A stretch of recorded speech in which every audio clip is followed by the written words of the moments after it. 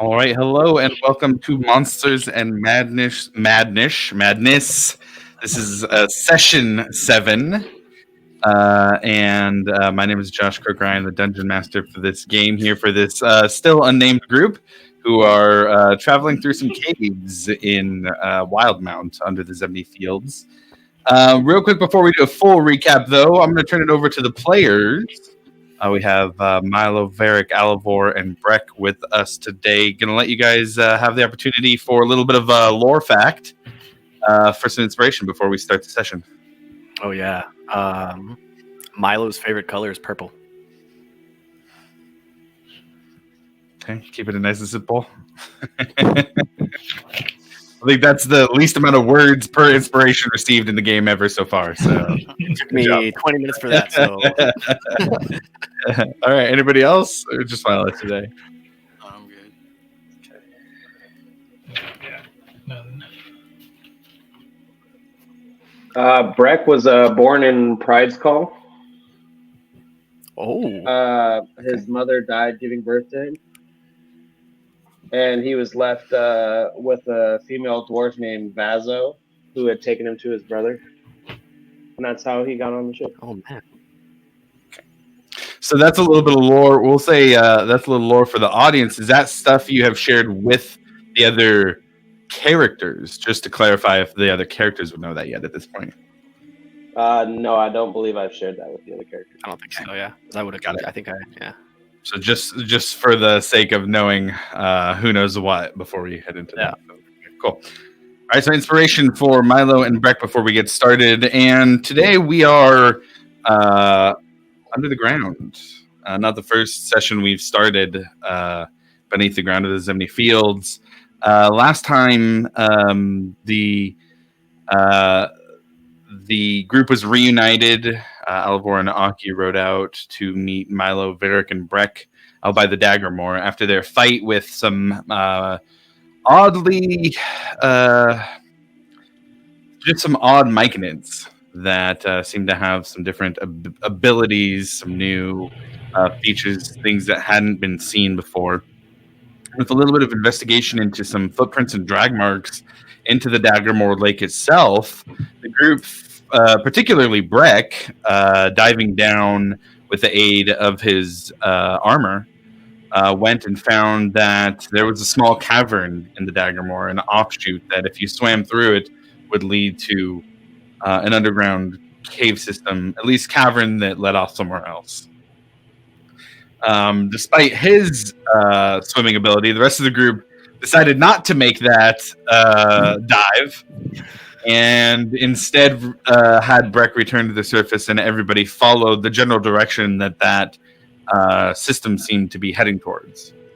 And in the distance, spotted a kind of lone foothill dotting the landscape, not attached to a range, but somehow still sticking out of the Zebney Fields. Nothing unusual, just a place to go. And after a journey of a couple of hours, the group found the hill and subsequently found some tracks outside, both large bipedal canine and small set of footprints leading towards a area that they quickly discovered was an illusion to get into this cave system. And after a quick check-in from Milo's mother, Zinnia, and a little bit of a audible in the plans with the informants from the Myriad, the group headed into the cavern system, found a bit of a fork, deciding to go to the more developed area of the cave, and continued into a large domed room with seemingly kind of a bioluminescence at the top of it. And while inspecting some sounds that they heard while in there, heard from a nearby cavern some shouting in the distance. Followed that to see a group with a couple of them bearing the mark of the Myriad, the standard of the Myriad. And with a little bit of surprise, took the group on and spared the gnomish captive who was tied up in the corner. And after the fight, released him. He introduced himself as Harrius Wonderbrow And after a little bit of tense exchange, the group decided that he might be a good companion for their time in this cave system that they have just discovered. You are only a few feet away, enough to not get any kind of spore runoff, I guess we should say. But there is a spore totem in the room as well. And at this point, Harry had just shown a little bit of his aim with his small pepper box that you handed back to him. With that, you guys are in the tunnel system with a little bit of a wily gnome standing in front of you in his dirty duster. What would you all like to do? Oh, goodness. I don't know about y'all, but I am spent. I have nothing. Yeah, all the whispers you had. Listen. It helped. All right. What you think? I'm about to stand toe to toe with some people? Hell no. Yes, bopped instantly. You told us about the people coming to the settlement, right? Oh yeah, the important people. Was that relayed to us? I don't think it was specifically brought up in game, but if we want to say that Alivor had mentioned it beforehand, I think that's fine.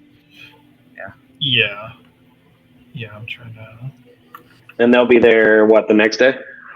So they're arriving currently in the day you're in. Oh, okay. Yeah.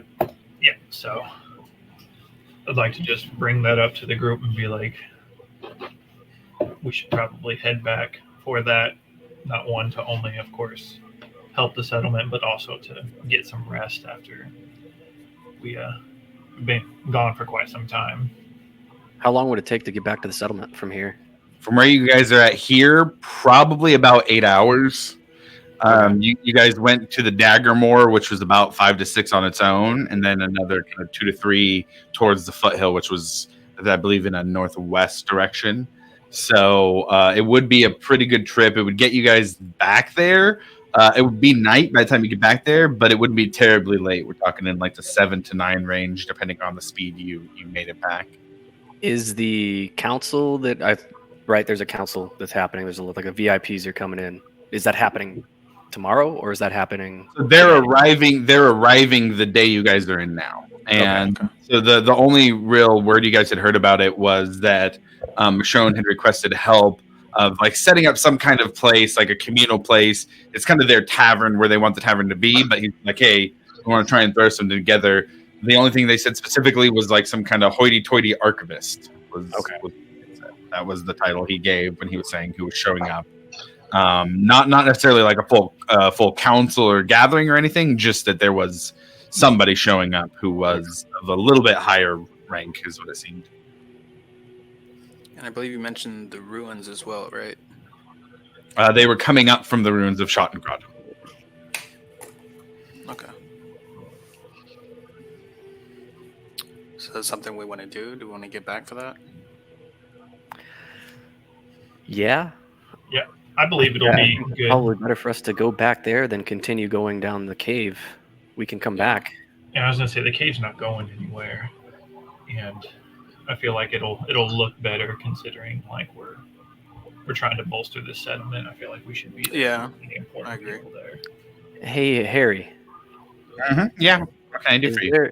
Is there any way that you might be able to get word to your man that this is happening and that maybe he can join in, or at least just show face, and we can talk to him in the settlement while we do all of this other business? He may be a little apprehensive. I think he wanted to wait and see how things played out with the settlement. But I guess if I give him word of the help that you gave me and said that there's more to discuss that is a little bit bigger than we originally had thought, he may be open to it. It's up to him. I think it would be a good idea if you have a way to communicate with him. Kind of get in on the ground level. Yeah. I can see the advantage of it. Do you have anything that might persuade him? Any reason specifically other than to just meet with somebody important who's there? I mean, not only is it ground floor for the settlement, but there's also unique players from the Amber Amber what is it Council? called? The Amber Council. Or is it right? The Amber Council? No, there's not really been any word of the Amber Council being Okay. there. What's the Redwind family is part of the? The Redwell is part of the Amber Council, but there has Yeah, been right. mention of the council being involved with this. No, but with the settlement, yes. Oh, I see. You're just like wanting to have the council involved. Okay. Because if there's conflict there, they might want to push their advantage if they have it. Roll a persuasion check.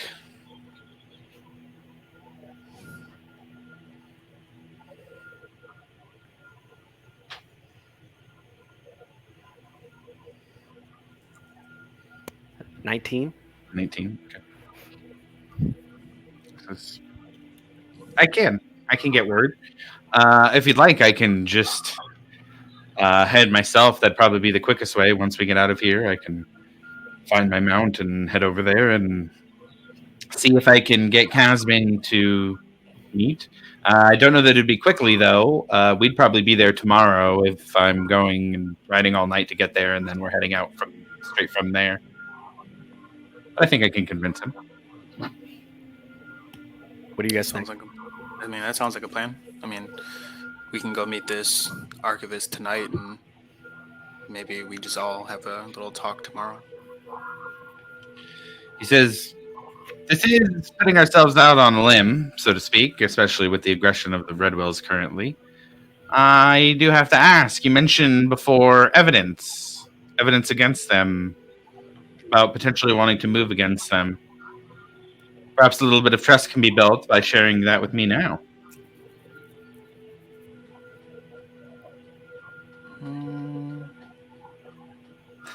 What evidence do we have? I mean, we have a bit, but how much do we want to share right now is the question.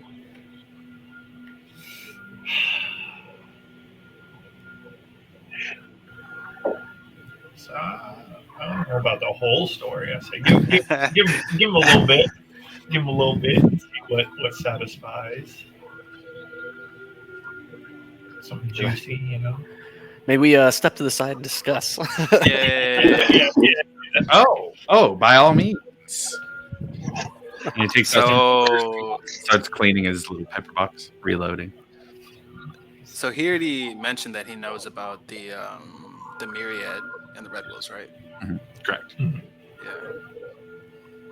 So honestly, Well, we have found out- evidence corroborating that, so. Yeah, but I mean, we're like what I mean is like we're just gonna be telling him kind of what he and the Long Rivers. They already kind of know. The But do only they thing know we for really have sure? left is the like necromancy and all that stuff. So we also have essentially- our informants, but I think we should probably keep those to Yeah, ourselves Yeah, that for the would be time being until they show that we can trust them. Yeah, that would be the one I'd hold close to the chest as well. But the necromancy stuff and the ring and all the notes that we have for evidence, I think we can put that on the table. Even the mention of the Yeah. druids. I mean, I don't want to give I it think to I- them because if we I give them all that asked- stuff, then they have no reason to come to the settlement. But No, but we can show them. right, I think I remember asking if he knew anything about some druids. I don't think he. If I remember correctly, well, I could tell you that he wouldn't know anything about the druids. Oh no! It might have been Milo's mom. Yes. That there was talk of the druids there. Okay. Yes. She said something, very specific, but he had no idea. Okay. So, how much are we willing to share?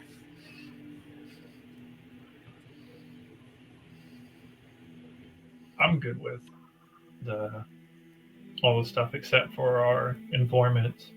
So that's the only thing that I definitely don't want to let them know about just yet. I agree with Alvar. Breck? yeah, I agree. All right. All right. Break. Break, yeah. He goes, "Oh, has the council come to a consensus? Fantastic."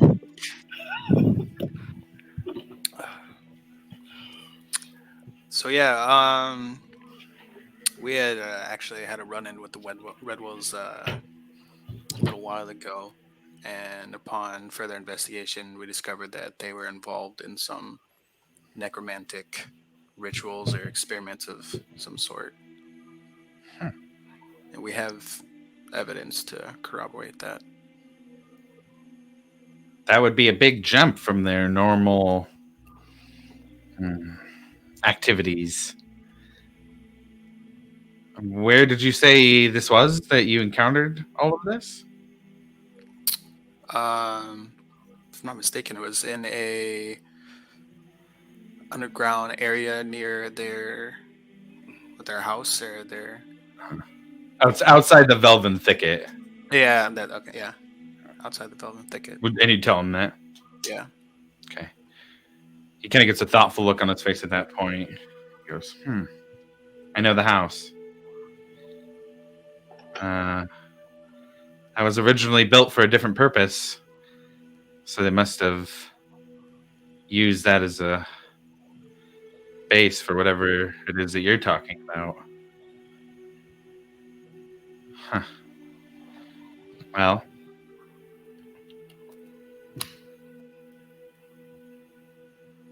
how good is your evidence? Good enough where they visited the settlement and tried to persuade us to not pursue that. Are you familiar with Nortec at all? He just almost like growls. You just hear like. Yeah, he paid us a visit. Yeah, that's what Varric said after he came out of the tent. Yeah. Pretty much. He pulls back his collar a little bit, and you see a big scar. He goes, "We've met before." Oh.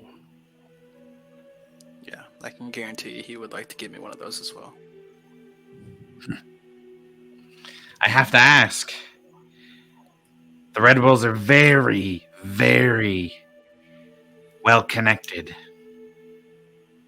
The timber that they cut down goes everywhere in the Empire. There's a vested interest in keeping the supply flowing. And that's part of the reason they've been allowed to get away with so much. Any talks of getting rid of the Red Wills must come along with replacing the supply. If not, it's pretty much useless. Say that will be a very big power void right there for sure. Do you have any? I think we might have a few things or few people who might be able to fill that. We just need to get a little bit of a head start. Yeah. And we're heading back to the right location to do so. Something to keep in mind. Seems like plans are still being put in place for all of this. But if what you say is true and your evidence is good, then you'll have my help at least.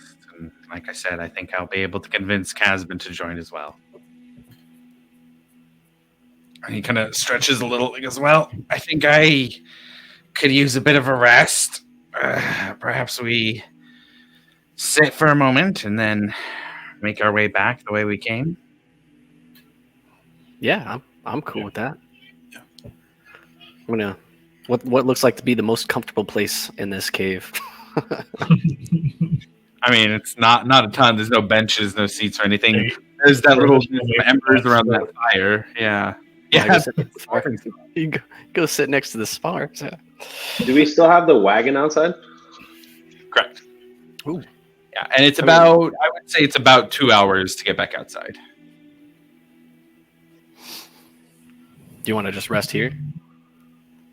I don't want to rest anywhere near the tree. It sounded like Wonderbrow had said that they already know we're here. He did say that. That's right. Right. I overheard them talking about these weird mushrooms. It's not just these. There's some kind of network they're building. They probably don't know that it's specifically us. And now that there's, it counts 1, 2, 3. I think there's about the same amount of us as there was them. But they can at least know where people are in this network. There seems to be some kind of weird fungal network that passes along this information. I don't know much about it. The myriad who had me hostage or captive, at least, didn't really know how it worked, but they knew it existed at least. And it had something to do with these cave systems and what's been going on here. All right, well, that's enough for me. I vote we go get the fuck out of this cave. Yeah, that's probably the best bet. I don't want to be a sitting duck. Yeah, we should probably head back to the wagon. Oh, I'm just gonna head out then. Okay, all right. Let me kind of stretch it. Okay, all right. Leans on touches toes. Okay. All limbered up there. Yeah, I think so. Yeah, they only beat All me a little before they tied me up. So That's all right. Builds character. Let's. character, the bard says. Okay. Okay, so just heading out back the way you came. Yeah. Yeah. Yeah, I feel like that'd be best. Okay. So you guys go follow this. It's not too long of a tunnel, maybe less than a quarter of a mile to get from the large domed room that you had heard the noise coming from. Takes just a minute to get through there. And you get back to the large domed room, look back up, and you see the glittering of the light blue glow, this bioluminescent light floating up above. I can And point it out and be like, Harry, you know anything about that right there? no, real pretty lights. Nothing I know about. Okay. Worth a try. Yeah. He goes, I'd like to maybe try and capture that image somehow. It's really pretty.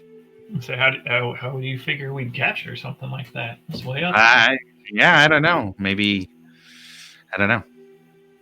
bring back a painter sometime if this place doesn't get destroyed. And as the light goes on, wait a minute. We have someone who can fly. And I look over at Milo. You want me to go grab the stuff off the ceiling? I don't know. Harry thought this is a good idea. Harry, What? do you want me to go grab stuff off the ceiling? What are you talking? I didn't say shit, dude. What are you talking about? He goes, I mean, yeah, you can see what it is. I don't know what it is. I'm not going to take responsibility for that. Do you want something off the ceiling? No. I'm not going to be escape gnome here. I thought Harry wanted some of the glowy stuff there. I said it's beautiful. I wanted somebody to paint it. It's a beautiful sight. I mean, look, I will say, you know, sometimes things like that are worth a lot of money or are some kind of interesting component, but Oh, don't put that on me. I'm gonna go ahead Money and is fly on up the to the. table. I'm gonna go ahead and fly up to the ceiling. He said money. All you had to say. Jeez. So, and at this point, you had about 45 minutes total left on your flying. So this will take up a little bit of that. But you fly up to the top, and it is a little bit of a height. This was, as described, over 100 feet tall in the top of the cavern. And you get about probably 80, 90 feet up before you start to see that, or start getting close to the level where this is at, because there is kind of a plane where it doesn't go below. And it seems to be some kind of little bug flying. Almost like some kind of little glow bug with a light blue light and some kind of luminescence out of it. And as you get closer, you fly up and some of them kind of get caught in the air current a little bit. And as the group is watching you from down below, it almost looks like moving through a water, that Milo's moving through a water current. Like as he moves through, the air kind of draws them and makes a little bit of wake. And you can tell that they don't seem, these insect creatures don't seem to usually have much resistance or airflow. And that even the slightest bit draws them along with it. But they are flying here. Milo, roll me a perception check.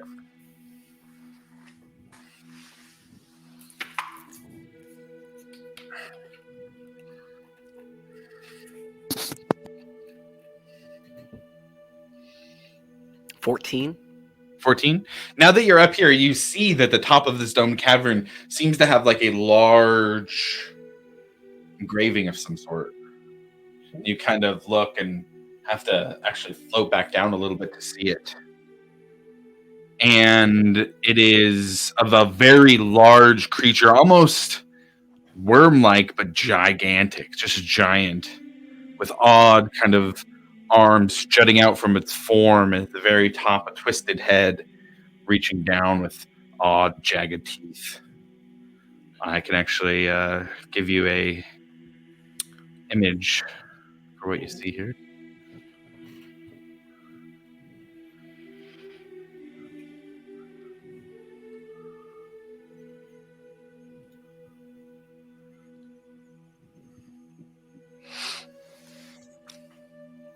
Yep, don't like that. Oh, yeah, that's terrifying. No. Yeah. Milo would like to pull out his journal and, with a bonus action, bring out his quill and just make a small little sketch of it, of what he sees. Get those words too. Get those words. Whatever that means. Bring it back down here. I'll translate. Yeah, there you go. There was actually writing, right? It wasn't just the There was picture. writing beneath it as well. Yeah. Yeah, and then on the way down, can I try and cup one of the fireflies and then bring it back down too? Roll me a sleight of hand check for that one. Let me see if I've got I feel like I have 8. Kind of flies away. You get one more shot. Higher DC this time. You should just take the bag of holding and just fucking. just walk through the air. Just 90. 8. Another 8. Higher DC, yeah. You try and go to catch them in your hand, and they're just eluding. Oh man, hands are going numb. I'm going back down. Nice hands, feet. And we'll say with the time it took you to make a little sketch of that, that'll be 5 minutes, down to 40 minutes of flight time. 40 minutes. All the boots When I touched down, the sleight of hand still relevant. I stumble a little bit and kind of catch myself. Whoa. Yeah, here, take a look at this thing. There's a carving of this, and it's got these words here. Oh God, that's terrifying. That actually makes me want to leave this place even more now. It really does. I don't know why it's up there, or if it's relevant to this cave specifically. But didn't someone mention that these tunnels have been here for forever and they weren't really man-made, but looked like? I think I'm connecting else? some dots too. And we I should see that looks like Long enough looking to at the have, picture and looking at the infernal tunnels. I'm just script walls and shit. It feels like this. I don't know about you guys, but I'm getting some real this worm thing might have carved out these tunnels. So, onward. Yeah. Sorry, Harry, we didn't get you none of your glowing lights, but Yeah, we'll my come back bad, for man. 'em. Yeah. Blame Milo. What? I didn't. You fucking guys. As I just walked. Guys. And he just keeps walking. making a good first impression. So this is a pretty big room for where you guys were. Go ahead and roll me a survival check just to kind of get your bearings and find the spot where you came through. Oh yeah, it is pretty. Everybody? Survival check. Yeah. 17. 17. Pretty good. I also got a 17. I got a 12. I got an 8. Wow, it's so consistent. All right. Change that dice out. Yeah, get a new The set. positive thoughts aren't working, dude. So you guys are able to go back to the spot where the tunnel was that you came through to get here, but you find that it is not there. It's just like a cavern wall now. The cave's changing. Oh. This is the right spot, right? Yeah, I was We're about to going say, in the so right this is direction? where we... You guys rolled high enough to know. Yeah, you guys rolled high enough to know. This is the spot. You see your footprints in the dust, I but can where you imagine it. lead to is just a wall. I want to touch the wall and just So feel it's- around, be like, what the fuck? It would look familiar to when we first came in here and we thought we heard somebody go through a wall. Yeah, it kind of looks like that. Yeah, it kind of looks exactly like that. Oh yeah, I'm feeling around. I'm touching the wall and I'm just going down the wall, just trying to find. Because I remember the entrance to get into the caves was kind of. Yeah, absolutely. Go ahead and roll an investigation check. May I assist with that? Yeah, absolutely. You can either both roll or one with advantage. Say either you roll or you want me to have advantage. I will roll as well. Okay, yeah, because I got a 7. So I'm not finding anything. Oof. I got 11. Wall. Shit. I mean, it's just like the last time. Yeah, Harry turns to the group. I assume this was the same way you all came in. This is where I came in. Yeah. Yeah. You can see the Yeah. footprints on the ground. Well, that's not good. No, it is not, Harry. Should we? And it feels like normal stone. Shit. Well, Would should I we be able follow to make the- like an intelligence check at all on like because I have stone cutting as a dwarf to see if Yeah. like there's some sort of contraption that this stone is being moved in and out? Oh, for sure. Yeah, go ahead and roll a check. We'll do. Let's make it a history check with advantage.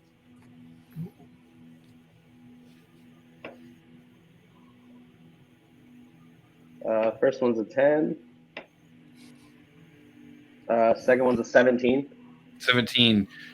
So you yourself spend a lot of time on the ocean, but you do know, especially as a child, before you were sent to live on your brother's boat, you were taught the early ways of the dwarf and mining and different methods, even just as a young dwarf.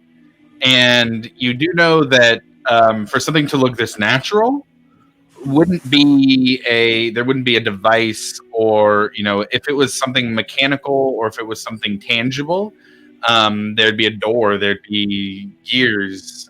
This has to be probably manipulated by magic in some way. This rock has to be moved magically. There are certain spells. You could think of a couple off the top of your head, especially as a caster yourself. They could move stone in this way.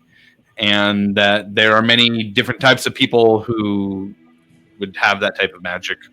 Dwarves, elves, even some of the races that are less magically inclined might have access to these types of low level spells that could do this.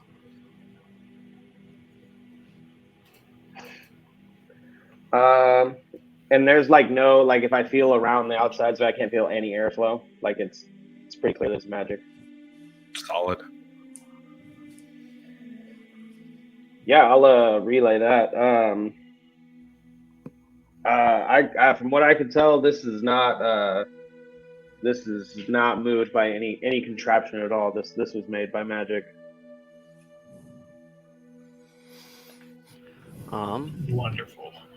Can I try and walk up to the wall and cast what is it called? Mold Earth. If I'm reading this correctly, I can move 5 feet of earth away from a thing and deposit it elsewhere. That's exactly what Mold Earth can do. Yeah. Yeah, there you go. I'm gonna stand back a little bit. So, and this is your hat, right? Yeah, is the hat one. Is Oh, you there- know what? I may not Oh, yeah. know. That? I may have already used it on this. I was saying, I think you this used red. it for dancing lights. I want to say. Yes, yeah, you're right. Yeah. Dang. Shucks. Shucks. Shucks.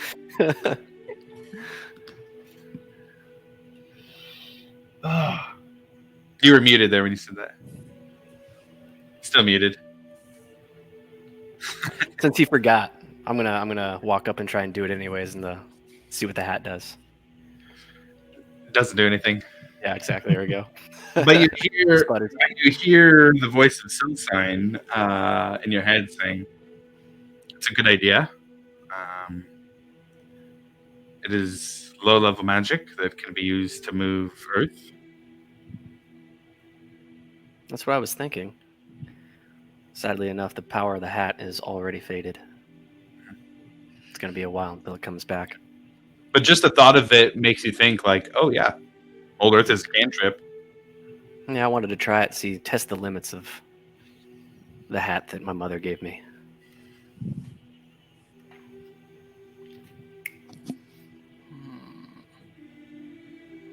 And it's still like completely dark in here, right? Well, besides the glow from the insects up top, which is a little bit. It doesn't really change much. I mean, I I guess got we just nothing, boys. yeah, You we guys just wanna gotta circle try to back? find it. Either that, or we try to find another door out of here. It's a pretty large room. It's like a big circle, right? Or just kind of, you guys want to track the wall to the other side and back towards the passage that we just exited through?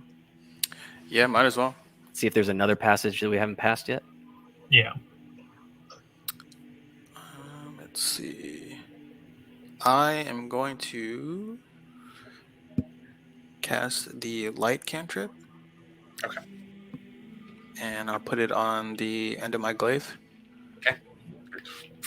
Lights Just down. kind of help search this wall.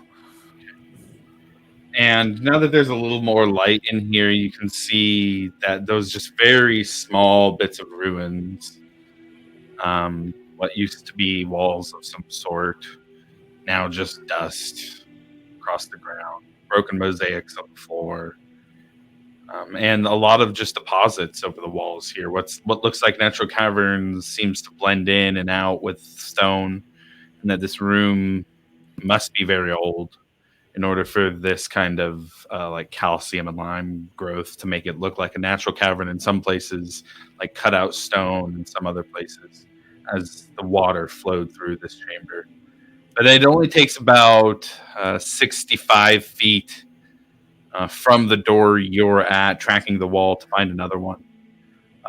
Very similar tunnel, and seems to go through, and you can actually see that there is some stone along this pathway as well. Well, my brave companion. Didn't catch that last part. Yeah, you cut out. I was going to say we're going to be late for dinner. Just a little bit. I don't really like the idea of being led down certain tunnels. I don't know about the rest of you. Not at all. Not really, but we don't really have much of an option at the moment. I'm nervous after seeing that picture of the worm. But yeah, like you said, do we have another option? What do you guys want to do? I mean, if that's what we have to do, it's what we have to do. I've got a bad feeling about this. Maybe we should take that rest now. Oh, You yeah, want to sit probably down for a should good 10 minutes? How long is a short rest? An hour, right? Hour.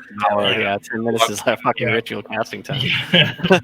So I'm down to pop a short rest if everyone else is okay with that.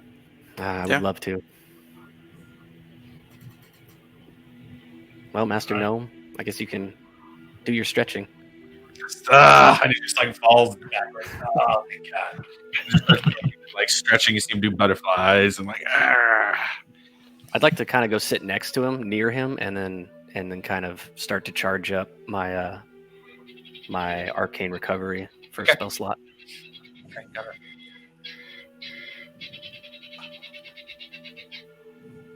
Okay, anybody doing anything else in particular during the short rest? Marshall, give us some tunes. Be a bard. Okay. I'd like to pull out the lute and just like not loud, just a nice quiet, just so we can hear it. Our group right here. I'm trying to like not set out a beacon to the entire cavern. Go ahead and roll a performance check. God, 9. All right. It's a little rough. Yeah. It's making it hard to focus on my arcane recovery. Oh, I mean, it's not terrible. It's like there's like one note out of tune. You're playing it just fine. You know, it's just not. It's not exceptional. You know? What it is it's just kind of not fitting the moment. You play it well, but it's like not the vibe. You know, and so just kind of a little hard for everybody to get into it. damn. I tried. So So have you like been playing music for a long time, or Listen, okay.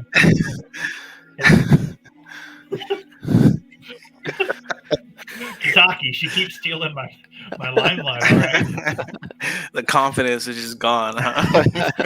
Every shit. time we play, she just has to show me up, and it's really just messing me up. It'll come back to you. Don't worry. I sure hope so.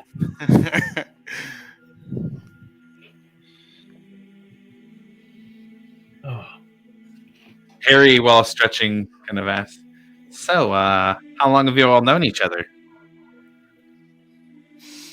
How long's it been now? Few days. Few days. Yeah. Oh. Yeah, a few days. Yeah. Oh, so you're all new friends.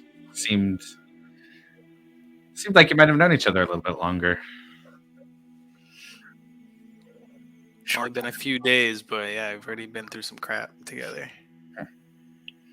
trauma is one hell of a bonding experience. We've been through a lot of it these past few days. That it is. Now that I think about it, I don't know that I've gotten all of your names yet. Oh, Name's Herrick. Barrett, got it?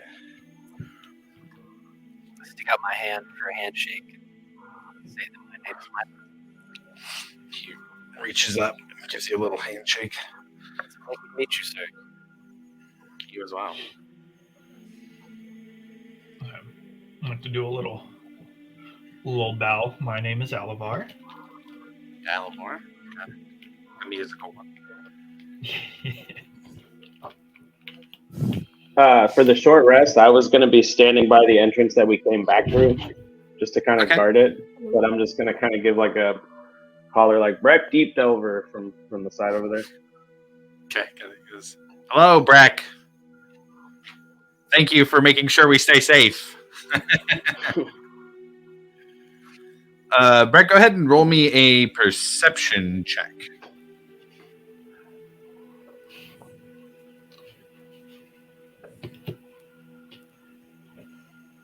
An 8. An 8. Sense a theme. And for a second, you can almost swear you hear footprints coming down that, like echoing through that tunnel. But it's not like that to where you hear it and you're just like, oh, what is that? It's almost like, did I hear that? That's it. Well, I'll keep that to myself then if I'm like, yeah. Okay. Got it.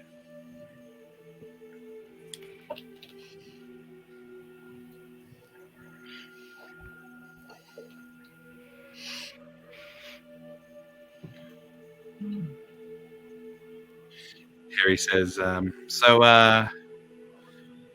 who should I stand behind if things get crazy? I point over in the general direction of Beric or Breck. Those two. Yeah, definitely those two. I'll say one of them's unhittable. I don't think I've seen a single enemy touch him. I would say I would also be pointing at Brick. Yeah. Understand. He stood toe to toe with everyone. I don't think a single one of them has landed a hit.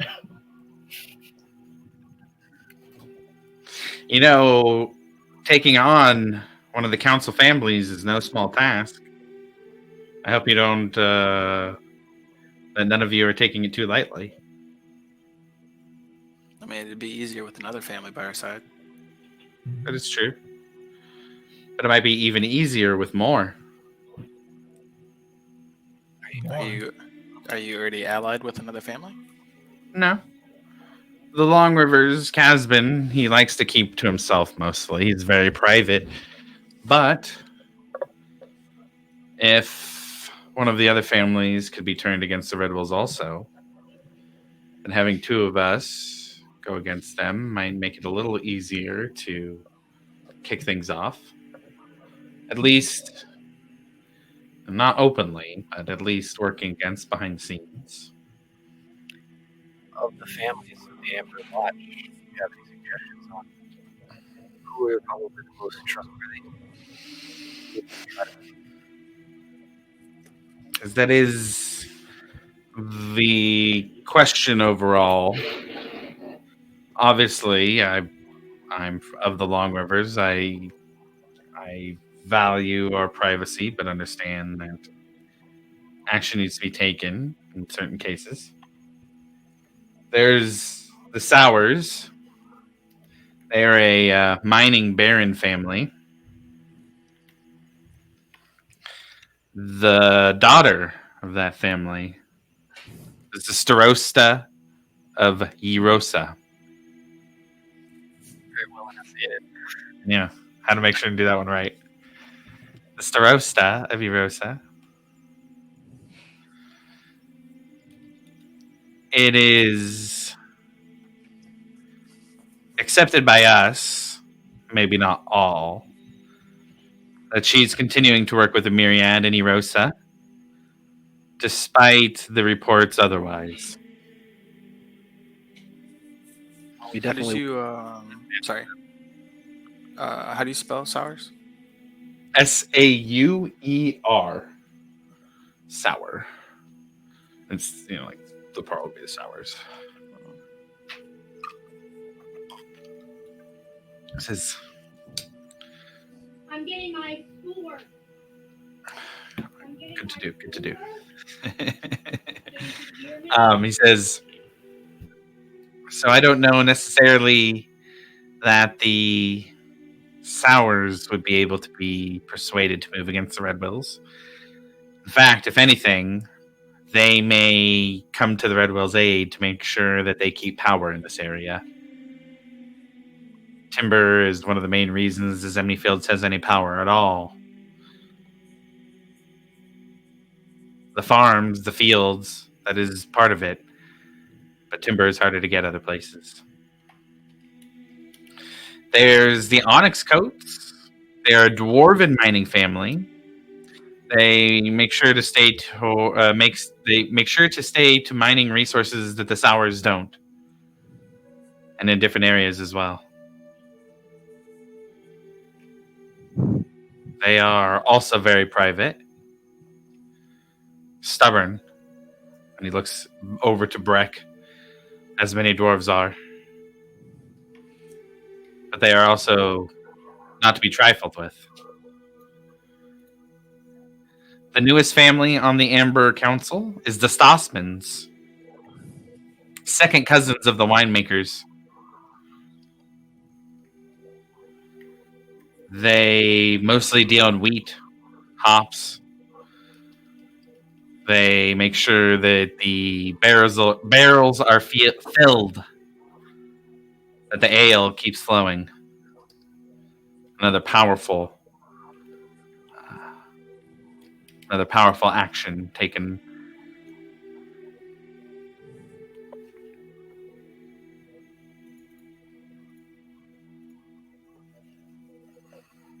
What's their disposition? Are they allied with anyone? Keep to themselves? To be honest, I'm least knowledgeable about the Stossmans. There are rumors that some in the family have made backroom deals with strange bedfellows, things not of this world. There's no large things to be worried about. No events. There's just rumors. Other than that, they seem to be on the up and up. Although I will say that it was odd how the family before them lost power in such a quick fashion. They may be ruthless, and they may work behind the scenes very well. You said they were the newest family. They are. When approximately did they become part of Overwatch? It's been 15 years.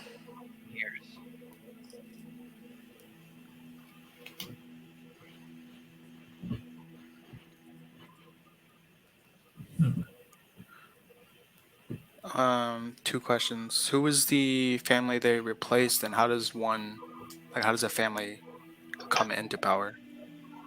Is like there a certain procedure or process? Yeah, murder.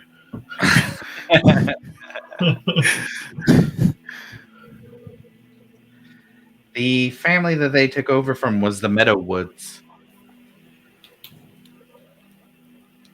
Another halfling family.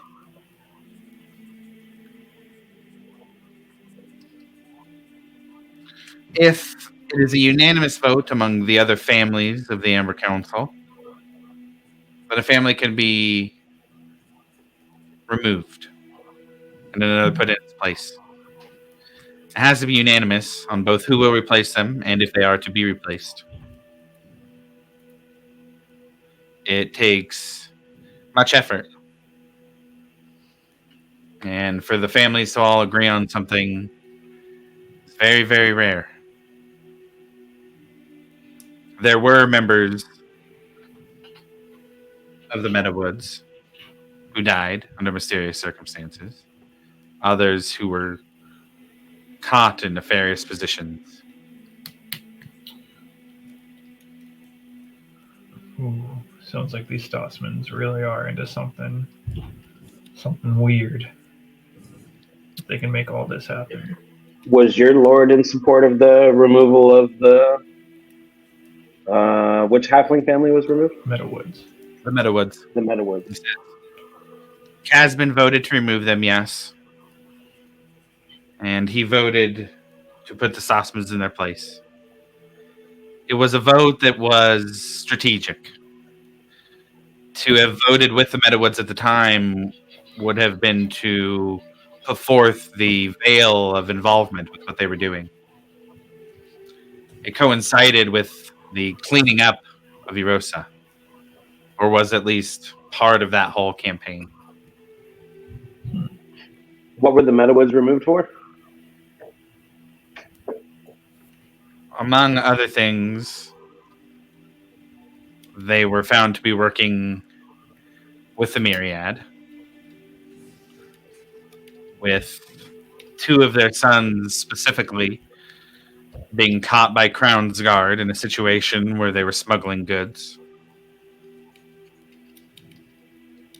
But more importantly, they were not keeping up on their contracts. They were not delivering their goods. And when one of the council families stops doing what they're supposed to be doing from a mercantile perspective, well, then somebody is put in place who can. What was their particular resource or goods that they were delivering? What the Stossmans do now, wheat Okay. for the most part. Wheat. What is it you guys do, the Long Rivers? We're mills for the timber. The Red Wills send a lot of the things they log unmilled, but for those things that are milled here, they're milled by us. 90% of the timber we mill comes through them. We have quite a few advanced machines in order to work very quickly and efficiently.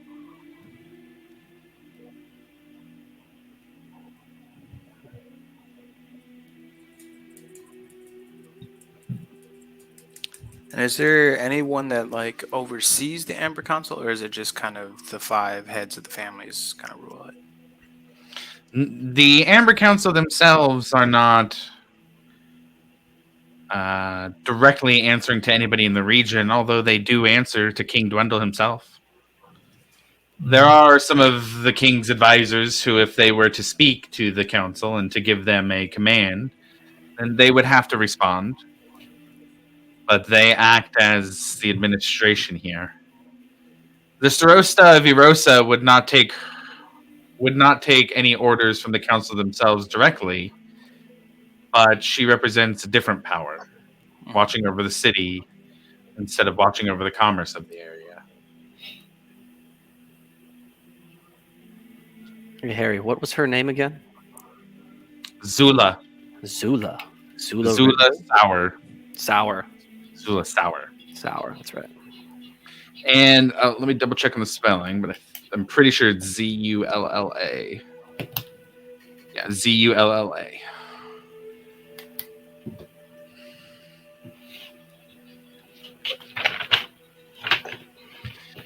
They are meant to kind of keep each other in check, the Starosta and the council.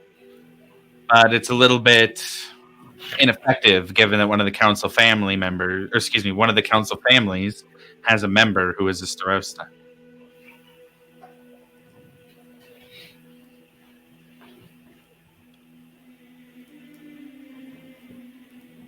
Something to think on. Might be Okay. worth bringing in one of the other families, but it might be difficult to choose which ones. I mean, from what you've told us, it seems like the only one that doesn't have some sort of checkered or mysterious workings behind them would be the Onyx coats. Yeah. And of course, the Long Rivers. Yes, I'm biased towards us, but that doesn't seem to be the case. The Stossmans are a wild card, Uh, but they might be helpful too. I wouldn't suggest the Sours, and obviously we're working against the Redwoods. Does the tensions between you and the Red Wolves affect the resources and delivery of those as well?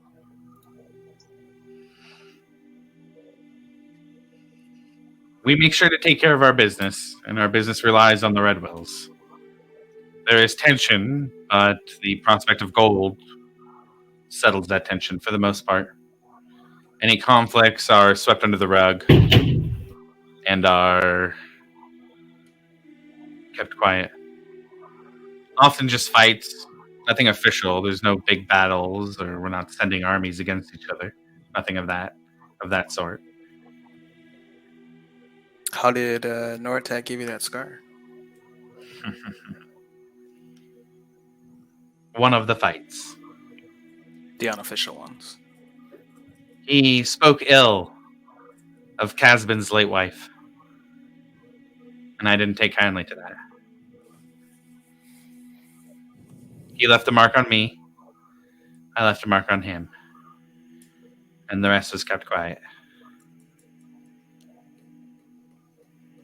Fair enough.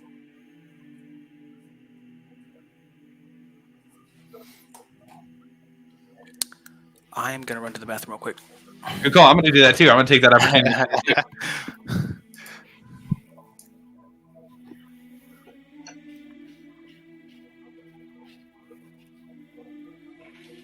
I mean, I would have waited.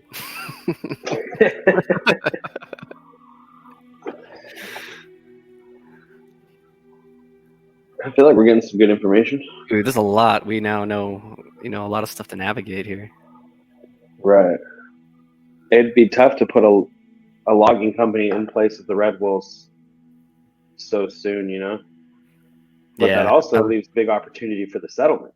We can that's what I was thinking. We already got the that dude and stuff like that. So, Right. what was his name again? I can't remember his name. Not Well, Rodney, and the other dude. Oh yeah, and Sanja.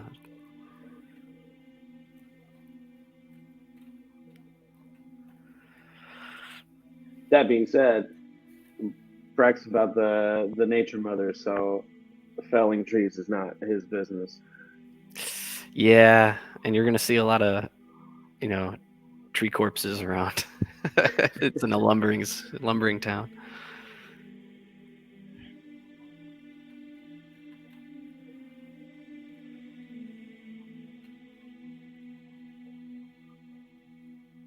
What was that dude's name?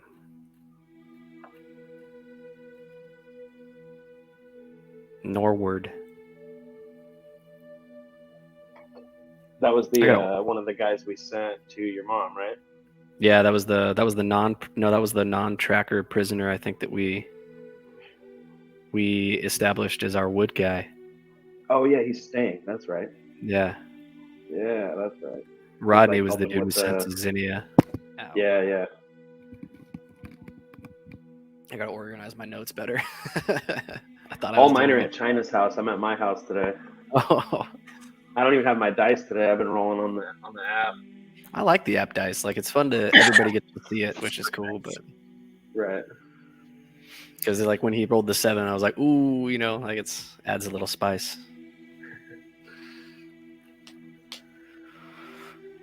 That was a lot of information. I like it.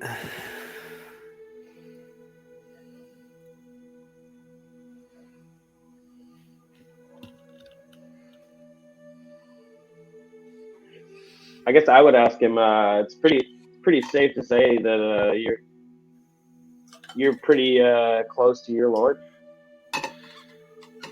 I am. He trusts me, and I trust him. We've been through a lot together. And judging by how you were tied up by men of the Myriad, it's pretty safe to say that your lord doesn't serve the Myriad. Huh. You're pretty confident in saying that. I'm very confident. And he kind of stops himself. I will not say that we haven't made arrangements when necessary to make sure that our shipments are not bothered. But I can assure you that there has been no nefarious tasks done by any members of the Ember Watch under the Long Rivers Council. Can I insight check that? Sure. Yeah, go ahead. Yeah. Oh man. Let me guess. Let me guess what it's gonna 8? be. Let me guess what it's gonna be. Insight. No, it's just a 4 this time. Oh, just a 4. Okay. I would also like to do an insight check. Yeah, you can do an insight check. Yeah, 2 of you can do that. That's fine. 17 for me. 17. Okay. I mean, he looks like he's being honest. About the part where like, hey, there's been arrangements to make sure shipments get where they need to be. Doesn't mean they've never, exchanged words with the Myriad, and so that part is true. And it is also true that he believes that they have done nothing that is not nothing that would be in league with them. Paying them to make sure they don't attack something is different than working with them to attack something. Right.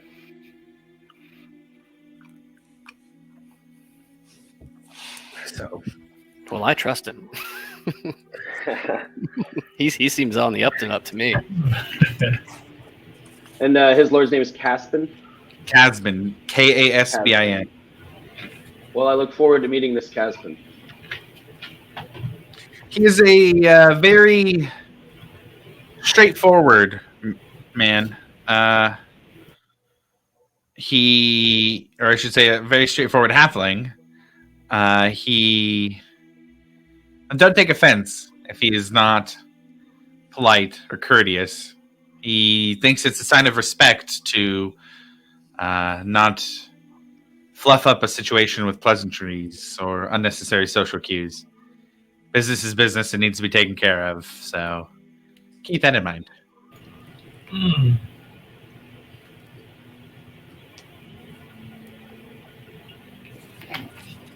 So it looks like I will not be heading the talking whenever it comes to that point. Yeah, I can understand that. I'm a real no-nonsense guy either, myself. Many of the stout folk are. There's even, and he kind of looks. I'm going to roll for this, actually.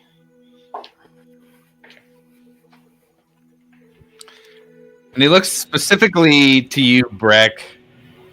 And I guess the question would be, do you have any outward symbols to the Wild Mother on you, or do you keep it pretty secret? I have like an amulet that sits like underneath my armor. Okay. But I mean, other than like the seashells like adorning my armor, not really. Okay. He does say there are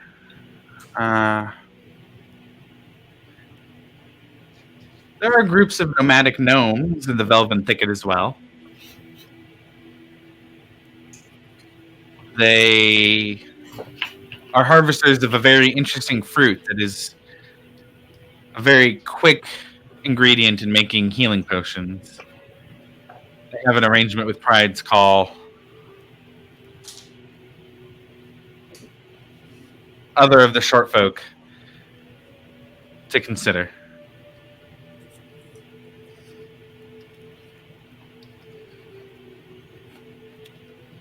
What are their names?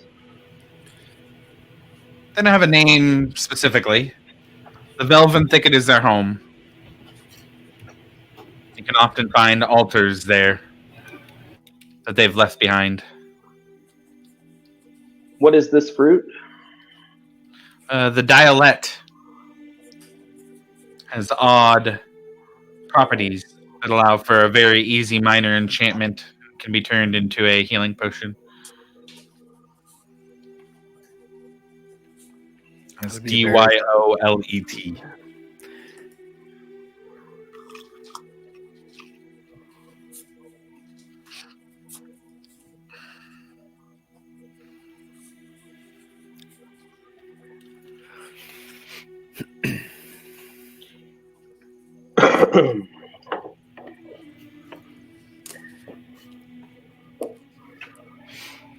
Something to keep in mind. Thank you.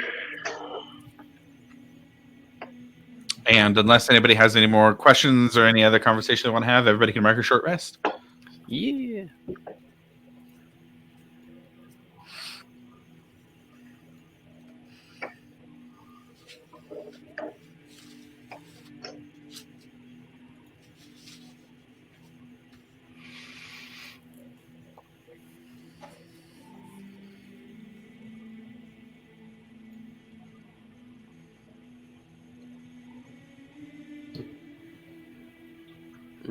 Milo stands up and stretches his lower back and reaches up in the sky and just and gets ready to kind of move out. Harry says, "It really, really helps." And he kind of gives some more stretches himself. Even at such a young age like yours. Got to stay limber.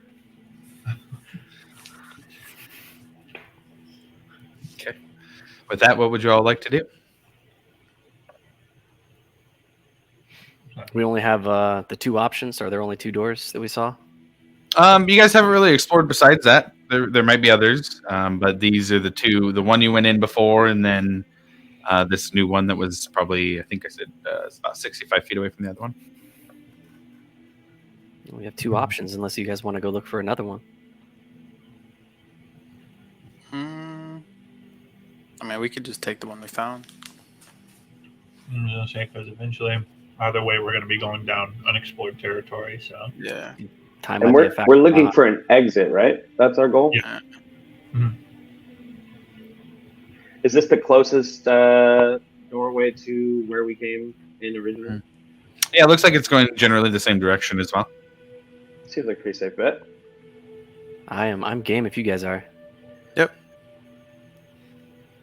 Here we go. Now, does this tunnel not look man-made either? Like it looks. No, this one looks more man-made. Oh, okay. Like you can you can almost see parts where the stone hasn't fully been covered, and it's kind of peeking out from some of the calcium and lime buildup of stone. perfect. Not giant worm cave. Got it.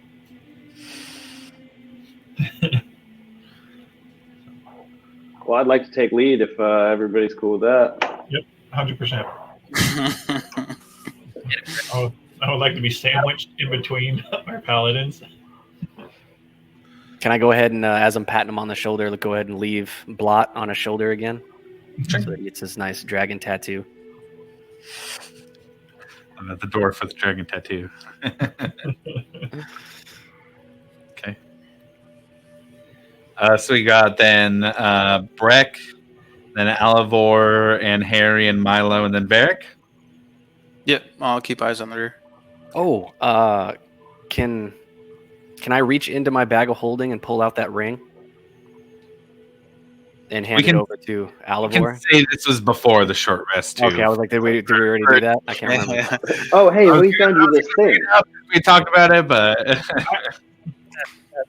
We were able to open up while you were away. We found this. You thought you might like it. Oh, what is it? I'll go get it. It's a ring. it's a ring, and the ring is like an arrow that is wrapped over. Like it is an arrow that has been kind of made circular, and then the bottom kind of connects at the top, and so the ring is kind of the tip of the arrow, and the feathers touching each other. Oh, I found it. Sweet. Thanks, guys. I'm gonna put that bad boy on. Just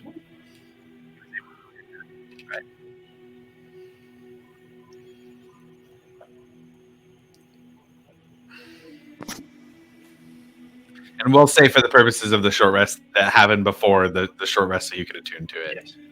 yes. Okay, so you guys head off. The tunnel lasts for probably 20, 30 minutes without changing, and then kind of curves to the right a little bit, and then goes into what looks like was a probably smaller stone room area.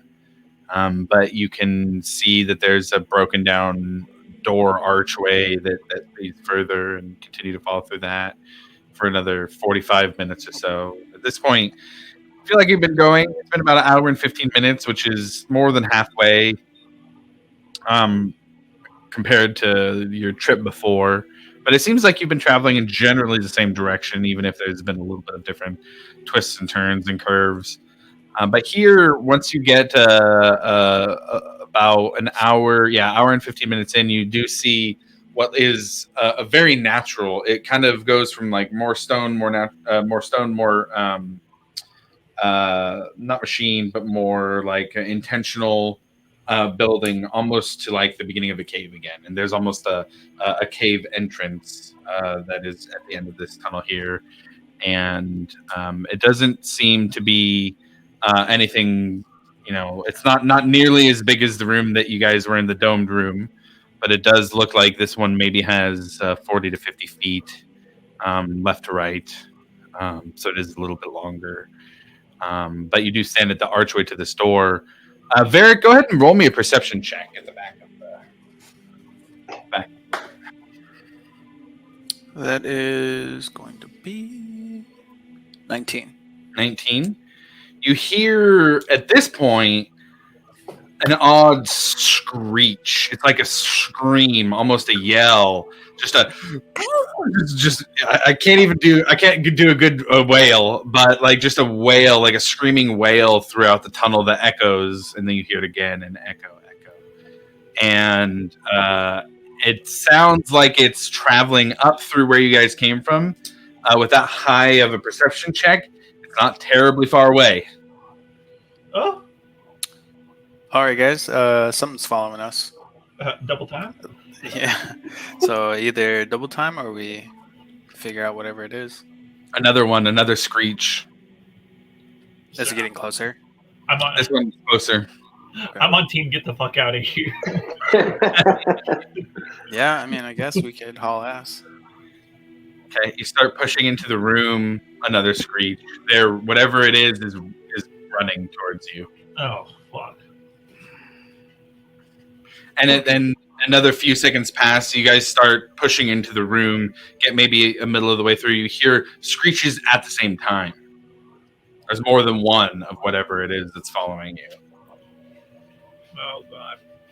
And we'll say you guys are in the middle of the room. You've got just a couple seconds here with how close they sound to try and do something or prep in some way. We're talking. What are you guys doing here?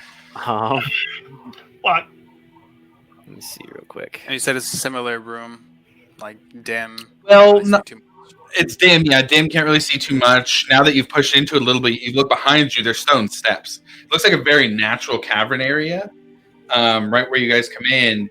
And in front of you is steps that are probably like 30, 40 feet across, going up into an elevated stone room. And it doesn't look like there's very much built like a buildup like of calcium or stone that's on this. It looks actually a little bit nicer than the rest of the stone, and it's kind of up these stairs, probably 20 feet up or so.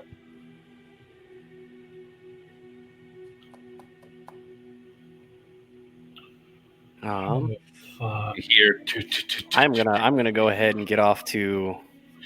So it's just like a straight entrance, parts ways, like, and then a room, right? Why don't I show you guys? Yeah, there you go. Let's. Yeah, I was gonna say that. I also have an action I'm gonna do because it looks like we're not making it out of this, boys. Well, let's tell you, we're not that fast. I'm gonna say, and then as you're pulling that up, Alavar once realizing that we're probably not going to be able to get away, he just in the same motion reaches behind him, grabs his hand crossbow, and just in the direction of the screeching, he's gonna expend one of those Fletcher ring. He's gonna use the Fletcher ring and expend a arrow from it. He's gonna expend the whistling arrow, and gonna do his best to shoot whatever the fuck is running at us. Obviously, I can't see them, but shoot in that direction. But I'm gonna shoot the whistling arrow, and then it says this arrow whistles loudly as it flies through the air. Creatures within 60 feet of the flight path have disadvantage on wisdom perception checks to hear anything else until the end of my next turn.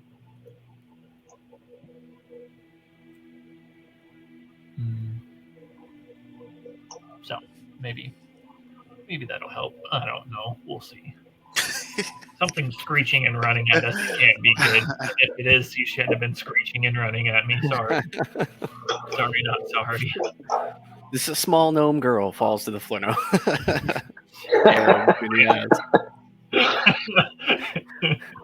Harry yells out, "My sister!" You just killed my sister. Oh, God. Bad first impressions. No, that would be a horrible first impression.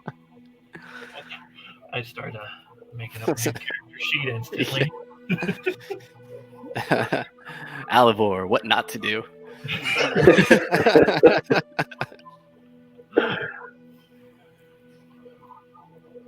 Ooh. All right. Did you catch all that? What I wanted to do? Yes. Oh, yeah, I did catch that. You were talking about the whistling arrow. Yeah, I want to shoot a whistling arrow in the direction that we heard the screeches and footsteps. Got it. And you want to shoot that into the tunnel? Is that where the screeches and footsteps are coming from? Yeah, kind of back the way you came into that tunnel. Yeah, exactly. I'm just shooting it in that direction so I can get them within that 60 feet flight path. Okay, got it. So I would say roll an attack roll for me. All right. I got a 12. 12? Okay, that's enough to at least make it through. Just want to make sure it wasn't a 1, because it wouldn't even make it into the tunnel if it was a 1. Yeah. So you shoot it through, and you guys hear it just kind of, as it spins, it like goes through these whistles, or these little holes that make it whistle. And it's almost this piercing, not scream, but it's this piercing noise that kind of almost acts as a counter to the screeches of these creatures that are running towards you. And so they will have, I believe it was, you said disadvantage on perception checks to hear? Yeah, let me see. It says they will have disadvantage on wisdom perception checks to hear anything else until the end of my next turn. Until the end of your next turn. Okay, got it. So they won't be able to hear anything. Anybody else doing anything in these couple seconds here? Definitely. Well, I mean, yeah, if he's doing that, I'm just going to whip a javelin down the hall. Is everything we got? Yeah. Okay. Now, to clarify, you don't see anything yet. That's Like, fine. that was just... Yeah, like my shot was just a shot towards the screeches. All right, and so you're doing an ice javelin or just a javelin? Just regular javelin. Okay, yeah, go ahead and throw a javelin. Give me an attack roll. That is also a 12. Also a 12, okay. Yeah, you throw the javelin down the tunnel and you hear flutter and slide. Anybody else? Yeah, I'd like to get behind that column behind, if I have that much movement or anything like that. Right I'm here? gonna hide behind. Either one I can get to. I'd prefer the one in the back, but if that's the only one I can get to, then Yeah, that's fine. If that's what you want to spend your time doing, that's totally fine. And then, Breck, what about you? I'd like to move up, I guess, to the other side of the party, closer to the cave. Like that? Yeah, maybe like 5 feet back. 5 feet back. Okay. oh my goodness. Got it. And then, so we do have also little Harry. Oh, yeah. For you guys. And I'm going with custom on that. Harry is going to move back a little bit over here. Milo, where do you want Blot? Pink Blot. Actually, can I put him right above the door? Right up here? Yeah. Okay.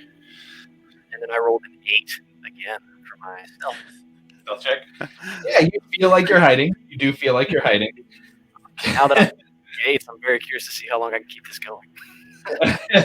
Okay, so you guys all kind of start to move into places. You hear this screeching and footsteps running towards you and clattering towards you, and it's almost for a second goes quiet,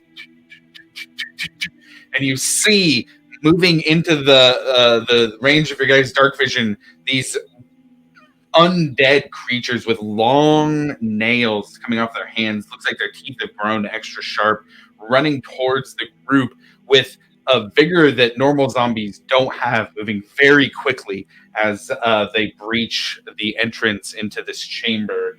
I need everybody to roll initiative. Yeah, there it is. All right, guys, come on now. We gotta get better than we've been getting. You guys have had some pretty garbage initiatives. I may have made up for it. I got an 18.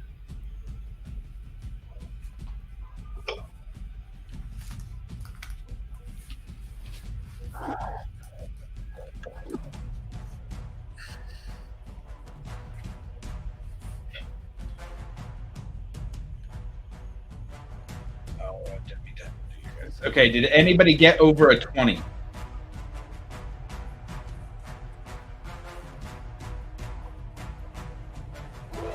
No, nobody got over a 20?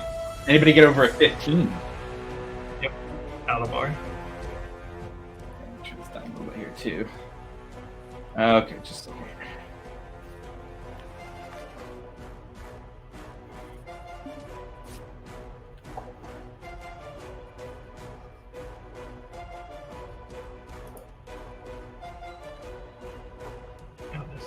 This action movie music is kind of a bop. I will Dude, I say. dig it, man.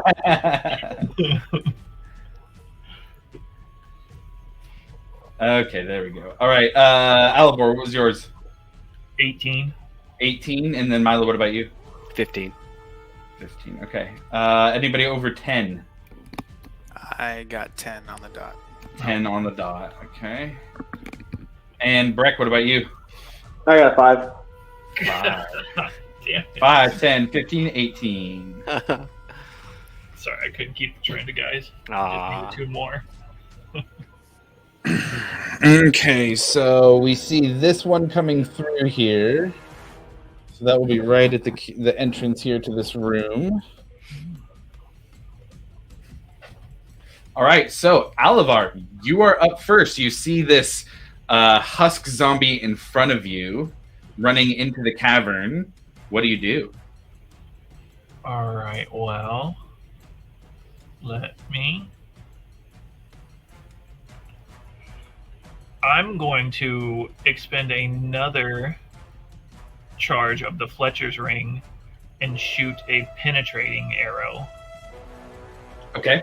towards the front one, and hoping to angle it to where if it penetrates, it'll hit the back one as well. Okay, and that's right. It's like a secondary roll, right? It says this arrow travels through the target in a straight line for an additional 20 feet. The nearest creature in that area is also hit by the attack if the attack surpasses its AC with 3/4 cover. Ooh, nice. Okay, go ahead and give me that attack roll. All right, let's not fuck this up. 18. 18 with, let me see, with 3/4 cover here. 18 will hit both, even with 3/4 cover. So you hit one and one behind it. Yeah, go ahead and roll damage. Oh, yeah. That's going to be 5 piercing damage. 5 piercing to both. Okay, so you guys see Mao with his new Fletcher's Ring, Alivar, lift up, take a shot after, and you see like a little bit of magic just kind of extends out from the ring onto the arrowhead of the bolt that he's shooting, and it shoots and goes through. You hear it go through and tear through the flesh of 2 of these things. Thanks for the ring, guys. And then I am going to, as my bonus action, going to cast Bardic Inspiration on Varric. Okay.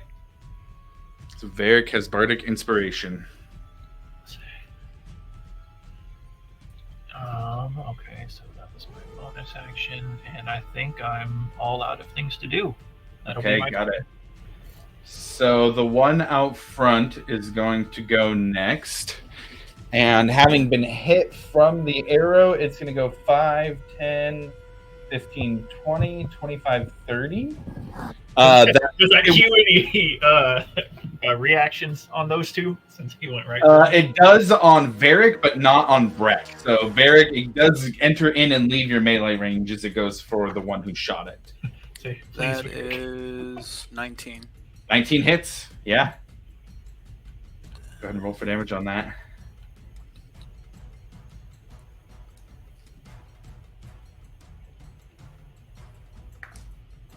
That is 9 points of damage. 9 points of damage. Okay, got it.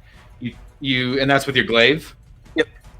You take your glaive, and as it's running by, you just slice through the side of it and leaves a big chunk out of its abdomen, but keeps running very quickly towards Alavar with a ferocity you don't usually see in zombies.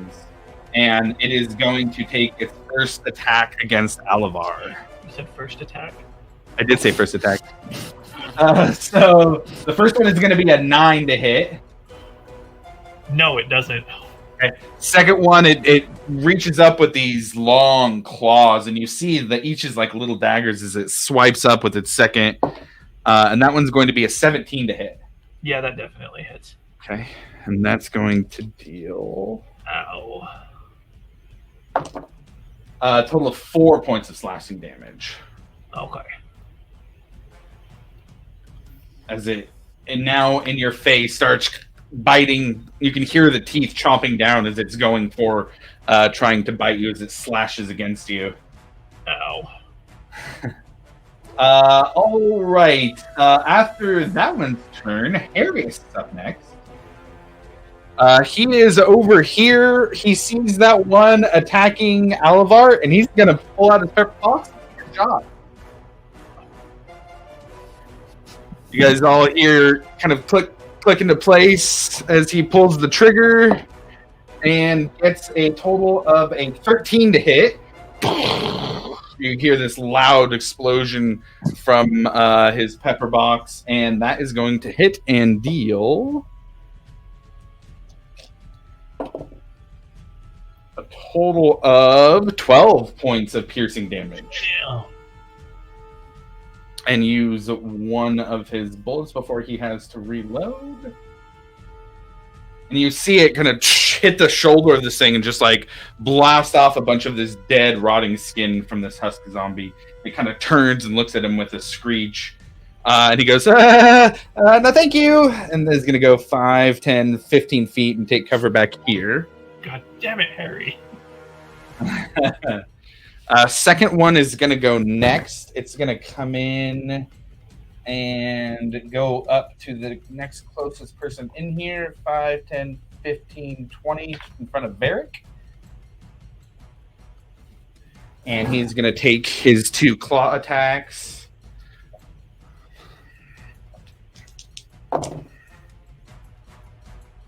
And that is a 17 and a 12 to hit.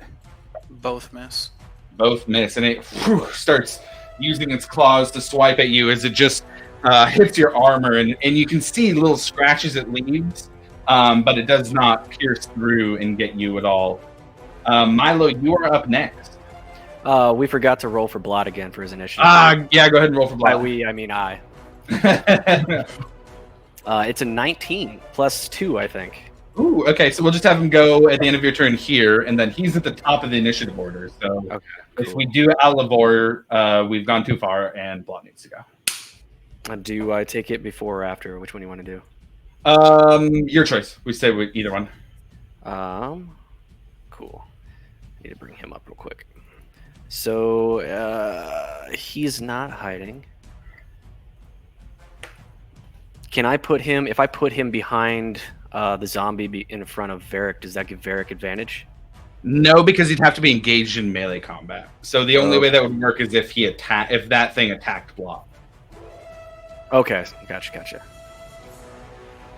So I'm going to step out and I'm going to do a vicious mockery on the zombie attacking Alavor. Okay. Which is that DC 14 Wisdom save. DC 14 Wisdom. Got it. It's a common save to make in this game. Yes, it is. Would it have disadvantage with my arrow still, or? It's just perception checks for that. Okay. Yep.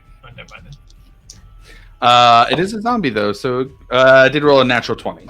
Oh, okay. There you go. So it is an 18, but it still beats it. Ooh.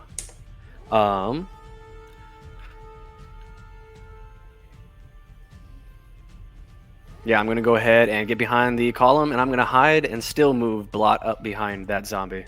Okay. And what do you say, Milo, for your vicious mockery? You're too fast. Slow down. And as you speak out loud and all this noise starts being made of these zombies being in this room, you particular, Milo, start to hear a click, click, click, click, click, click, click, click, click, click. Almost like something moving across stone, not that far behind you. Not that far behind me. Can I use a free action to be like there's more of something behind me? Sure. You yell that out, and everybody turns to look at you, noting the piece of floor behind you that seems to be a little bit off kilter and broken. Oh. Now that I've heard that, can I use my movement again to move back to that left corner? Which corner here? No, to the back towards. If you bring your hand back, yeah. So the northwest corner. So northwest over here. Yeah, there you go. As far as that direction as I can get. Go 5. We'll say there because we'll go one more because if you went 5 there, then you can go 5, 10, 15, 20, 25. So that'd be 30 total over here. Got it. And I believe that's my turn. Okay.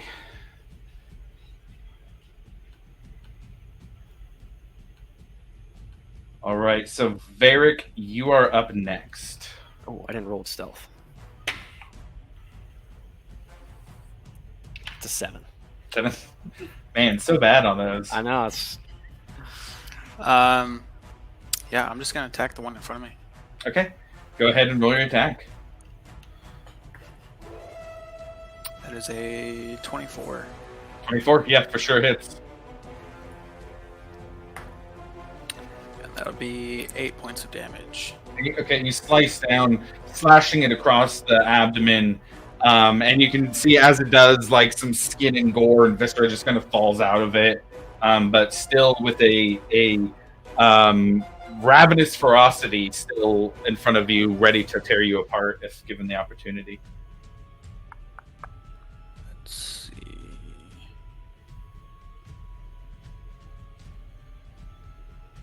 Yep, that's my turn. It's your turn. Okay, got it. So lastly, a third one is going to come in 10, 15, 20, 25 and move up to Breck. Make 2 attacks against Breck. First one is going to be a 12. Nope. Second one is going to be a 22. About 22 does hit. 22 hits, all right. And that is going to deal 8 points of slashing damage to Breck as he is slashing in. It's going for you, and you're able to take your shield and block one of the attacks, but in doing so, you leave your neck exposed. It slashes down, gashing across your neck and shoulder where the armor isn't covering. All right, so that is going to be its turn. Oh, no, sorry, Breck, you're last. It is your turn next. I'm going to bonus action channel Divinity, Fury of the Tides.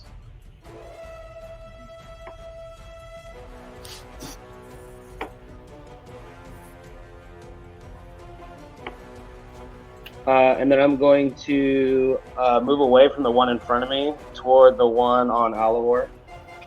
Okay. And what does Fury of the Tides do? If I hit something with a weapon attack, I can move it 10 feet away. And if I slam it into an object, then it takes an extra +2 bludgeoning damage. Okay, got it. So you're going to move 5, 10, 15, like over here? No, the one on Alivor. Oh, Alivor. Sorry, you said Alivor. And then Okay. put me like 5 feet away from Alivor if you can. So I can do that, but you won't get flanking on that side. That's okay. Okay. And the one that was in front of you will take an opportunity attack. Okay, That is going to be a 17 to hit. that doesn't hit. Okay. You feel a swipe across your back with the claws of this thing as you move away. Too short, bitch. And then I'm going to swing with my Mace of Swells on the one on Alivor, and that's a 24 to hit. Yep, definitely hits. Yeah, go ahead and roll damage on that one. 6 points of bludgeoning damage, but I can move him 10 feet away from Alivor. Okay. So it goes 5, 10, and it pushes him away. And then And you see, as you do, you go and you like bludgeon this thing, and it kind of like buckles in its rib cage a little bit, and it goes flying, tumbling backwards, and it stands up, and it looks like it still has that ferocity in its eyes, but its body is having trouble even standing up. It looks really hurt. how much movement did I use to get to where I'm at? Oops.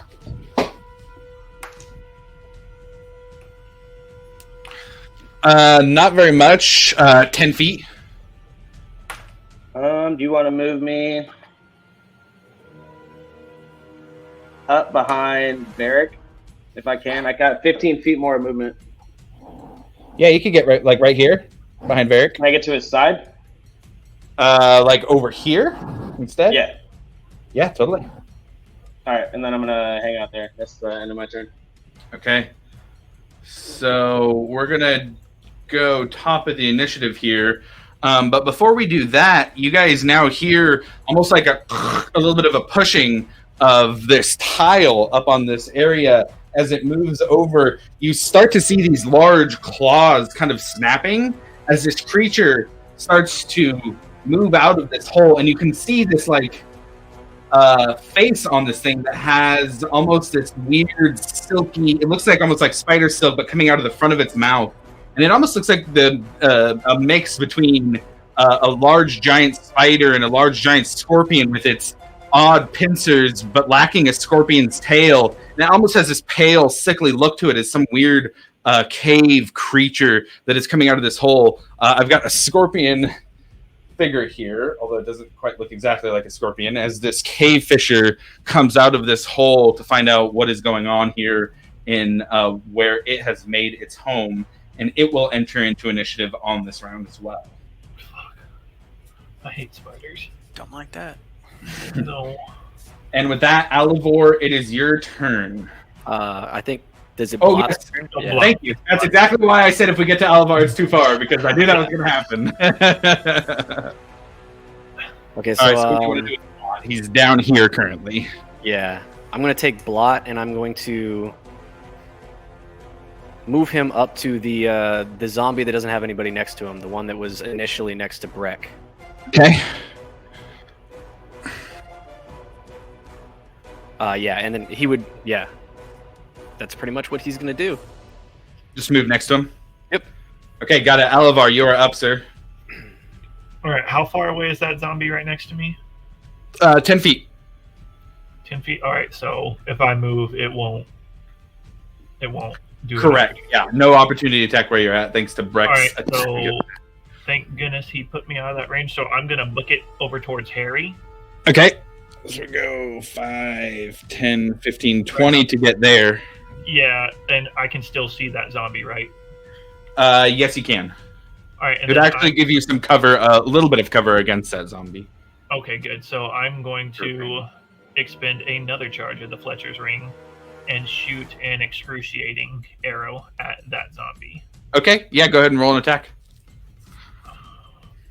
15. Yep, 15 hits. Go ahead and roll damage.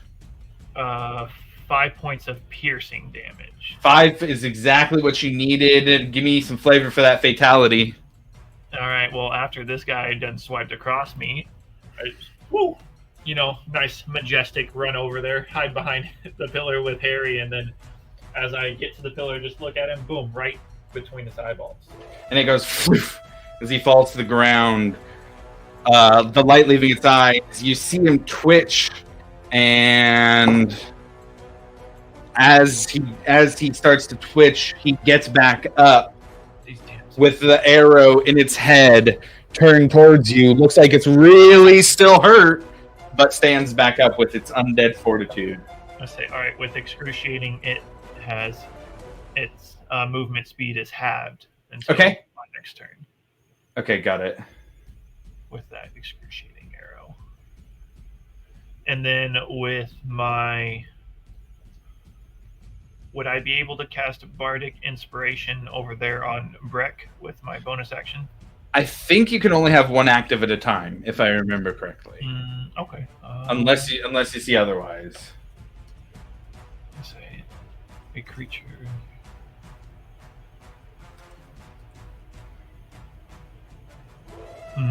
Oh no, sorry. Yeah.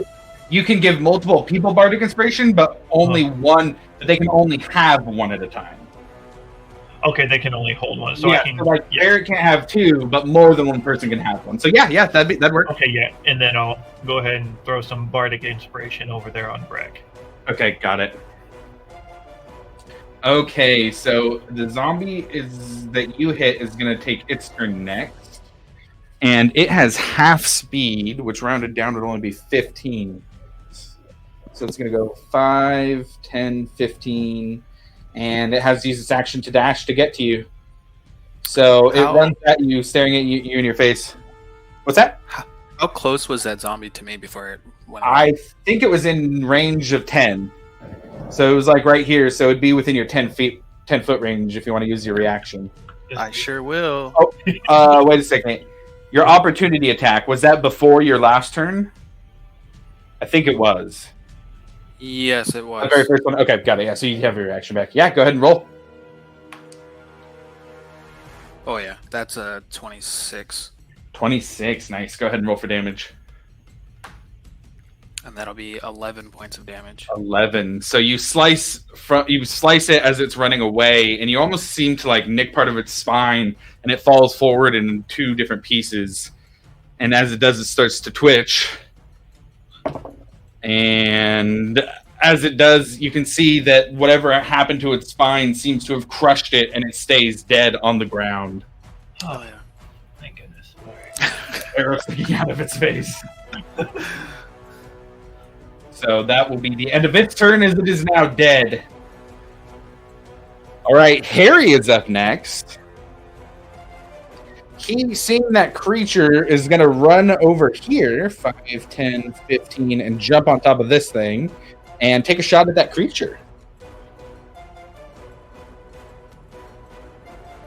You see the barrels. You see all 6 barrels turn in rotation as he pulls the trigger, and takes a shot of a total of 14, which is not going to hit. You see this projectile leave the pepper box and bounce off the carapace of this creature, as it seems to be quite thick, and hit the wall behind it. And Harry says, shit. And that will be the end of his turn. The next zombie in front of Varric is going to make 2 attacks against Varric.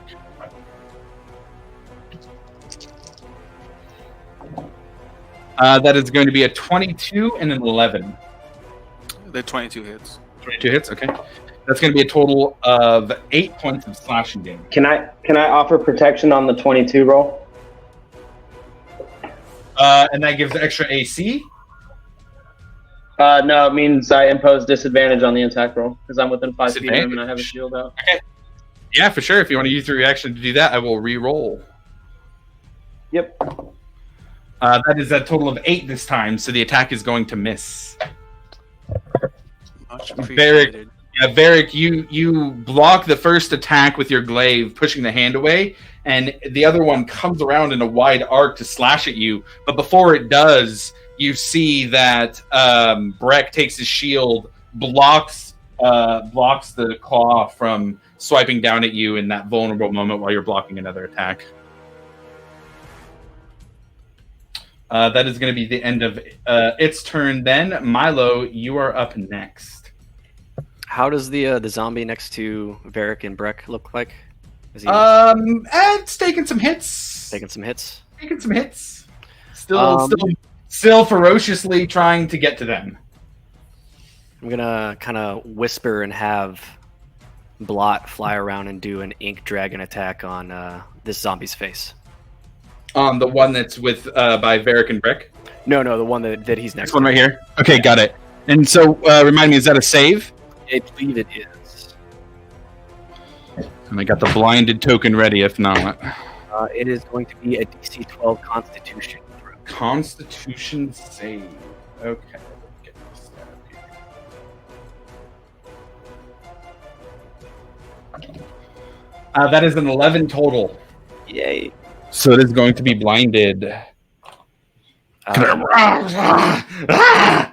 That's my bad zombie noises. And then I'm going to come over to the end of this little rock structure and try and hide again. But I'd also like to continue to move along that wall. Would that just put me out in the open and nix my hiding? Are you talking about over here? No, not towards the monster. We're running Oh, away. this way? Going this way? Yeah. This way? What I'd like to do is hide along that wall and get as far as I can down it. So you could go over there into the corner. There's a little like puddle. You'd have to be in that corner. Like it would block your line of sight from everything on the field right now. And you'd also have to get your boots wet. Yeah, no, what I wanted to do was use that wall and head south in the room. Oh, I see. You wanted to go as long as you could this way. But I wanted to do it as a stealthy crouch, if that's possible. Yeah. And then I'd use my bonus action to hide. Okay. Got it. Cool. So Milo kind of slinks around the wall from the corner there. And a 17 for my stealth. 7. Oh, nice. You rolled a good one. Yeah, right? Yay. Things are working out. Now, with that, that would still block you like from the things that you don't have line of sight on. But if something's got direct line of sight on you, Yeah. then even then it would still be able to see you. So, like where you're at right now, you've kind of blocked. That one's blind, so it couldn't see you. So you're pretty good where you're at right now because you're crouched. But just a heads up on that. Gotcha. Direct line of sight, you'll still be seen. Does darkness do anything in here? Or would you do that with these maps. It would depend on it would depend on how well those things could see. Yeah, it would depend on how well the things you're fighting would see. All right. So anything else for your turn? Nope. All right. So the cave fisher is going to go next as it crawls out of the hole it is in. It is going to move forward 5-10 feet. And it is going to use its bonus action, as you all see, that it sends out this adhesive web as a bonus action towards Harius and hits Harius. Harius is now grappled by this creature. He is going to use his action to then pull Harius towards him with that web as the claws grab it and yank him towards it. Harius has got to make a DC 13 strength saving throw.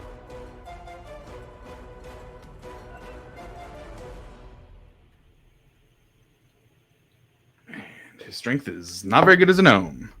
But he rolls a natural 15, so he is able to resist being pulled as he you guys see he gets pulled, and what he does is he kind of drops to the other side of the little broken column he's on and kind of puts his feet on it to hold himself there as it's giving opposite tension. But he is still currently grappled by the cave fisher.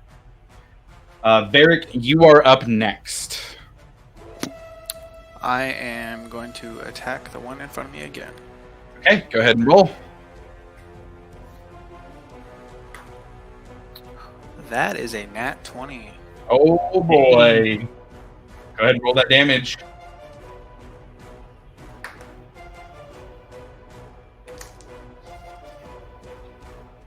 That is 13 points of damage.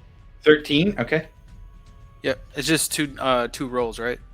Yeah, double your damage dice and then add your regular modifier. Yep. Okay, so 13 points as you slash down. This time kind of using the slash that's already in it and crossing against that, almost like now there's an X in this thing's chest as you stab through, slicing as you do. It's looking real hurt as just viscera and gore starts to pour out of these wounds. And that's going to be my turn. Okay, so the blinded one is going to go next. It is going to move to Breck, who is closest, and make 2 attacks with disadvantage due to it being blinded. First one is a natural 1 and an 8, so that's going to not a hit. Second one is 12 and a 6, so a total of 11 is not going to hit either. Breck, it is your turn. You are up next. The one behind me, I'm gonna turn toward that one and swing my Mace and Swells at it. Okay, go ahead and roll your attack against that one. Does a 15 hit? It's coming in swinging. 15 does it, yeah. It's coming in, it's swinging wildly, obviously blinded, but trying to attack you and tear you apart nonetheless. 7 points of bludgeoning damage, and when I Okay. hit that one, I want to push that one away from me 10 feet also. Okay. Is there any kind of save for that, or does it just get pushed back? It just gets pushed back if I hit it. Okay. And how long does that effect last? Is that like a full minute? For 1 minute. For 1 minute? Okay, nice. So you push him back 10 feet over here.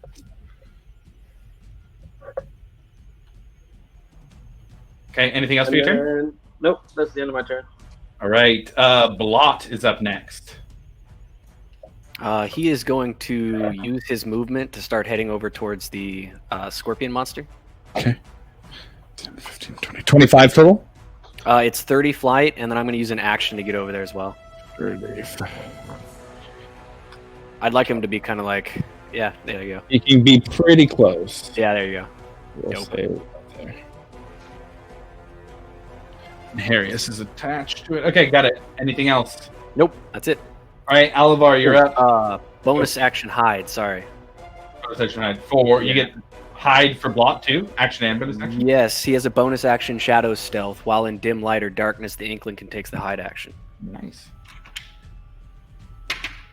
It's going to be a 9 plus 5. 14. Okay, got it. Alavar, go ahead. Would I? A dash is a bonus action, right? That wouldn't expend my action. It would. A dash would be an action for you. Shit. I'm trying to do something here.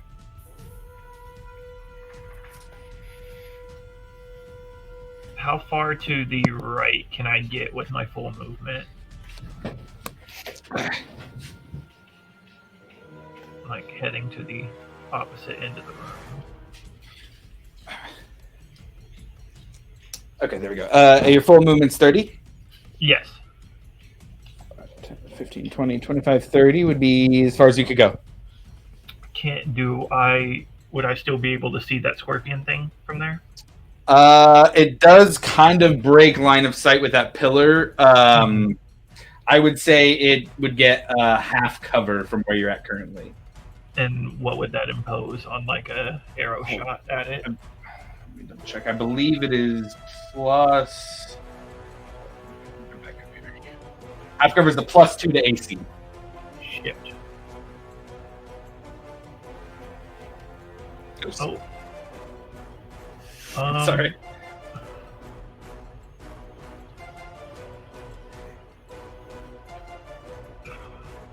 Gosh, I'm really trying to think of something crazy to do here. All right, we're gonna attempt it. Why not? All right, so fortunately, we're going to. You might have that. I'm gonna burn the last charge on my Fletcher's ring, and use a tethering arrow on the scorpion. Attempt to use a tethering arrow on the scorpion monster. Okay. So what I'm kind of going for is trying to hit him with a tethering arrow, and then it'll create a link between me and him, and kind of use that pillar to pull him from going for Harry. Okay. And what does the tethering arrow do? It just creates that rope. Right. Yeah, it creates a tether from you to the target. The tether is the exact length and distance between you and the target. It can be used as a rope to climb or leash yourself to a target. Nice. It can hold up to 500 pounds and be severed with a DC 18 strength check. Okay. And then I can make a contested strength check to pull a tethered creature towards me. Okay. The arrow and tether last up to 1 minute or until I dismiss it before. All right. Very cool. Yeah. Go ahead and roll an attack roll against it. So we're gonna attempt it. 18. 18 is exactly what you needed with the half cover. Yes. All right. Perfect. All right. So yeah, I'm gonna smack him with that. Okay. Arrow. So you shoot it, and it lands in and breaks through that shell. How much damage does it do? 4 points of piercing damage. Okay, got it. And it doesn't seem like it hurts too much, but it lands in and gets that arrow in there. Yeah, and as it does that, I kind of like grab along that rope and kind of wrap it around my hands to where I have it secured, and I pretty much just like plant my feet real hard and like lean back and try to put my body weight into using that pillar right there. Okay. Trying to like keep that scorpion from advancing. So kind of like what Harrius is doing over there, you're doing over here too. Yeah, he's tethered to Harry, and I'm trying to tether him back and keep him from going towards Harry as much as Very possible. cool. Okay, got it. All right, anything else for your turn? Nope, that's gonna be me. Okay. So it is Harry's turn next. He is going to bonus action swap his weapon out. You guys see he holsters his pepper box and kind of pulls up his sleeve a little bit, and he's almost got this bracer that puts a little handle up into his hand, and he grabs it. A circular guard extends around it, and from there, like a full rapier extends out from it. It's almost this like hidden rapier gadget that he has, and he is going to try and use his clockwork rapier to cut the web that the cave fisher has him grappled with. What a crafty little gnome. Man's got everything in. Very That's cool, man. That's really cool. Yeah. Okay, so he's going to have a 16 to hit, which is going to hit it. And let's see. Needs to get at least 5. And that is going to be a total of 7 piercing as he kind of uses it and gets through, cuts the filament. And that's going to be his action to do that. So he's going to run 5, 10, 15, 20, 25, 30. He's going to run over here by Alvar. He looks like he's going to try and grab that arrow with you. Oh, hell yeah. Help me pull a little gnome. But he is free now. Milo, you're up next. The other zombie that blinded is no longer blinded. Okay, got it. Thank you for the heads up on that.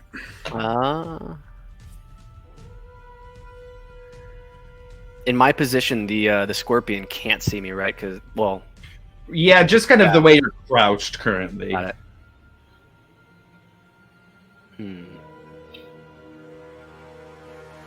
But getting up at all, it would see you just because of the elevation it's at.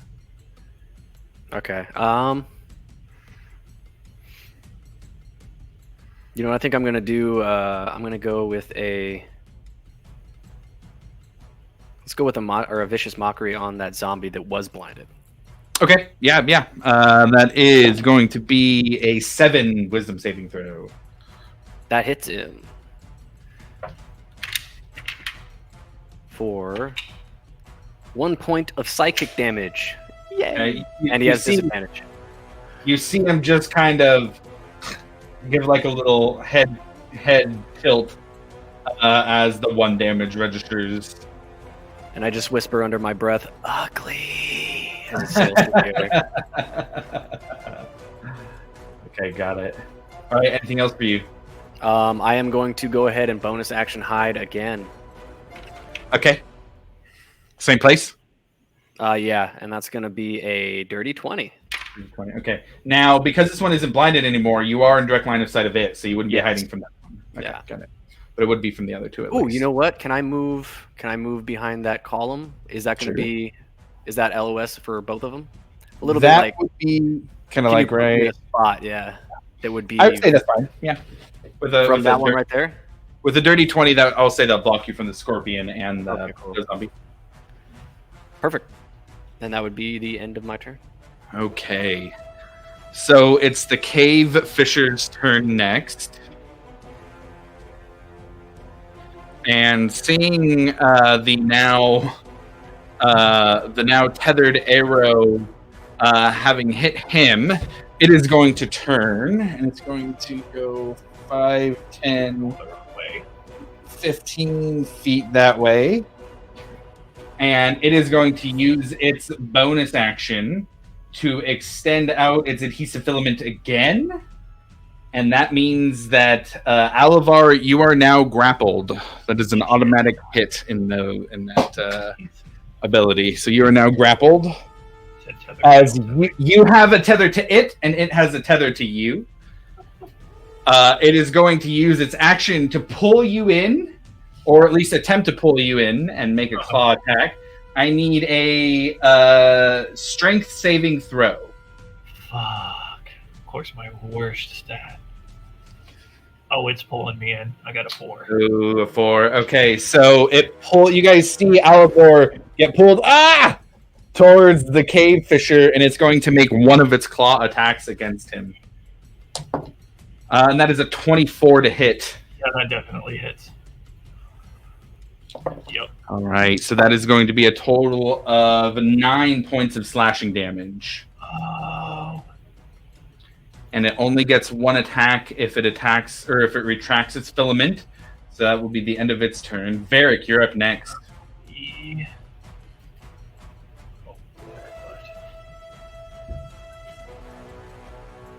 Oh, he stood up. While he's standing up, waiting for him, I'm going to take a quick pee break too. I'll be right back. Give me like 30 seconds.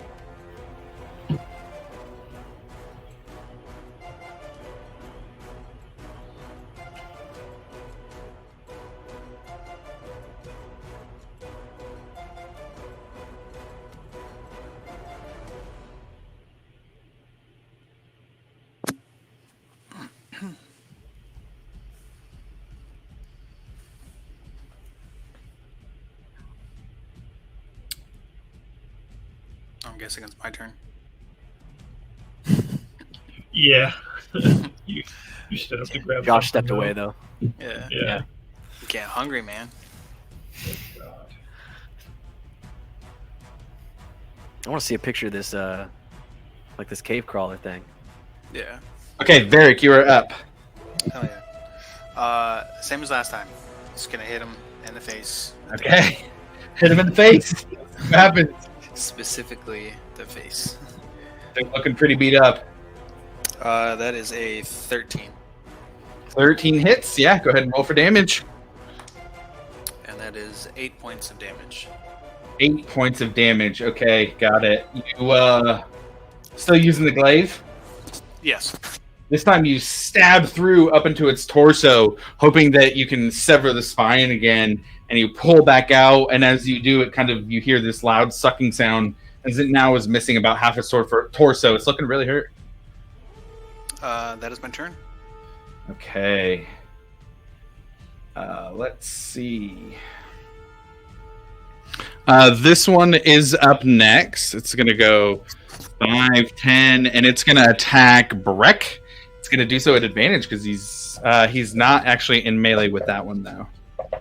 So I'll make his 2 attacks. And I believe there's disadvantage from Vicious Mockery? Yep. On the first attack? Okay. That's a good thing it was a disadvantage because one of those, or that would have hit. So the first one is a 9 total. Second attack is normal. And that one is a natural 20. Oh, can I reaction silvery barbs? Sure. Yeah, that's going to be a reroll, right, for Silvery Barbs? 1 second, let me check. Oh, actually, let me check something real quick. Actually, never mind. I can't. My spell slots are gone. Okay. You're also, Yeah. let's see. Damn. Oh yeah, I was gonna say I'm probably Okay, with my you- tethering. I was going to say being grappled might mean you can't, but grappled is fine. You can still take a reaction when grappled. Yeah, well, it doesn't Okay. matter. You know, I tried. I'm all out of spell slots. You know what? Okay. I'll do it. You'll do it? Okay. Yeah. I don't like. Force a to read. reroll. Yeah, and then I'm gonna give advantage to. I'm gonna give advantage to Alivor. Oliver? Okay, got it. Not a bad call. And so it's a total of 16 on the reroll. Now I remembered why I haven't had any natural or I haven't had any crits against you guys. I have. They just never landed. Okay, got it. So we cancel that crit to Breck with what does that look like, Milo? How does your silvery barbs go and stop that attack? As I see his attack coming through like the air, I whisper. I think it's just a. Is it just verbal? Yeah, I just whisper through the air and I point out to the zombie, and you see like this bluish yellow kind of just flutter over it, and the whispers just get into his face and disrupt the claw attack. And then it continues to flow over, and it just glows on, or after that, it bounces over and glows on the shoulders of Alivor. Nice. Okay, got it. After that, it is going to be Breck's turn. I'm going to turn and attack the one that Varric has been cutting up. Okay.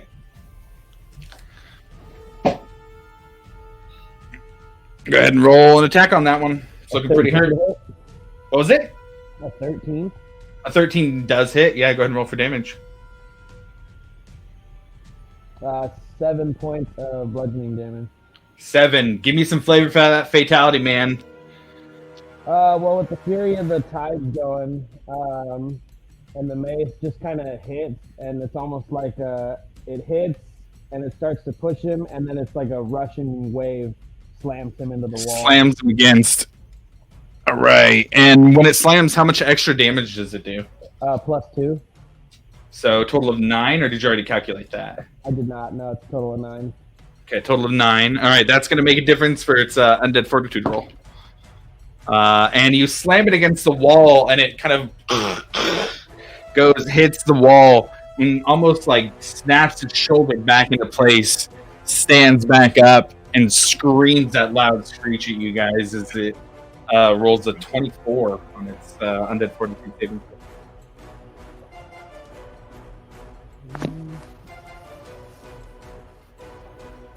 Yeah, it's going to be the end of my turn. Okay, I believe we have Blocked up next. And Alivor, you are on deck. Blot is going to move up to the ass of the scorpion. Okay.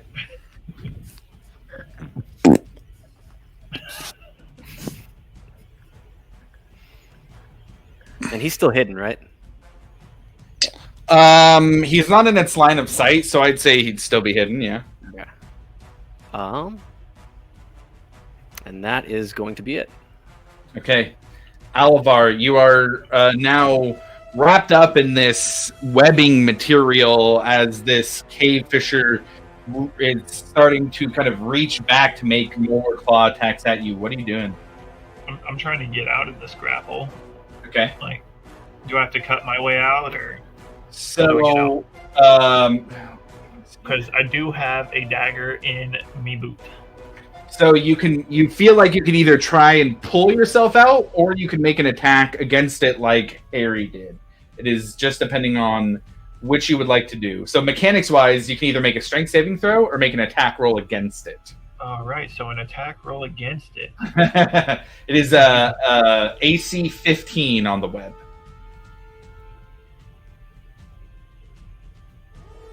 AC 15 on the web. And I have to make that with the dagger. With the dagger, yeah. Where the hell? Why is it not in my... Oh, there. All right, so we got a 21. 21, nice. Now go ahead and roll damage. All right, it's going to be 6 points of piercing. 6, that's enough. You break the webbing and its attachment to you. You are now no longer grappled.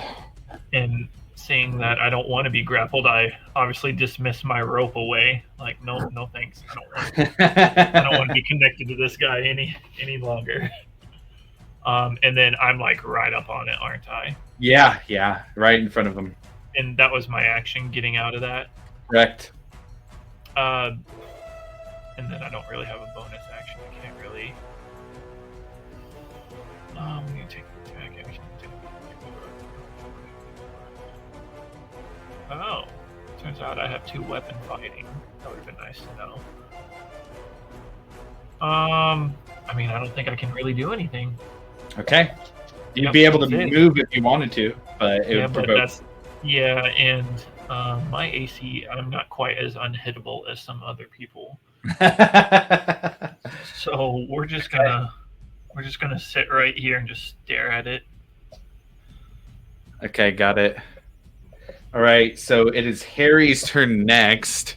And seeing as the others are tied up with the zombies, he kind of looks back, sees that they're handling that, looks over to Alavar, who's looking like he's kind of in it, and he's going to go 5, 10, 15, 20 over here to get a good angle. And he's going to take shot number 3 at this thing. He's going to bonus action. You see him not fully closed up the rapier, but he tosses it over to his left hand, pulls out his pistol, and is going to attack.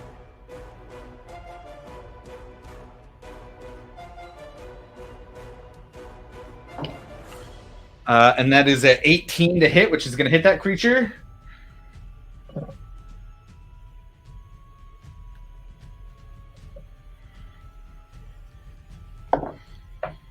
For a total of 14 points of piercing damage against it, as you right up next to him, right up next to it, Alavar, see just you hear this loud explosion to your right, and see this like hole open up in this cave fissure, and you get sprayed with this like green bloody goo from him. Yeah, that is 3 of his uses of his pepper box.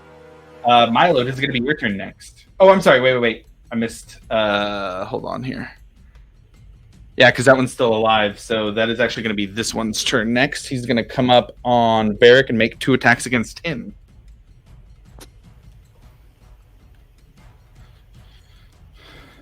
First attack is a 11 to hit. That's a miss. Second attack is a 21 to hit. That hits. I'd like to burn my reaction to use my shield to protect him. All right, so it's going to be another roll. That one's going to be a 22 to hit. So that was actually a higher roll in the second time. That hits. Okay. So there's going to be a total of 7 points of slashing damage. Right. That's it. You think you saw it get thrown against the wall and turn your back on it because you thought it was dead. But as you do, it comes up behind you, grabs your shoulder, and just kind of tears in a spot underneath your armor. That is going to be the end of its turn. Milo, it is your turn next. I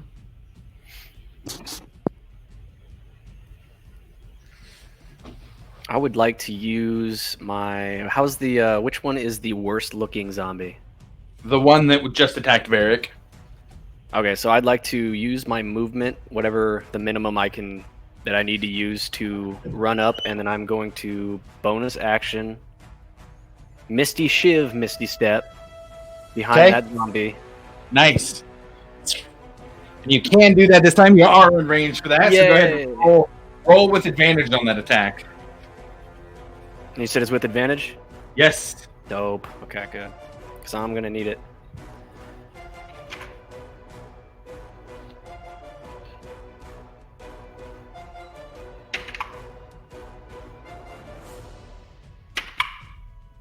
Oh. And can I use my inspiration?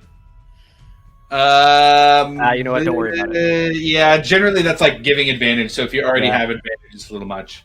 Yeah, I definitely didn't. I got a 10 was the highest one. A 10? Okay, hold on. Against the zombie? Yeah. A 10 is... Hold on, before I say this, let me double check here. 10 is exactly what you needed to hit a zombie. No armor, just skin and bones. Word. Okay. I thought I was shit out of luck on that one. So that's gonna be D4 plus 2. So that's gonna be 3 points of slashing damage, and then another D6 for 2d6. Where are my D6s?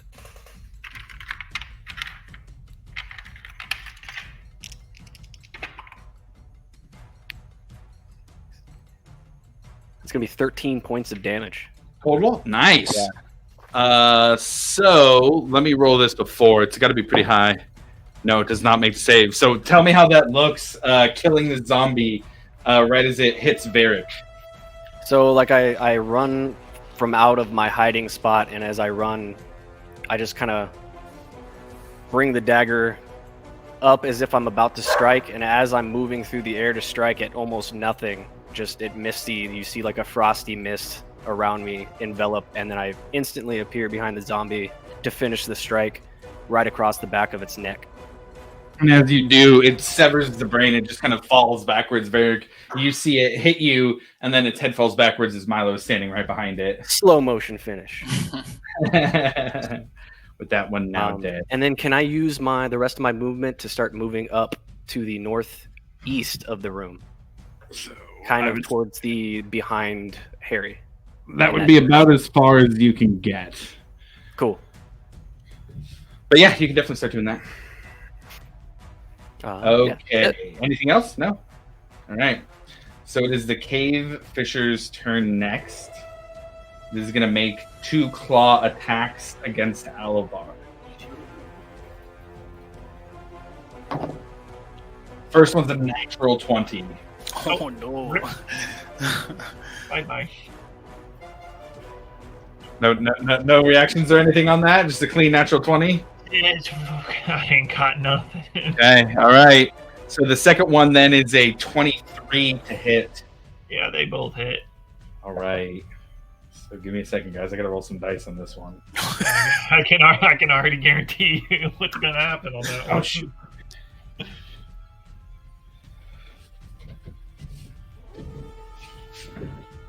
There's a reason I stand behind the Paladins. Okay. 5.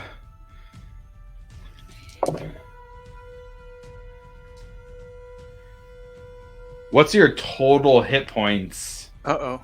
You mean my current hit points or my max hit points? I mean your max hit points. 26, 26. Okay. And what are you currently at? 13. Woo. It's going to deal Yeah. 31 points of slashing damage at you. Rip. That is not enough to kill you outright, but it is only about 5 or 6 off. God damn it, rip. There I went. Okay, and Go with ahead and that, lay me down.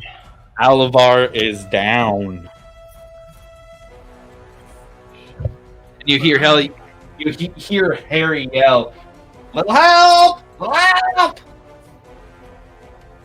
All right, and with that, Varric, it is your turn next. How far am I away from Alvor? 30 feet. Use all 30 feet.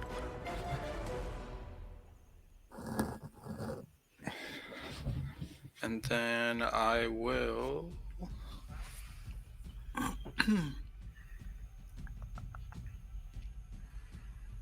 I'll use 5 points of my lay on hands to bring him back. Alavar, you come back to consciousness. Oh, yeah. Thank God.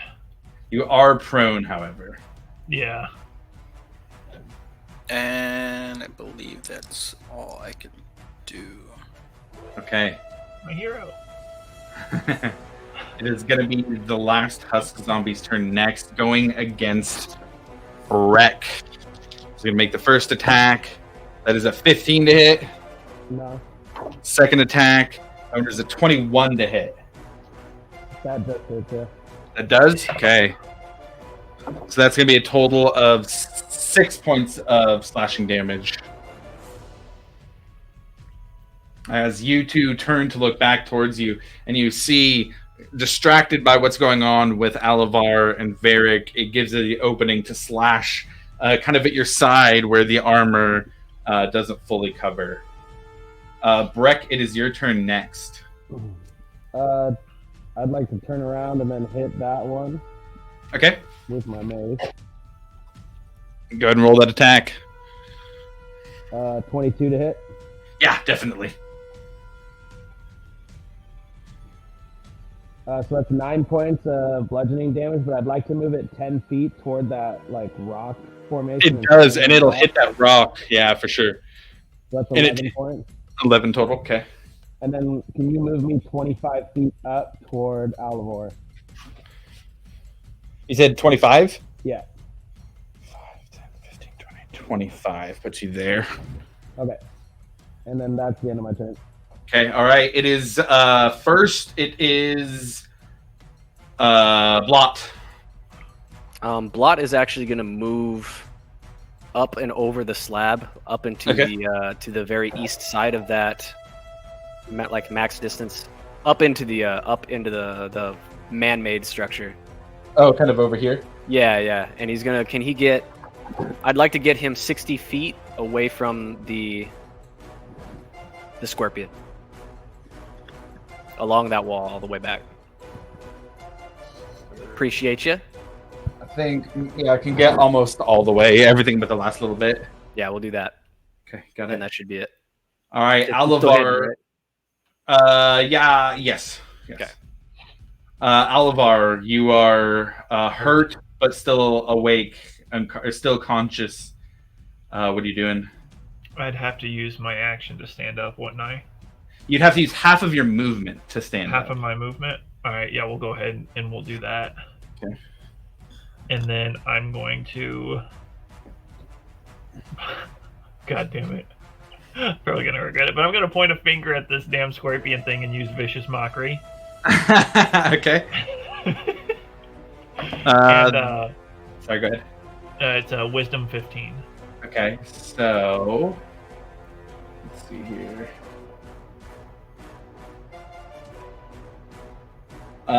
Rolled a 13. All right, so it doesn't make it. So it's gonna take 2 points of psychic damage. Okay. Oh god, I'm dumb, but I'm gonna say it anyways. So as I get back up and use vicious mockery, I'm gonna be like, "Thought you killed me, didn't you, boyo?"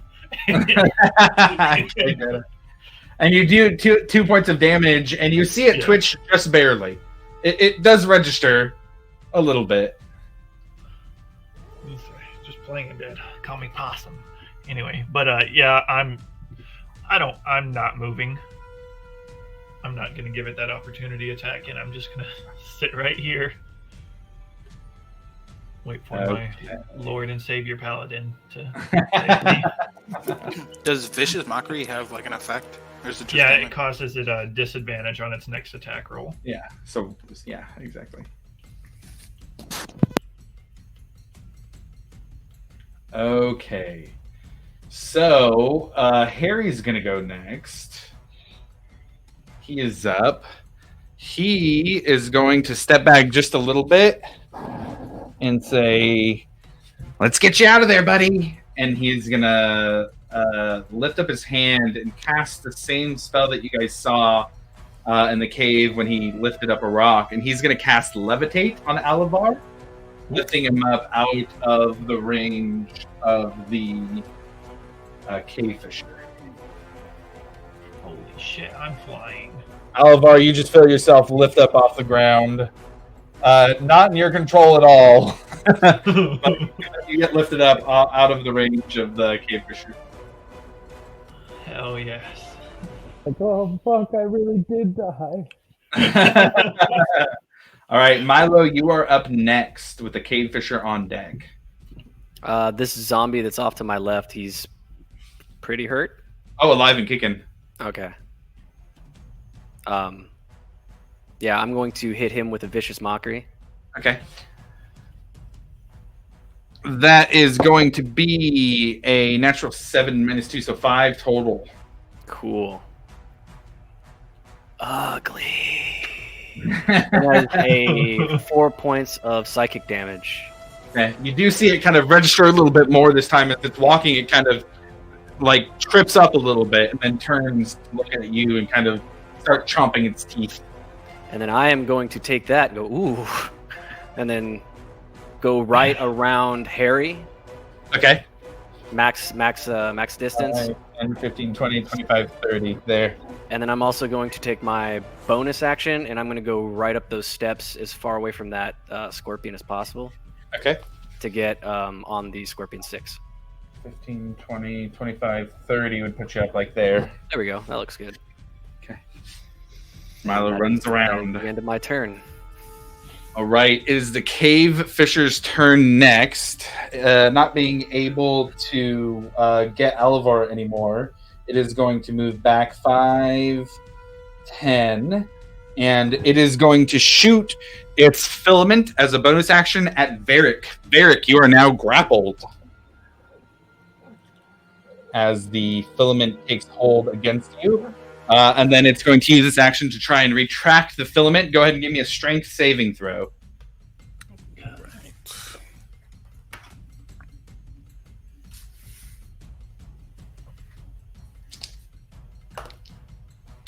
That is going to be a 19. 19 saves. You can feel it start to pull you, trying to pull you in for a claw attack and to move you away from your allies.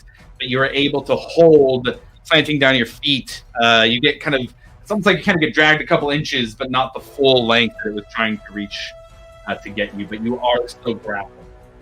It is your turn next, however. Let's see.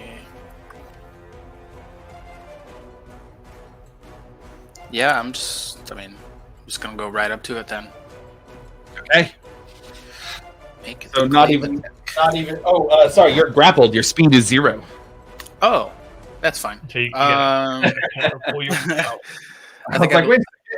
have one more charge of the ice javelin. Let's see.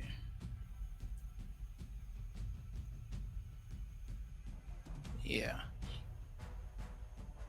Yep, so I'll make a javelin attack.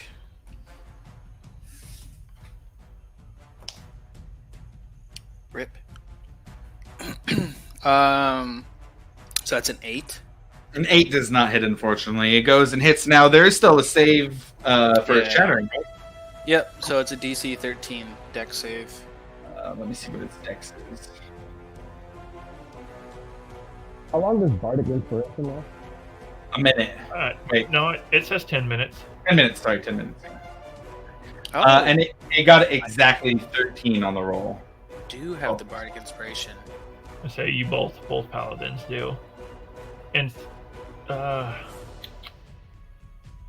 say, is it too late to? Well, let me see. Yeah, I'm not So gonna use it. And If you, it's a 8 inspiration die at this point, or 6. I think it's still 6. It's a D6. Did it make it save on the ice blast?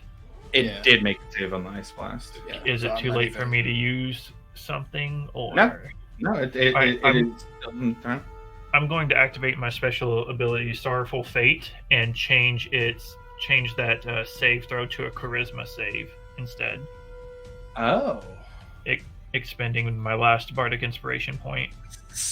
Very nice. So that does change it to an 8, because why would a cave fisher have any charisma? Exactly. That's what I was thinking. I was like, Yeah. this is perfect. So it fails that save instead. Okay. Let's see. So. Do that damage. That is 8 points of cold damage. Okay.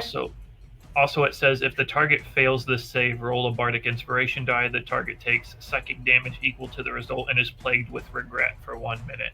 Okay. Yeah, go ahead and roll. So, D6. He takes 4 psychic damage. 4, and he okay, is got it. plagued with regret. You guys see it kind of twitch in a couple weird different ways, and as much as a cave fisher can be plagued with regret, it is plagued with regret. I figured. Okay, got it. All right, so it's gonna be the last Husk Zombie's turn next. And I'm gonna go ahead and roll to see who he goes for. Okay, so he is gonna. Let's see if he has enough. Yeah, he does. He's going to go 5, 10, 15, 20, 25, 30, 35, moving very fast for a zombie, and he's going to go up and attack Harry. I do an attack of opportunity when he runs by me. He was just outside of the 5 feet. Oh, Would He had enough to go around. You're up 5 feet further than Breck, so it would miss you as well. It's out of the 10 feet range. Yeah. Okay. Because if he going along this path right here is past the 10 feet for you and past the 5 feet for Breck. Okay. First attack against Harrius is a 22, so that will definitely hit. Second is a 24, so both will hit against Harrius. He doesn't seem to have much protection from something like a zombie coming at him. It is going to make its 2 claw attacks. And there's going to be a total of 12 points of slashing damage against Harry as he takes his first damage. Kind of slices him on the shoulder and then kind of grabs at his torso, slashing through his duster into his side. You see kind of blood starting to stream down those wounds on him. Breck, you are next. You want to move me between zombie and Barrett? 10 only takes you 10 feet. And he would get flanking on this because he's engaged in melee with Harrius. Yeah, I'm gonna attack with the mace of 12. Okay. So the first one's a 23, Definitely hits. and then the second one is a 26. 26. Both hit, yeah. You have 2 attacks? No, I was just saying because I wanted to roll to see if I could get crit, but I did not. Oh, I see. I gotcha. Okay. So that's 9 points of bludgeoning damage.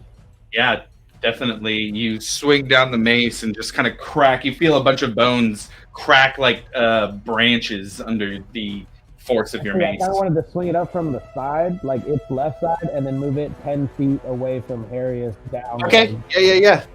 So this way? Yeah. Okay. You do, and a blast of water from your mace pushes them away from Harry. And then move me, let's see, it was 10 feet to move there. 10 feet, yeah. Move me 10 more feet between it and Harrius. That would be only 5 to get there. Yeah, leave me there. Okay, got it. All right, we are back at the top. What is Blot doing?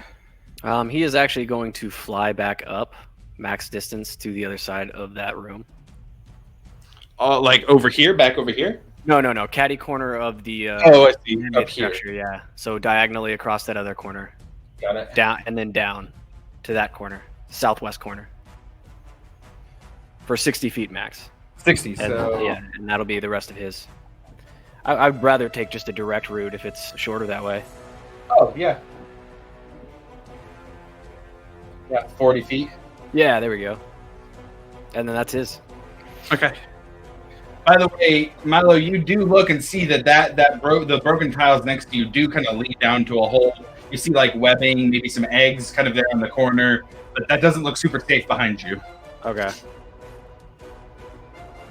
All right, Alivor, you are up. Not just flying around viciously. What can I do in the air? Am I hindered in any way? So you're, it doesn't feel like you can like move in terms of like flight. You're not flying. You could do all your normal stuff anyways, just not really. Would I be able to like turn and like? Oh yeah, you can like change direction. Yeah, for sure. Okay. All right. Well, seeing that. Shit. Yeah, seeing that. That zombie smacked my boy Harrius, I'm gonna turn around and with my crossbow, I'm gonna try and pop it right in the face with a crossbow bolt. All right, go ahead and roll for an attack. Ooh, nat 20 for a total of 25. Ooh, yeah, go ahead and roll for damage. 7 points of piercing, so doubled would be what, 14? It wouldn't double the whole thing. What's your modifier? Oh shit. +3 is the modifier. 3, so it would be a total of 11. All right, yeah, piercing But damage. that is enough, and it is a critical hit, so Undead Fortitude doesn't even come into play. Flavor that fatality for me. How does the zombie die? Fucking touch my friend, boy, and then just boom, right at the throat, trying to just completely sever its head.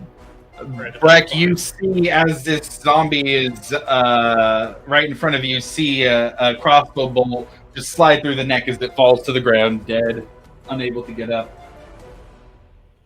All right, anything else for your turn, sir? Well, I'm all out of bardic inspiration, so no, that's gonna be it for me. All right, Harrius looking a little hurt now. He's just gonna, from where he's at, take another shot with his pepper box. That is going to be a total of 12 on this one. So that is going to shoot here, and this one bounces off again, not hitting. He's got 2 more before he has to reload. He's going to go 5, 10, move up a little bit along the wall here. Milo, you're up next. What are you doing? Damn.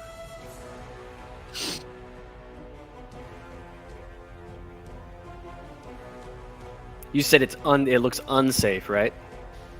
Well, I mean, just generally speaking, you can Okay, kind of cool. see down at the bottom. There's probably something sharp, like spikes or something. Like Gotcha. this seems to be, without needing to roll a perception check, this seems to be a trap that was taken over by some kind of insect as a home. Gotcha. Okay. What I'd like to do is kind of move back. Yeah, move back to the pretty much where Blot was the prior turn, but Okay. like halfway there. Actually, you know what? Just go the max distance, and then I'm going to throw a Vicious That would be Mockery great. onto the... There you go. Yeah, that's 3 feet. I'm going to give Okay. Vicious Mockery onto the... Fails the safe. Yeah, all right. And that's 2 points of psychic damage and 2 disadvantage. points. You think you can see it twitch, but you're not sure. And then a hide action, if that's even plausible. Right there, there's not anything to block you. Like, there's not direct. It's direct line of sight, so not really. Gotcha. So with my Alright. bonus action, I'm actually going to dash to the northwest corner. Okay. Yeah, you got plenty to get up here. That's what you're talking about? Yep. Thank you, sir. Got it. All right, it is the Cave Fisher's turn next. It is going to move up and go 5, 10, 15, 20. I'm going to move you just a little so it can be in its spot that it is. But Alivor, you're kind of directly above it. Yeah. And it is going to make its 2 claw attacks against the barrack.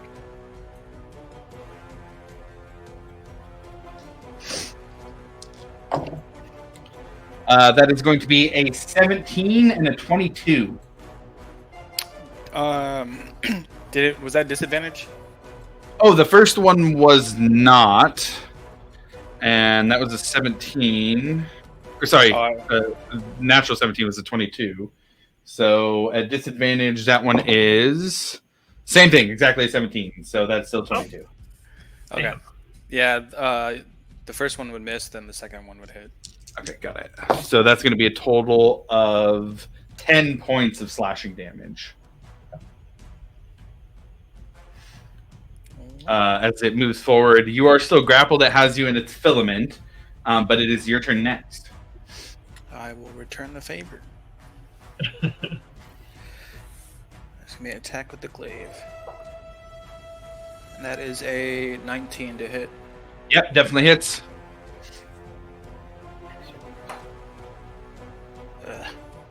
That is 6 points of damage. 6. Okay, got it. You use your glaive, sliding through, finding a weak spot in one of its joints, and kind of making a slice. Its green, gooey blood gets all over as you attack it. All right. How's it looking? It's looking pretty rough. Definitely doing some damage to it. It's got weird, goopy blood coming out of a few different spots now. Okay. Yeah. That's my turn. Okay. Breck, you are next. You want to move me kind of underneath Alivor? Yeah. Under there. Alivor, you're actually on top of this thing, so you can do that. There we go. And then I'd like to attack it with the Mace of 12. Okay, go ahead and roll that attack. A 12. but I'd like Well- to add bardic inspiration to it. Okay, go ahead and roll the bardic inspiration. See how much it adds.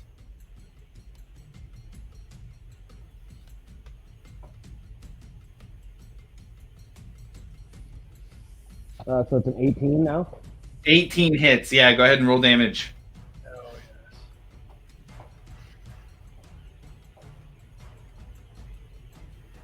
Uh, 7, but I want to slam it into that pillar next to it. Okay, so it's going to deal 9 total. Yeah, 9. Nice. Okay. You slam it, and that almost seems to start to like crack its carapace, opening up a bunch of different spots that people can attack. It's looking pretty hurt now. And yeah, that's the end of my turn.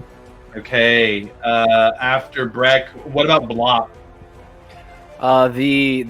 That column next to the scorpion, is that to the ceiling? Yes, it is. Okay. It's gonna be 30.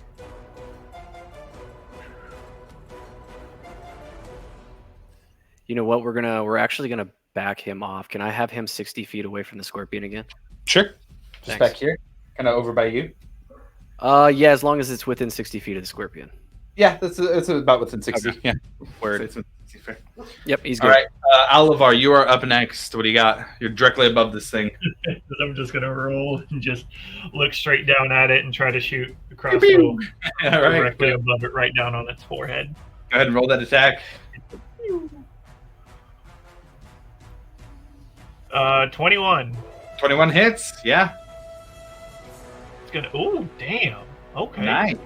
10 points of piercing damage. You're able to aim really well down at this thing. You see a crack right above its head area, and you shoot down. It goes and just lands, sinking in, spraying that green blood over Breck and Varric. Hell yeah! And then that's really all. I just continue to float in the air. Okay. Harius is up next. Let's see. He's going to come up. He's still got his rapier in his hand. He's going to take that and try and attack the web that has Varric. And that will be an 18 to hit with that. And let me make sure I roll the right dice for damage. So I'm at 8. There we go. Yeah, so he slices through. So Varric, you are no longer grappled. Harius comes and cuts that web for you. Milo, you are up next. What are you doing? The cave fisher is next. I am going to, if I can, I'd like to do my max distance towards that scary hole. Okay. Where would 30 feet be on that? Right on top of it. Right on top of it, and then how far away from is the scorpion? Is that 60 feet? Oh, within 60. No. Like now, is he within 30? Yes, he's within Okay. 30 of you. So I'm gonna try and jump over the pit, and then right as I'm like flying over it, I'm gonna misty step again behind the scorpion and attack. Nice. Go ahead and roll with advantage on that one as you jump doing this teleport move. It's a dirty 20 and a 11. Dirty 20 hits. Go ahead and roll some damage for me.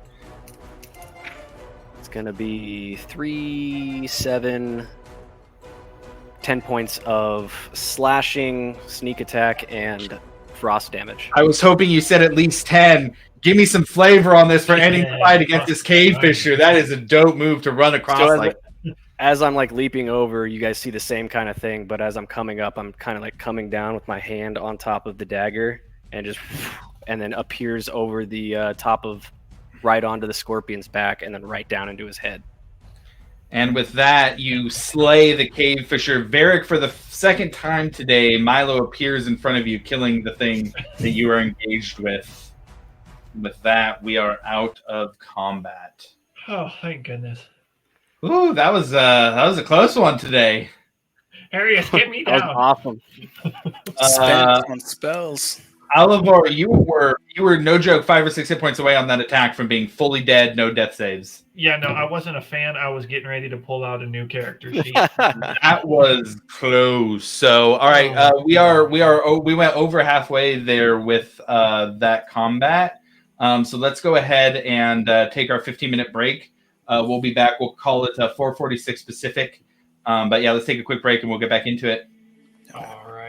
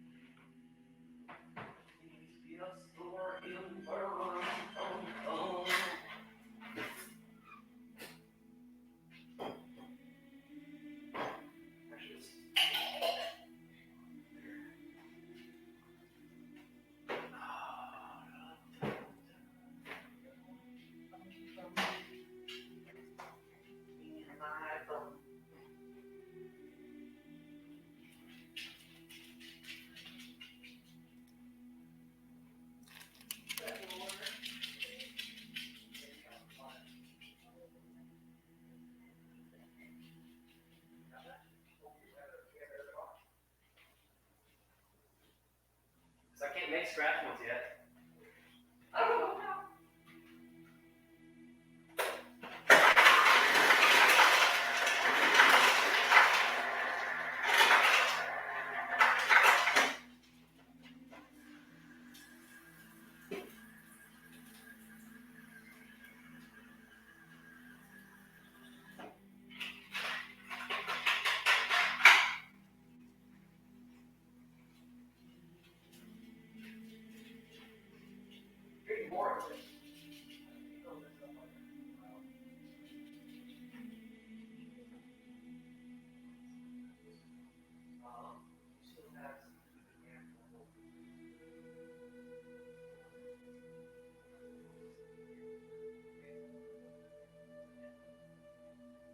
Anything else? Sure.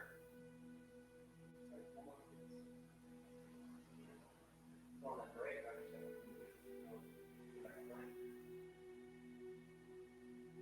Puppies? So we like to the wall there. We'll pretty much do the same thing here. You over there, bud? Yeah. Come on. Okay.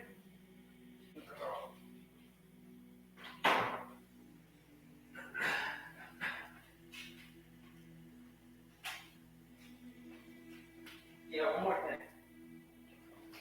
I can definitely do it right here. Just right in the base of the room. Yeah. It's like right on top of my the upper respiratory system. It hasn't manifested yet.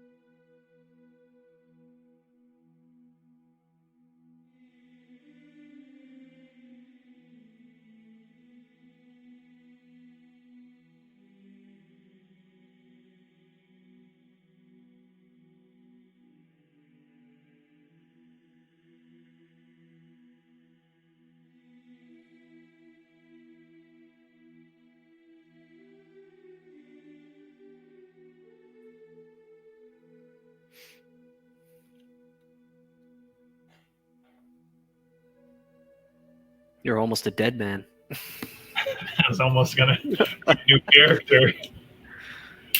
So is max HP? Oh no. Yeah, he said, "What's your HP?" I was like, my current HP is like, no, your max HP. I was like, No. no. This is gonna suck. I said, please.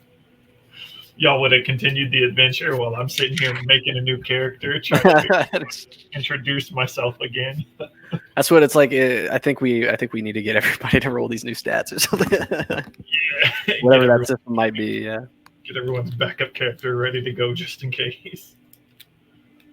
That was a fun fight, though. Yeah, that was. Dude. I wasn't expecting that fucking Kingfisher. Breck is a fucking force, man. Oh yeah. I'm not talking about you. Don't worry about it. It's fucking MVP. Hell yeah. I'm surprised he even got hit, but I knew it wouldn't last forever, but still. I shouldn't have said anything, man. I was running strong. You were, Yeah. dude. You were doing some stuff, man. You were I moving was gonna people get all over the credit. board. You were doing Oh, damage. You definitely idiots. hit me on that one. Yeah, Yeah, dude. That pushing- staff or the mace that you got too is killer, man. Oh yeah, so that cool. thing pushing things around. That shit's definitely coming. Just in. the theater of the mind stuff too. I that it think brings it's in. channel divinity. That moving stuff around isn't even the mace, right? Oh, That's right. Yeah. Divinity. I just used the mace to attack, but yeah, it's Okay. just channel divinity. So it could be Yeah, anything. channel divinity. So it's just all you. Yeah, you're badass. Punch something, headbutt it, and push it out of the way. Water. Okay, so make sure I got my notebook here.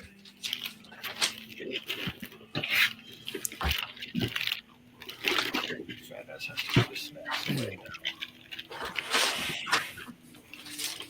now. Okay.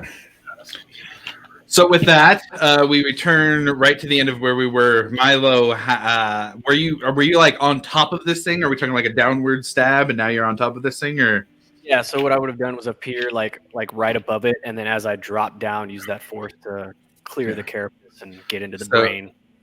So you guys all see Milo standing on top of this thing that is at the bottom of the stairs. Some of you kind of covered in web still a little bit. Alivor, Varric, and Harry kind of all like have a little bit of that web still on them, and there's a nice like kind of amount that has been just gathered around this thing with you as many times as it has shot it out.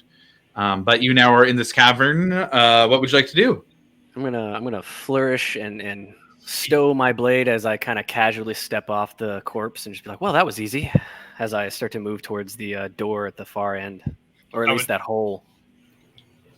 I would like to make my way over to Harry, and I want to use close wound on my boy Harry. Goes, thank you, friend. Took a couple hits there. How are you? Are you okay? That seemed like you went down pretty hard there. Yeah, well, my life flashed before my eyes, but I'm alive, so what can you do? Well, glad for that at least. I'd hate to lose a friend, even if they're just a new friend. Oh yes. And so Harry will get he gets to roll one of his hit die and add his con mod Okay. to it, Oh, nice. and that'll be his hit points that he regains. I'm gonna roll that real quick.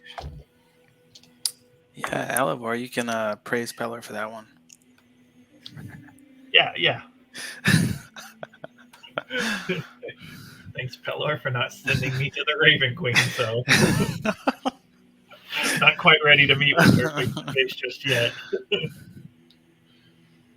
I am going to use the last of my land hands to heal myself a little bit.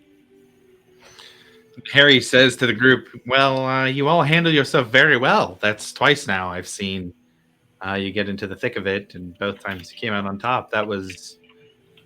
What were those things chasing us? Those didn't look like regular zombies. I don't know.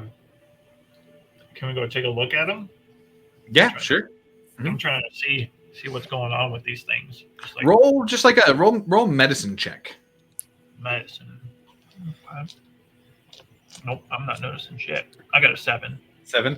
So you notice some things that like aren't really that new, just things that were playing out very quickly in the midst of battle. They've got extended nails that are almost like almost as long as little daggers, and they've got a little bit of width to them. It's not like they're needles; they're actually look like they're force slashing, which is not typical for zombies or undead, and not like the ones we saw before. They have. It's almost like now they are very withered and like laying on the ground. They look very like sullen or like sunken in, but at the time they moved very fast, and you can almost see like the muscles just almost deflating a little bit. Like as you watch them, they get a little bit smaller, almost like that something about this type of zombie energized it to be able to move twice as quick as a regular zombie. They were running at you. They were just like slowly shambling. They were running full speed. I mean, in is everybody here's speed 30 feet? Yeah. They were running faster than all of you could run, and they were a zombie, and so that was very odd. They have sharpened teeth, and just generally have a very even now that they're dead, the look in their eyes on these undead faces. I mean, they're not living, but the faces of these zombies just look still fierce and intense and angry and ferocious and ready to try and attack. I'm going to look at the cave fisher. Mhm. See if there's anything we can get off that. Yeah, that's a good call. Do with that. I get nowhere near that thing. What kind of roll? Give me either medicine or investigation in this case. Investigation it is. That is going to be a 21. Oh, very nice. Okay. Just a second here. Let's see if we can find this. Nothing there.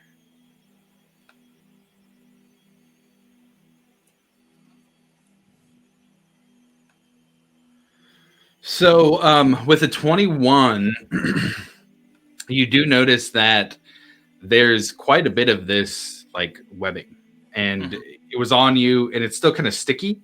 You notice, but once it was on your hands, like it kind of develops like this layer of film where you can kind of touch it without it being too sticky. And there's a lot of it. Like there's a lot of it, and I mean, it's a very thin, strong material. You got quite a bit of it on its own. Like you don't think you could really use it on its own as a rope, but like maybe if you wove it into something, it could be pretty strong. And then beyond that, like you could pull off some of this. You could cut off the claws if you wanted to, but it's just like chitinous shell and just kind of guts underneath. You know, it smells bad. You don't see a ton of usable things besides that, unless you wanted to like take big chunks of the shell off of this thing and try and form it into like an armor or some kind of plating. But that would take quite a bit of time to do that. With that good of an investigation check, you do also notice that at the edge of that little hole area it came out of, it looks like there's like a probably about 8 to 12 foot tall egg sac. The radius is probably about 12 inches of just like you can see little things and eggs kind of swimming around, swirling around. Does anyone have fire? Yeah. Burn that shit, please. Do we know anything about how much those eggs would sell for on the market? Roll me a history check, Breck.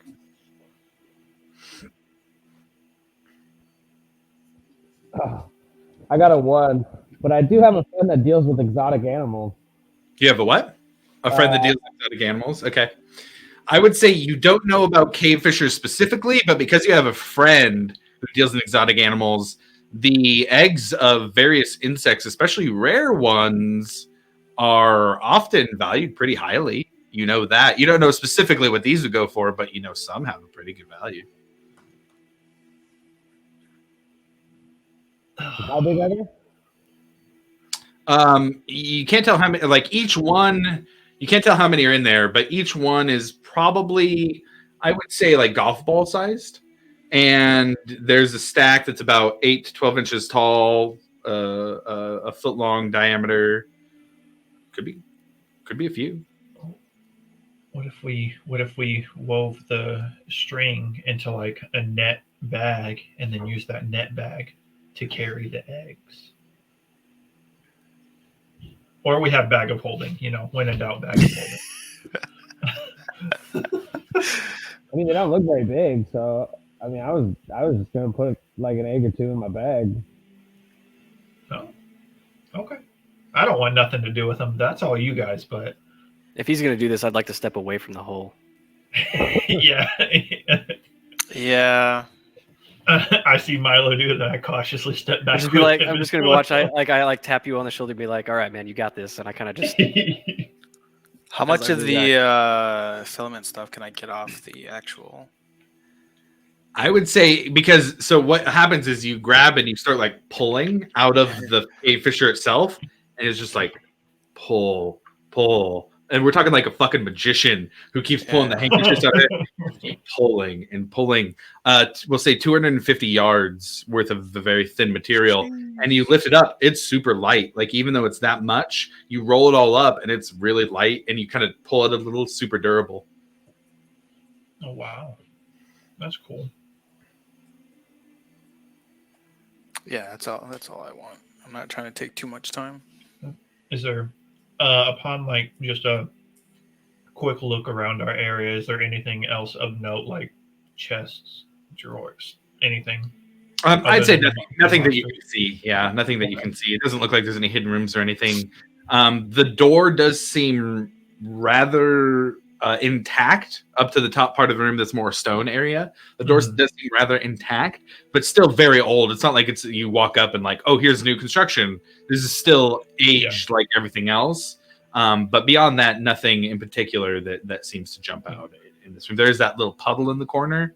But it doesn't seem deep or anything. It's just this puddle.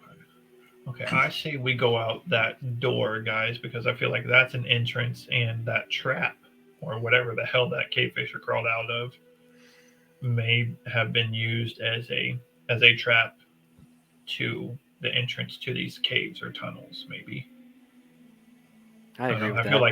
feel like that door is our best bet, quickest way to get out of here. I'm tired of being down here. Yes, 100%. I second that. I'm literally dying to get out of here. These zombies please. fit the exact description of Norwoods when we were talking to him earlier. Oh wow! These are exactly what he was talking about, I think. I'm gonna go ahead and Kevin, you get inspiration for that one for remembering. Oh, that cool! Can I give it to somebody? I already got it. Yeah, I didn't use it. yeah, you can throw out Really? inspiration. Yeah, Let's give it to Alivor. He's having a hard day. Thanks. Yeah, I agree. that was a good connection. Oh, wow. So yeah, ready to head out? Yeah. Great. Yeah, I'm not middle of the I'll see pack. the sun Can again. I take an egg while everybody's headed toward the door? Yeah. Sure, yeah. So roll me a sleight of hand check. Pretty low I'll DC. use my inspiration on this. Okay, got it.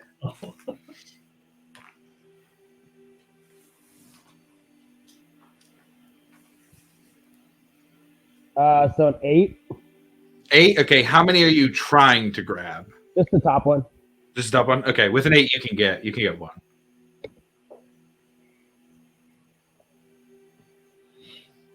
Cool. So yeah, you can add cave fisher egg to your inventory.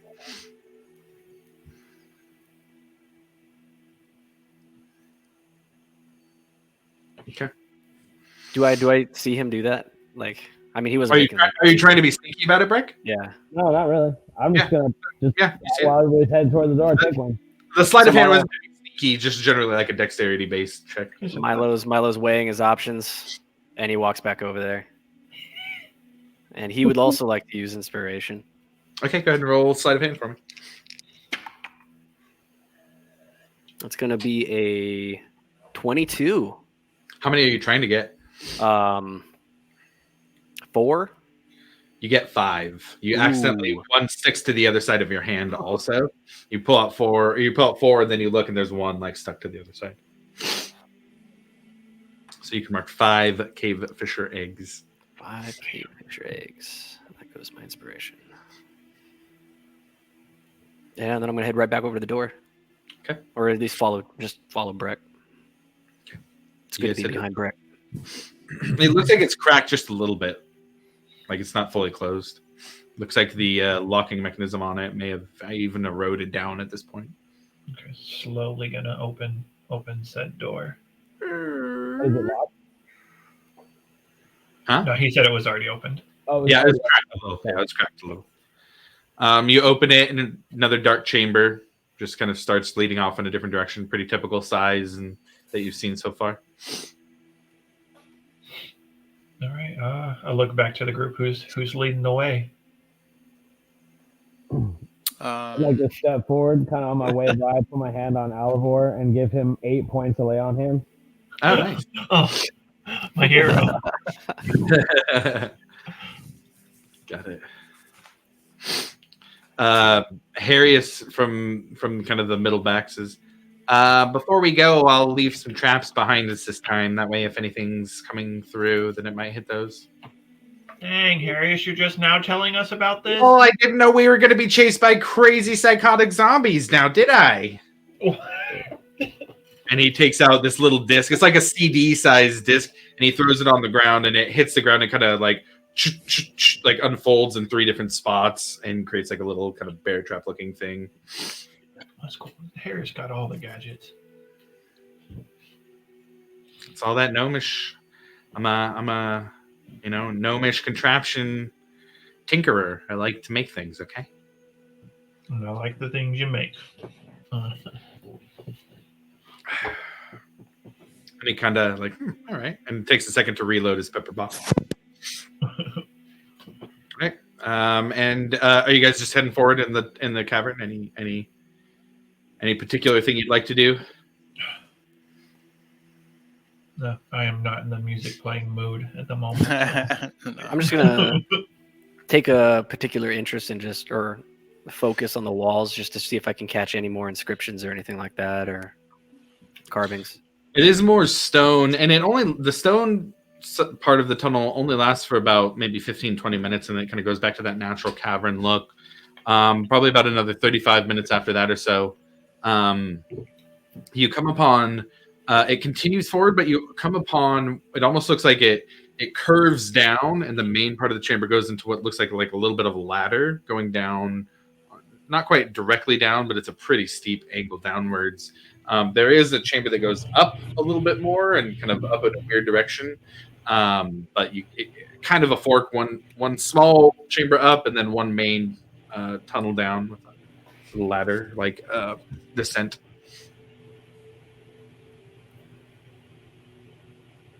Let's do it. Mhm. Okay. Does the ladder go down?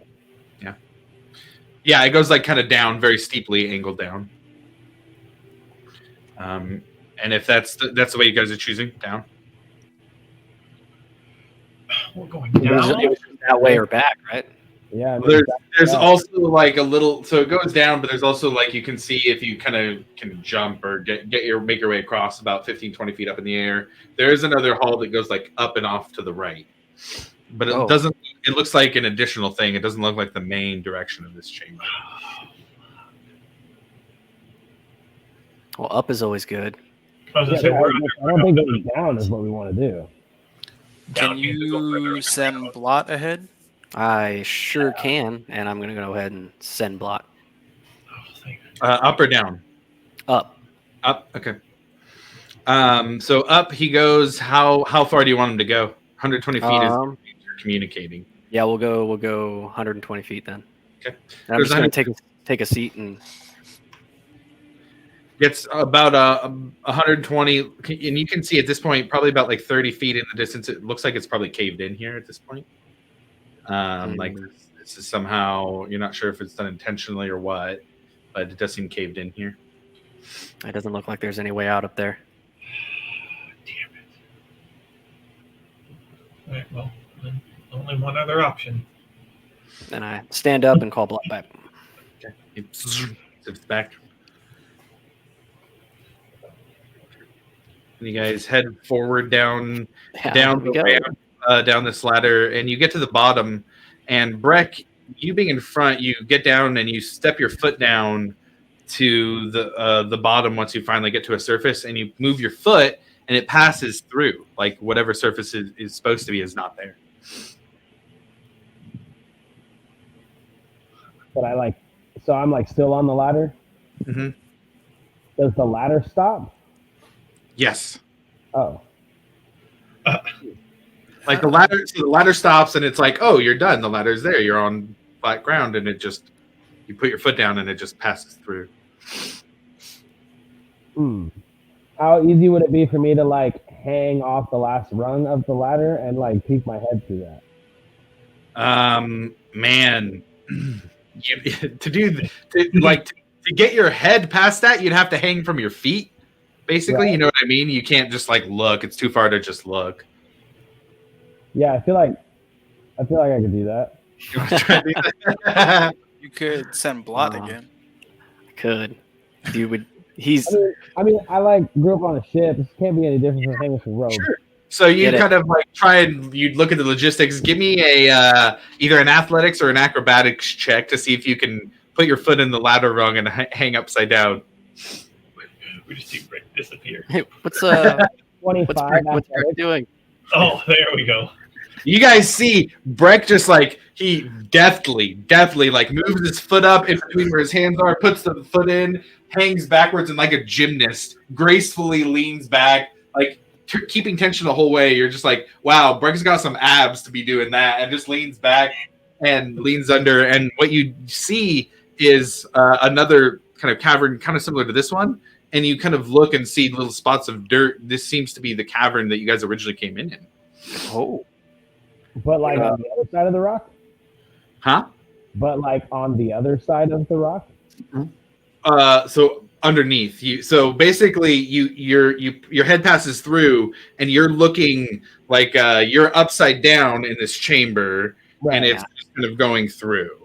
Right, but do I realize that we're like in the cavern that was on the other side of the rock wall, or are we just going back to square one? Yes, that's what you mean. Other side of the rock wall. Yes, this is the original cavern that you guys had traveled through. How high up are we? You're probably 15 feet up. I'm just gonna like sit up, kind of look at everybody, kind of throw a peace sign, and then just like drop off. when he does that, I'm just gonna be like, "Who the fuck is this guy?" Harry goes, well, I don't know, but he's pretty fucking cool. Oh, I have to. So 15 feet, Who's is up that next? like an athletics check or anything to hit the ground? or- Yeah, it's a DC 12 athletics or acrobatics. Otherwise, I it takes.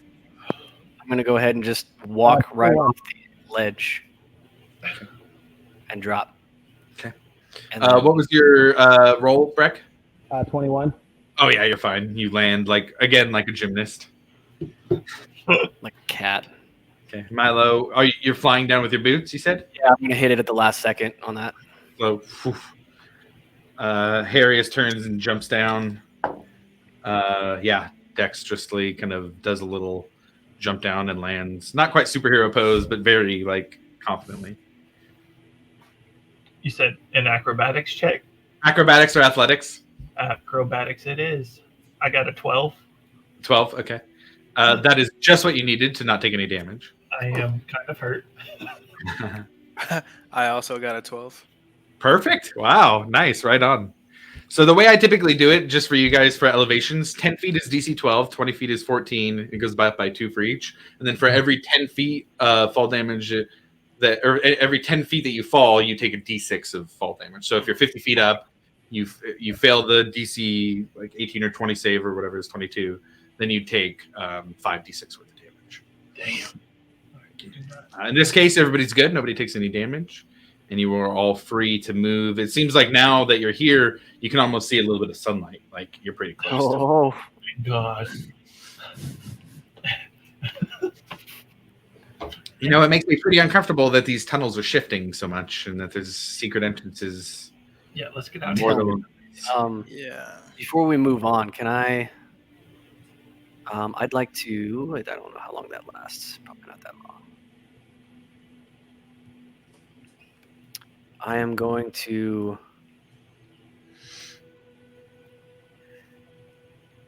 take my pen and then in like a yellow ink, just start like put a marker on the wall where we just fell.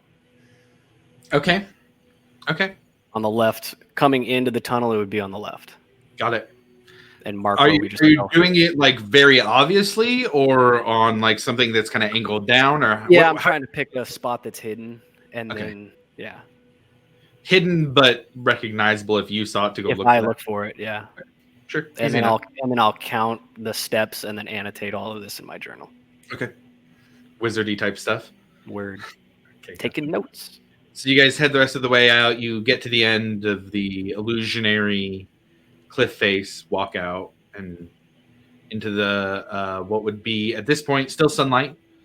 It is early afternoon. I would say like mid-afternoon, but the sun's still in the sky. And Harry just kind of goes out and just yes. Down again.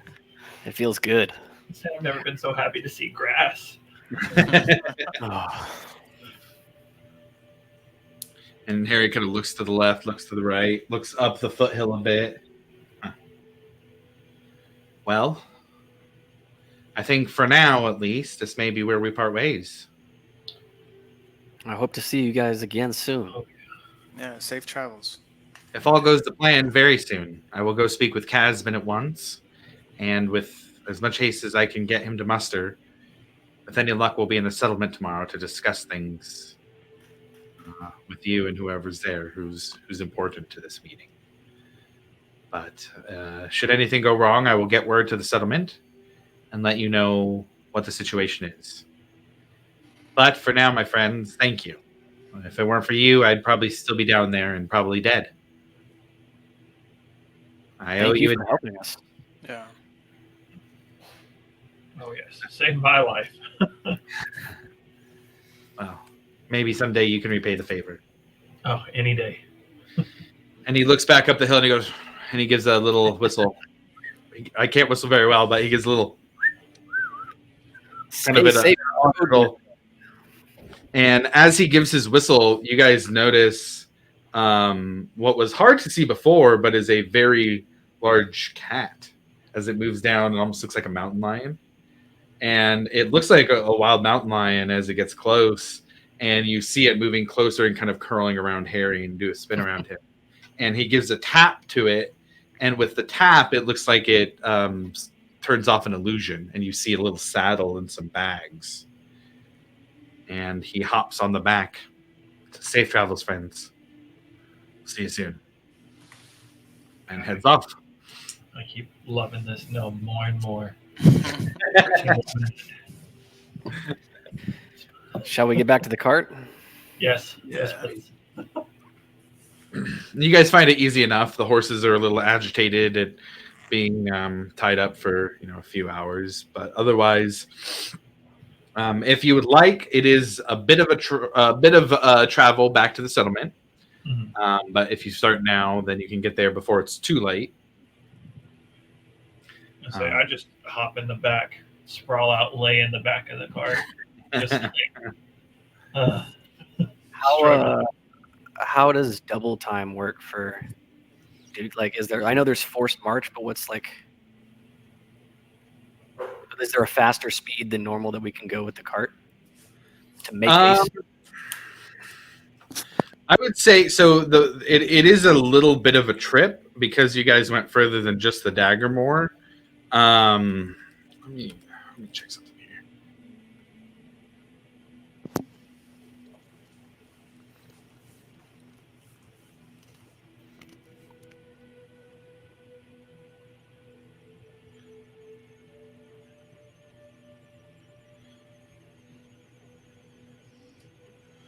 Yeah, so in vehicles, fast is like 4 miles per hour.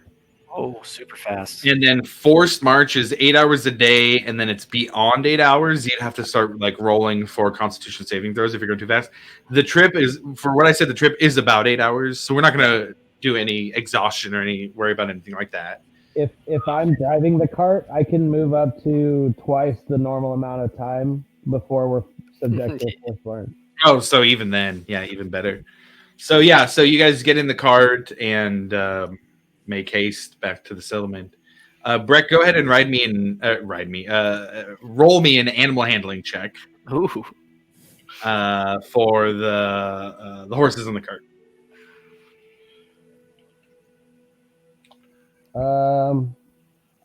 Plus my proficiency bonus, right? Yes. 13. 13. Okay. So average speed, nothing too fast. With the rest that you guys took in there, you make haste. I'll say that it's a little bit of a bumpy ride considering you guys are trying to go quickly, so it's a little tough to rest there in the carts. But you do make it. It is about, we'll say, 8:30 at night back into the settlement.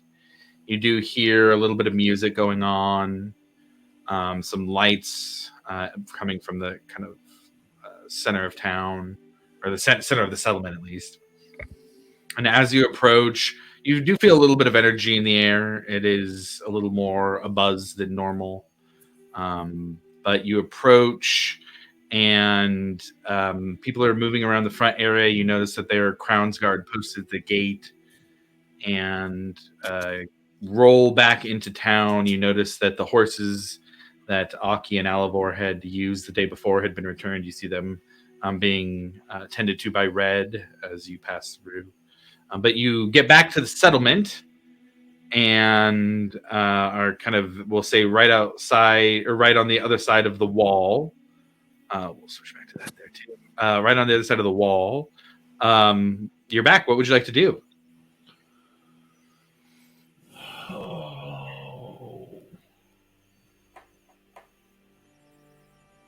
See, I'd be struggling, and I want to take a rest. But I also want to go see what's going on. Yeah. To see if this Is archivist is Lumini in her I was tank? gonna say, should we go talk to yeah. Lumini? Actually, No, you can't really see at this point. you Can know, I we have can check? go- I'd like to report to Lumini.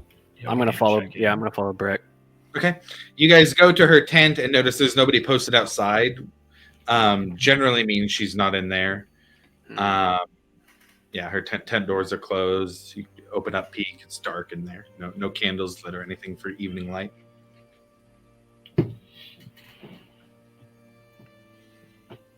Well, do you think we should go check the commotion? She might be over there, and then we can Yeah.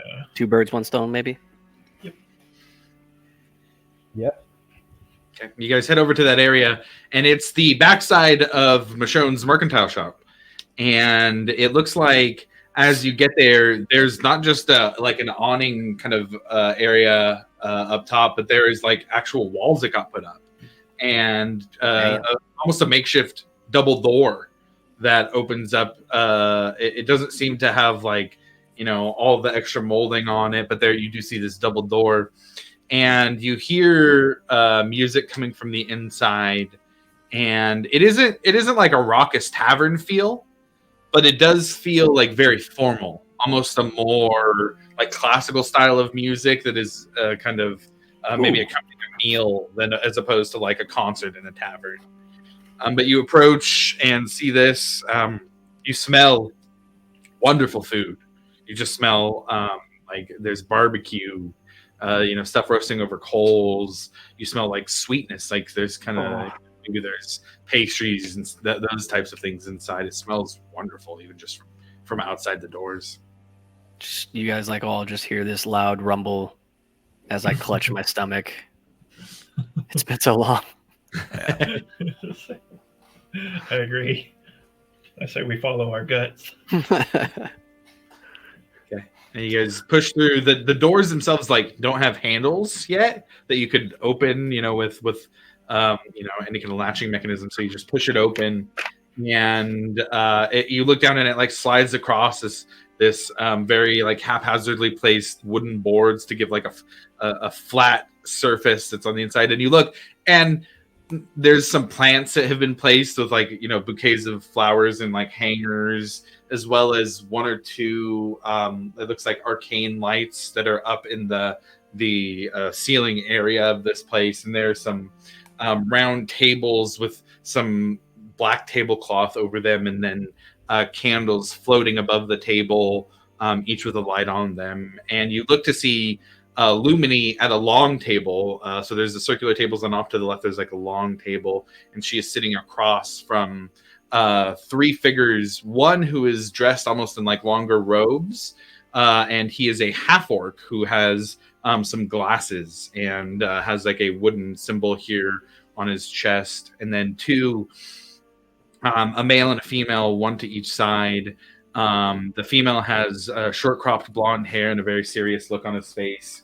The male has like a very sharp widow's peak, hair that goes back in a black ponytail, but they both have on very loose garb, very kind of robe-like, but seems very just very loose and comfortable, but still formal in a way, almost like it's very practiced in how it's perfectly placed and put on, and there's not a wrinkle that's out of place in their outfit. And they look over to the group as they walk in, and Lumini kind of has a relieved, but also it's a relieved look on her face, like, oh, thank God I don't have to be the only one in here anymore. Because you see Serenity leaving the area, kind of into the doors, into the mercantile area. But beyond that, it is looks like it is cleared out for the most part, and that some of the voices are people who are you hear those voices coming through from people outside, a laborer who is drinking outside, kind of catching some of the music without actually being invited in. But that is the situation. Lumini looks over and kind of gives a nod, and she says, "Ah, yes, it is good to see they have finally arrived. They were no doubt off doing something very important for the settlement. Please, all of you, come sit down."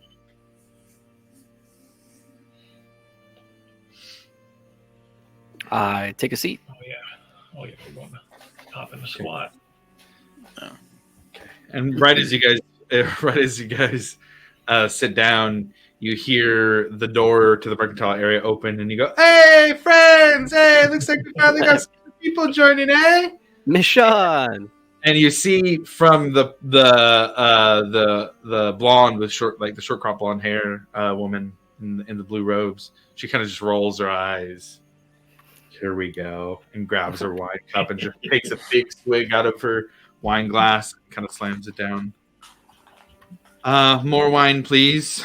He goes, yeah, more wine for the new friends, huh? Yeah, we got some new friends. Glad that everybody gets to introduce themselves. And he's holding a couple plates, and it looks like he's got like a loaf of bread and some butter on the side, and then like a plate of like different fruits and stuff. And he comes and drops them off. He goes, "Here you go." And Lumini goes, "Thank you, Michonne. That will be fine. Please." He goes, "All right, this is the best fruit around, best bread too. We make the best all around." And she's just like, "Michonne, thank you. We appreciate it. That will be all." He goes, "All right, we'll come back out with that stuff you ordered later." Just kind of heads back in. Just like wave at him. Thanks, Michonne. Hey. And then he goes, "It is great to see you all. We were just discussing the attempt to figure out what's been going on, why there's been a bit of hesitation on those coming to settle out here in our humble settlement. Please, this is..."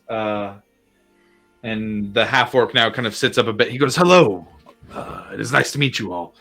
I am Archivist Orvo Uzug of the Cobalt Soul. I'm an archivist who's been working down in the ruins of Schottengrad. And without a specific place to call, or a specific library to call my own, I decided to come visit up here and see how things were going.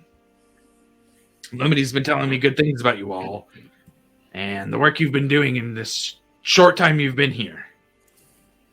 At everything that he just said, he's the archivist. He's from the Cobalt, School. Cobalt Scholar. Yeah, it's Cobalt Soul. And then he was talking about from the Schottengrad ruin. So I kind of like just get up and walk over to him and shake his hand very enthusiastically. Oh, yeah. He shakes it back. "Hello, young man. And you are?" My name is Milo Hawkins. It's a very pleasure to meet you. Okay. Just real quick, what's everybody's passive insight? Ooh. I have 12. Mine's an 11. 10. Mine is 14. 14. Birds of a feather, man. Eric, when Milo mentioned his name, you mentioned the blonde side eye really quick. The other guy in regular robes. Whoopsie. He goes, "It is a pleasure to meet you, Milo. And what about the rest of you, friends? Who are you?" Sorry. So she made that look at the male that was with her. Yes. Okay. The Widow's Peak male. He's got Yeah. pointy ears as well. Yes. Okay. Sorry. I'll shake his hand. Name's Varric. Varric. And do you have any like symbols of the chain tree or the Dawnfather at all? I would say Hey. it's like kind of like engraved on the chest plate. He said, I see the chain tree is making sure that their affairs are taken care of out here. They are. And So the rest just do the usual little entertainer's bow as Alivor, your local humble bard. I see. And for you, sir.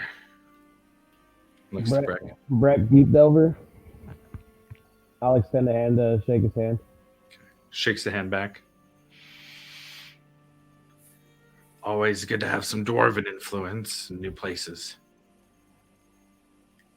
And tell me, groups of adventurers seem to have names for themselves so that they can be easily identified or take credit for their accolades. What do you all call yourselves? Well, I kind of look at everybody. We don't really have a name yet, do we? Still working on that one. I guess we're sort of like guardians of this settlement, but I don't know what to call the settlement. Still working on that as well. Yeah. Right. I suppose that's why we're all here, to have our own hand in shaping of this place. Lumines telling me, without telling me much, that you all are on the trail of some of the more mysterious happenings in this settlement. Oh, we definitely try to be, sir. There's a lot going on around here. There is. There's a lot of history here. The Cobalt Soul has not nearly as much of a presence as we would like in the Zemni Fields. Erosa has rebuffed our attempts many times to establish a library there. We were just discussing with Lumini the possibility of getting something started very early here. I would love to be a part of your library. If there's anything that I can do, I have a small knowledge of books myself and a passion for finding them. And what knowledge do you have to offer the Cobalt Soul, Milo?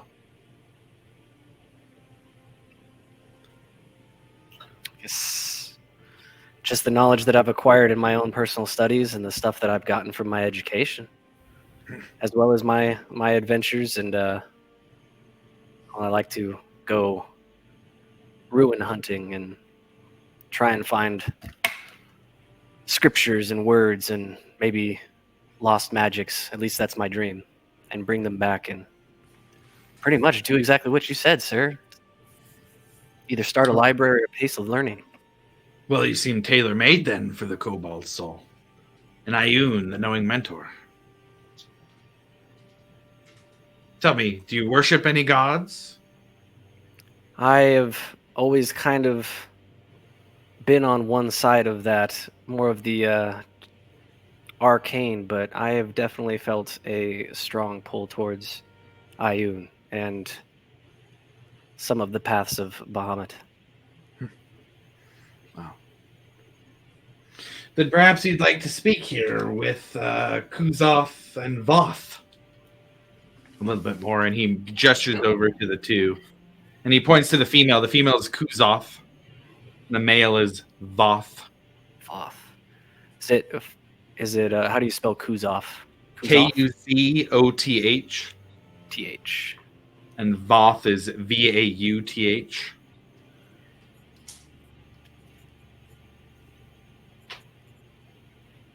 I turn and look at them. It's a pleasure to meet you, and I reach out to shake both of their hands.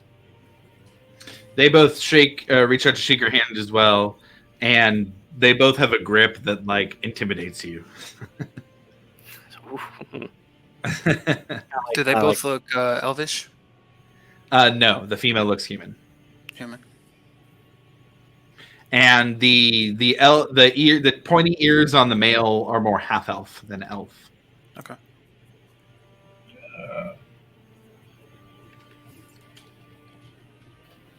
Is there like drink and food like already on the tables and stuff?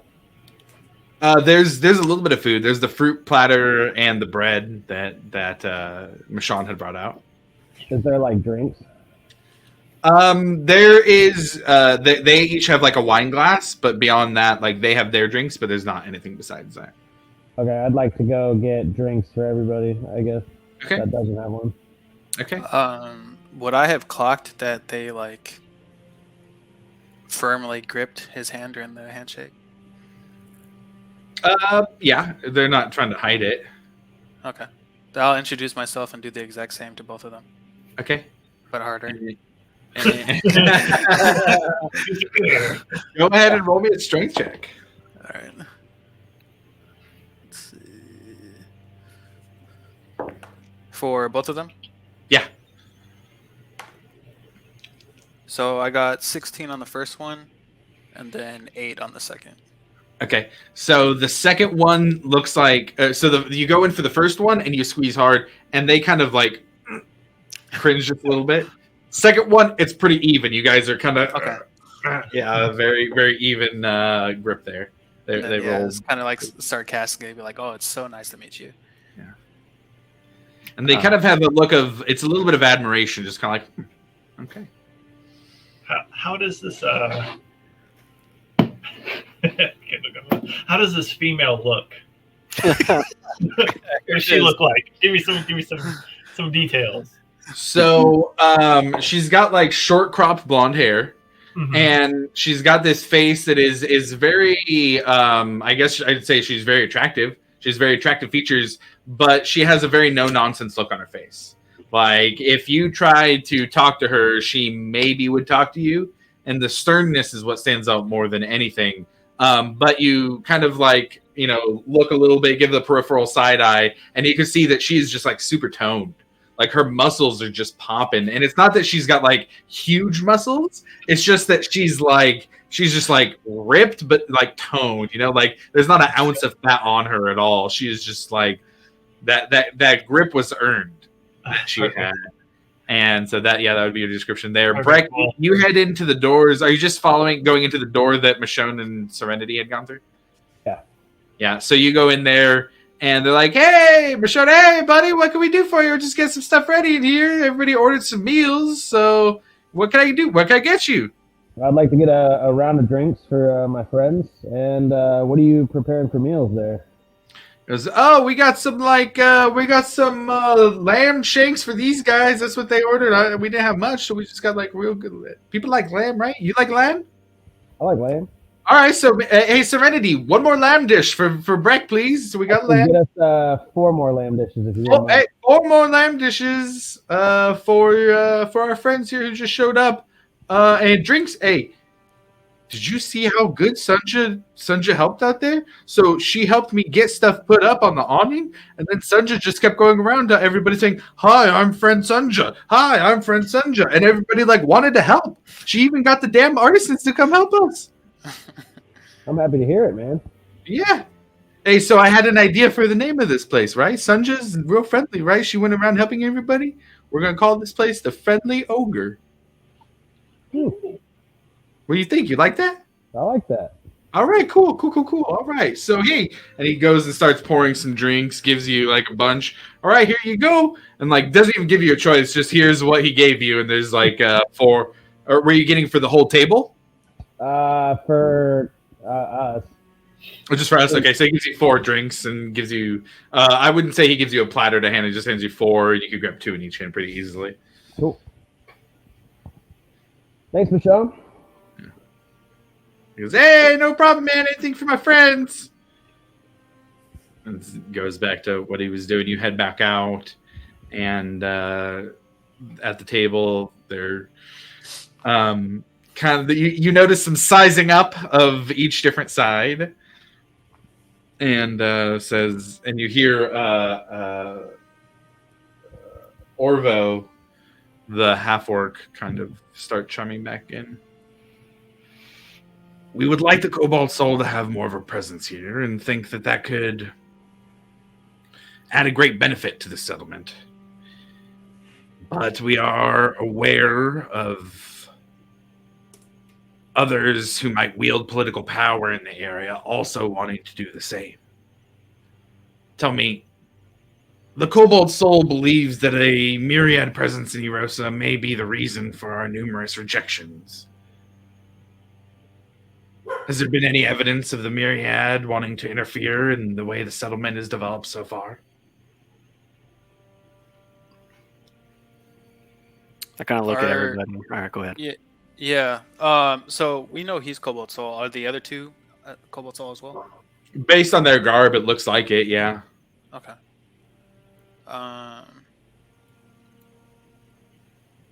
Yeah, I don't know. That's like sensitive information. Like, do we just? Yeah, I still want to report to Lumini first. Yeah.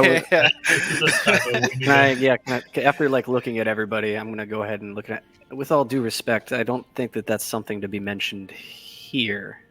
Perhaps, maybe in another time. Behind closed doors, kind of conversation. We don't know who else is listening. These are fine walls that have been put up, but we don't know how thick they are. He kind of looks around. What would you suggest for a more secure place? Maybe, and I look over at Lumini. Yeah. Your office? Would She you kind guys of looks around and says, "We could. I don't know how much extra protection that my tent would offer. It does muffle some sound. I don't know that it'd be any more than these walls, but if you think that'd be safe, I'm willing to do so." Well, how about we, do you guys mind meeting, just enjoying a little bit of the evening and then meeting us over there at a specified time? I think we have a little bit of other business to talk with Lumini first. Small business. Yeah, and the half orc Orvo, he kind of gives a kind of curious look. So I bowed like very deeply to all 3 of them, pretty much. Mm-hmm. As well, then I will go meet with our group that we're traveling with, and take a few moments to rest. Perhaps say another 2 hours, and we can meet at Lumini's tent. Yeah. Agreed. And he looks back to Kuzoth and Voth, and kind of gives them a nod, and heads off on his own. And Kuzoth and Voth both look to you, Milo, and say, "Do you think we could have a private word with you?" Sure. And as I kind of like walk past Breck, like I'm gonna put my hand on his shoulder, like on the back of his shoulder. That's out of LOS, I hope. And I'm gonna transfer Blot to his back. Give me a stealth check on that. Stealth check. Yeah. Ooh, I think that's gonna be a 13. 13. Okay, got it. So you do that. It transfers on to him, and you continue on. I like gesture to them to lead the way. Okay. And they say, "Would you feel comfortable speaking here? We can sit on a table over on this side, or we could, if you have one of the cabins, we could go speak there in a place a little bit more private. We may be speaking of sensitive matters." if you guys want to follow me back to my dwelling, it's not much at all, but it might give us a little bit of privacy. Then we'll follow you. And then I lead the way. As they're leaving, I would like to wave, say goodbye, new friends, and then hopefully catch their tour. They look behind, like look back, and what's her name, Kuzoth? Uh-huh. You know, just kind of give you know like a smirk, you know, a flirty smirk. and Sure. whatnot. Yeah, go ahead and just give me like a general charisma check on that. All right, where is my? Am I standing next to him? Yeah. Yeah. Standing or sitting next to You you. said, Yeah, I don't would you say dare. no. I'm gonna say yeah, good luck with that, and tap him on the shoulder, and I'll give him guidance. Nice. Okay. What's that? That's a D4 to add. Oh, to add. All right, so I got, of course, whenever I want it to work, it just doesn't work. That's a wingman move. Yeah, it's Yeah, very weak. 100%. So with his D4, my total is 13, unfortunately. 13. Okay. She turns and looks back and gives a bye Damn it. and walks off. It's all right. It's not over. It's all right. Just laying the framework here, boys. Okay. So Milo leads them over to his cabin. You open it up and go in, and there's a place for you to sit on the bed. I don't think you've really upgraded to have much of the place to sit for them, but they just go and stand. And they both kind of just stand there for a moment, waiting for you to get settled. Yeah, if they're standing, I immediately like stand back up to be on their level and show a little bit of respect. You see almost like a smirk on Kuzoth's face. Milo.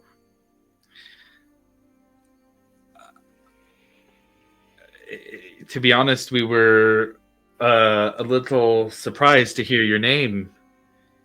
We've been searching for you for some time. At that, I kind of like the Cobalt Souls looking for me. They kind of look to each other for a second, almost in like a questioning look. We have been, yes. Can I? Sure. Okay, yeah, I was gonna say. Oh, never mind. Don't worry about it. Go ahead. Sorry. We have. A few years ago,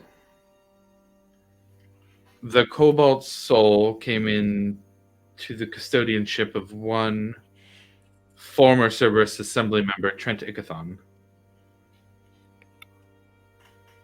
Do I know We- that name? Oh, yeah, for sure. Yeah, you don't even need to roll a history check. You would know that name is why you're hiding. Oh, That is the name of the person who was interested in you specifically.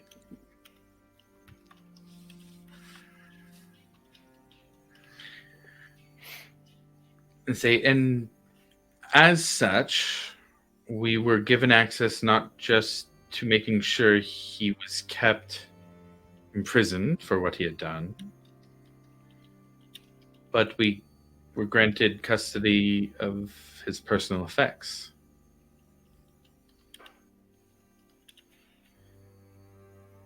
He had many things that warranted following up on.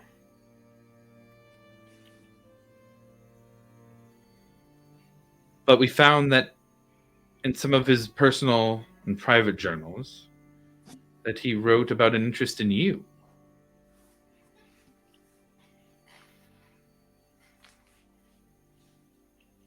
I suppose we're here to ask, why would a powerful wizard such as Trent Ikathon, arguably one of the most powerful wizards alive in this age, be interested in you?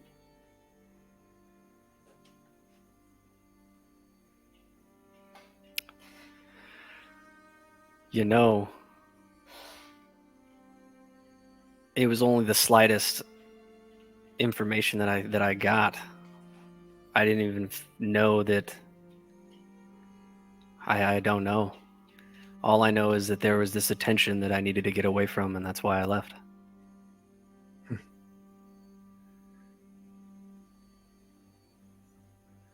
So you know nothing.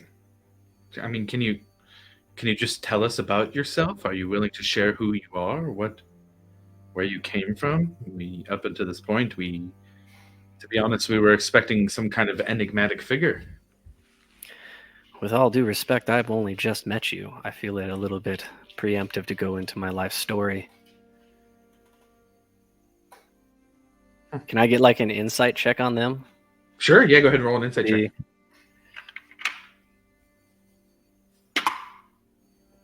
Oh, that's going to be just an 18. Okay. They look a little confused, but generally sincere. There's certainly a lot that they're holding back, and you can tell that. But their confusion is kind of also laced with a little bit of interest now. Curiosity, intrigue. They're interested in why Trent Igathon was interested in you. And if you're not going to tell them, you can see in their face that they're not going to let it go easily, either in conversation or otherwise. Noticing that, I'm going to go ahead and just... I started fairly early into school at the Solstice Academy. At the time, I feel as if I got in so well was because I did have a foot in. But I did really well in school. I am kind of sad that I had to leave. But once again, that and do they know about my mother? You're not sure. I would know that. All right. What do I know about this? What pushed me out? You're not fully sure. You do know that you had heard rumors of Trent Igathon recruiting specific students, and that both your teacher, Laix Silverquill, and your mother told you, hey, he's got an interest in you. You need to keep your head down and get out of here. So you yourself don't particularly know. If you were trying to, it's something you've tried to put together the pieces of since then, but you're not fully sure. So I'm going to tell them that I had some friends that they directed me to leave the academy. They didn't tell me why, but I trust them enough to know what is good for my well-being. So that's why I left. And I came here because there's opportunity, and I, ironically enough, wanted to start a library, which I am still very pleased to see you guys here for, but... She kind of gives another half smile. Well, I think it is only fair to warn you, Milo, that we found that after his state of being deposed, state of being imprisoned was put into place, Trent did have contingencies, networks that we're still trying to dismantle. Some that we may not even know about yet. Well, it seems like a few of our goals are in line with each other. Yes, they would. I would be very, very appreciative of any help, and very willing to give my help for the Cobalt Soul and their endeavors, as well as maybe investigating these things to both of our benefit. It sounds like that you would be willing even to go so far as committing to membership in the Cobalt Soul.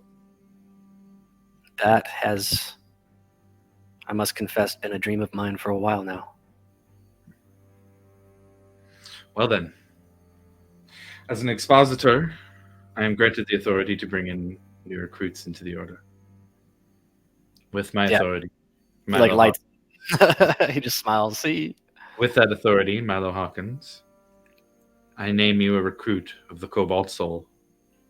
She reaches into her pocket and pulls out like a little wooden symbol to Ayun and hands it over. If you should accept it, then the knowing mentor may guide your path. You must commit yourself to the acquisition of knowledge, to the fair distribution of that knowledge, and to make sure that it does not fall into the wrong hands. Do not take your commitment lightly. The Cobalt Soul is an old and honorable order. And if you do not take it lightly, neither will we. You will be granted our support in whatever way we can, including helping give you any information you might need in clearing up all the things you've been looking into. If the Cobalt Soul can give you information to help, then we can start looking into our libraries to research topics that might be of aid to you. Milo Hawkins, do you accept membership as a recruit of the Cobalt Soul? I do. And she hands it over. Then we will be speaking shortly. Enjoy your night. I'm sure that Orvo will have much to speak with you and the rest when the time comes. I just bow to her. Is there like a respectful term that the Cobalt suit that they use for their? Not that you know of, not yet. Yeah. Yeah, just bow then. Okay. They bow back as well. We'll be seeing you soon. And both of them turn to leave. Back at the what is now known as the Friendly Ogre, Lumini is sitting down with Breckveric and Alivor with a very interested and curious look towards the three of you about what has gone on in the last day.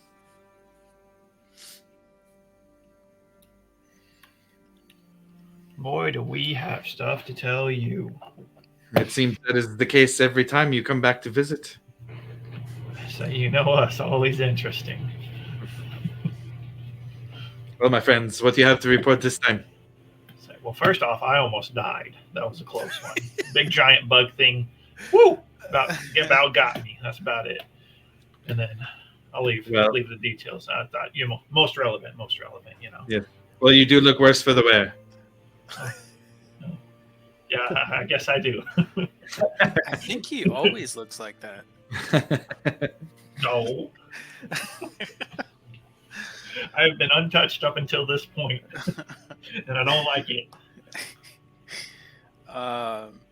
Wait, so just to clarify, we are in somewhere secure. Yeah, she feels safe enough to talk about it with you guys here. Okay. There's nobody else in here. So we pretty much, I think it's safe to relay everything that we. Yeah. So, I trust Lumini. Yeah, we tell them all. Just a plan with the Long Rivers is very interesting. You know, after hearing all these stories, it is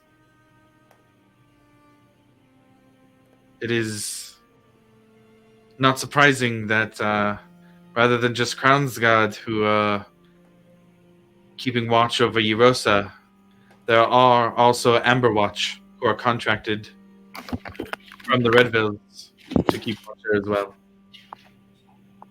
Perhaps if things go well with the Long Rivers, we could do the same here. Contract some of the Amberwatch under their leadership for the settlement. That would be really nice. Yeah, I figured if we're gonna make enemies with some of them, hopefully we should try to make some friends with the other ones to kind of balance that out. Yeah. That is smart. That is very smart. Well, then hopefully things will work out. You said that they might be arriving tomorrow as well? Yes. If everything goes according to plan on the other end. Then maybe a visit by Archivist Orvo is rather fortuitous in its timing. Yes. Perhaps Hopefully it's establishing... Oh yeah, I was gonna say hopefully it's the beginning of something good here. Hopefully so. With the backing of these two groups, we might be able to attract more people here finally. Let them know that they'll be safe. I must admit that some of these things do sound concerning. Even more concerning than before. The amount of entrances into this tunnel system is increasing. And that makes me nervous. Hard to watch. Sounds We like can't they're patrol pushing all them of them. through. They're closing off certain exits and opening new ones. That is most concerning of all. If we cannot keep track of it, if we cannot navigate it ourselves, then we are very much in the dark, under the ground.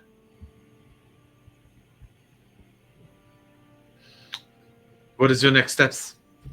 What do you wish to do next? I mean, have we taken care of like all the little quests that we had? There was still Silver Sage that you guys hadn't done yet, and you received a little bit of information from them.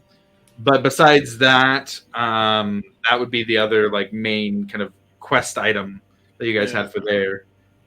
She does say also with bringing potentially other families into the mix from the Amber Council. It might be worth going to meet with the Onyx Coats and potentially even the Stossmans. Yeah, I'm gonna say we wait on those until we hear back from Long Rivers and get that solidified. Did we handle the problem at Daggermore, or did we just like report kind of what's going on? Like, did we just need to figure out what the problem was, or? So we didn't even find the other bodies. Yeah. Her response to that, what you guys would be talking about, would just kind of be, well, then I will report immediately to all of the Crown's Guard to make sure that nobody goes back to that area. Yeah. If they are able to come out from this entrance and we're not able to follow, then it is not safe. I will send word throughout the settlement right away that the Daggermore is now a forbidden area. Until otherwise noted. I will say a prayer for the Crown's Guard who could not be found, along with Raisha, that they make their way into the afterlife safely and can rest easily. Did those zombies we saw look anything like? Okay. Oh, probably older than that, and there was a lot more like spore situation going on with them, Right. or at least the one that was near them.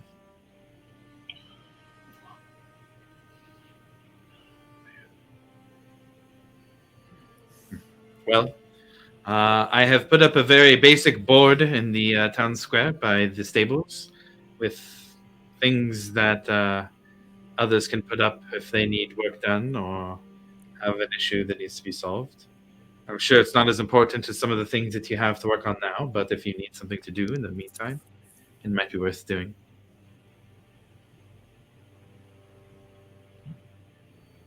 But it's up to you. You all really need to come up with a name for yourselves.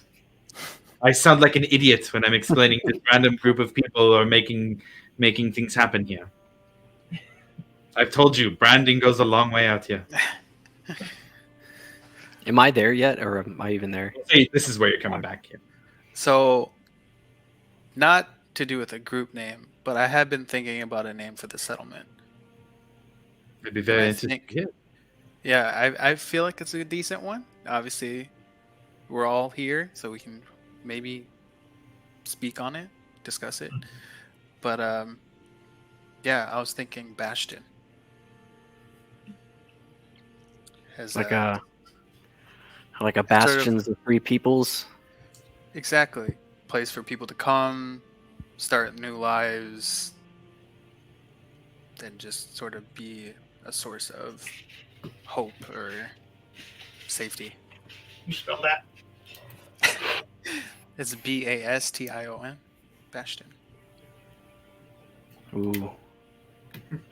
We could be. What was it, the Beasts of Bastion? Or was it the Bastards of Bastion? You said, yeah, I was trying to remember what you said.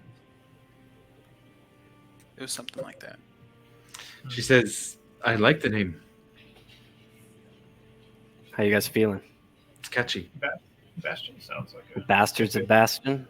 Yeah, so I don't know about the group name, but I like the town name. I think we need a little bit more of the group name. But I will send it up the ranks, see what they think about it. It will obviously be need to be approved at high levels, but I like it. It evokes strength. It evokes safety, defense. And will make the people here feel resolute and strong.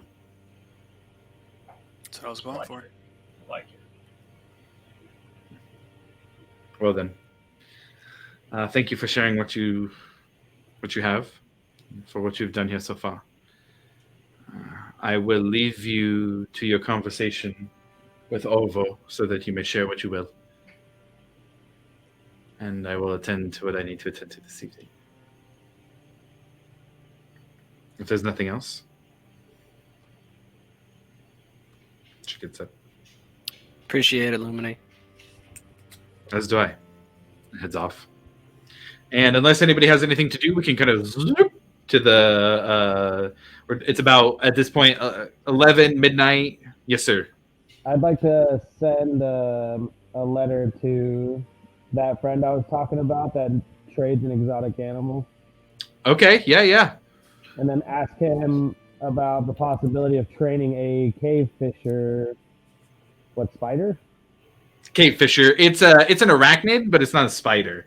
It's kind of Okay. like a mix between a spider and a scorpion, but lives underground and has that front-facing web. Okay, I want to ask him about the possibility of whether or not that can be trained, and if not, how much an egg would go for on the open market. Okay, got it. Yeah, absolutely. I will make a note of that letter, and we'll give. His name is Venture. He's a male tiefling. That's right. Oh, that thing is ugly. See, imagine having that as a Oh my companion, though. That'd be God. sick. Share it with the group. Throw it into Discord. Hey, you can't bring that thing with. Not allowed. All right. So you put together and send your letter and meet back up with the group in front of Lumini's tent.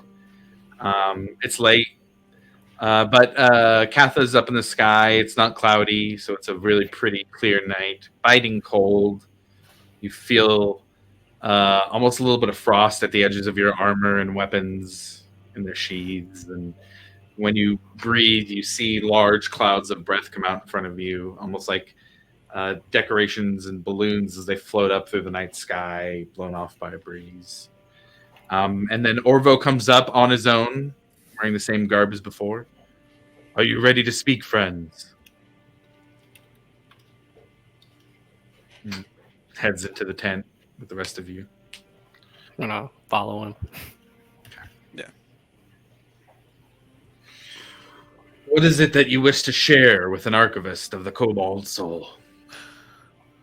Can I retroactively do something? Sure. Like on the way over there, can I just tell him what happened and be like, I think that we can. Oh, yeah. Yeah. So like, I whip out the Ion Stone. I was like, I made a kind of a big choice, and I joined those two's order, these three's order, the Cobalt Soul. I think that we can. I think that we can trust these people. So I'm willing to go as far as we need to, maybe without mentioning a few of our friends' names, say like my mother, or the intention of sending them to your friends, Barek. Or maybe even just nixing that. What do you guys think? The gist is I think that they're trustworthy, and they have this settlement in our best interests. So I want to pat him on the shoulder, be like, well, congratulations. I'm really happy for you. That sounds Thanks, awesome. man. I have no idea what any of that stuff is, but you're cool with it, so good for you. But I do not think we should share our most, like I would say, our most valuable about our informants. I don't believe we should share that. We should keep that Understood. just ourselves, because that's not even a for sure thing at the moment. And then I'm kind of sketchy on letting them in on the whole plan with the Long Rivers and the Red Wills and whatnot, because we don't know everyone's full alignments yet. I We figure don't know we can. who has whose hands in whose pockets. I can agree with that. I figure those dots might be easily connected later anyway. Mm-hmm. So, when you say you like told us what just happened, you told us everything, like even the conversation and whatnot.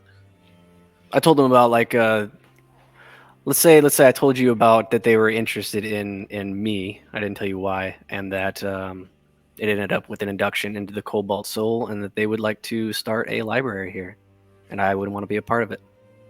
They have Okay. interest into us and the settlement. So not the juicy parts. Yeah. Do I roll for that, or No.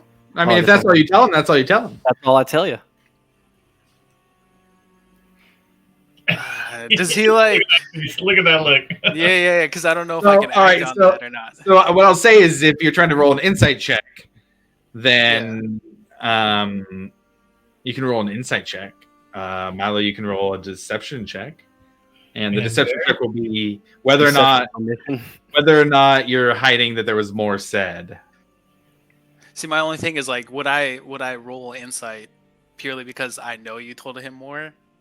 And Yeah, see, that's up to you. yeah, That's that's a really thing. up to you on if it's a meta call. So if you Yeah. think Varric would question Milo and what he was saying at this point, then I'll let you make the roll. But if you don't think so, then it's might just because it's meta.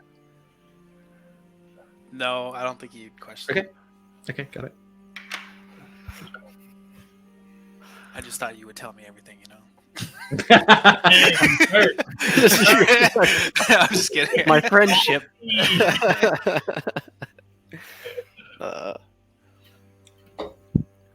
god. All right, so we'll zip forward back to talk with Orva.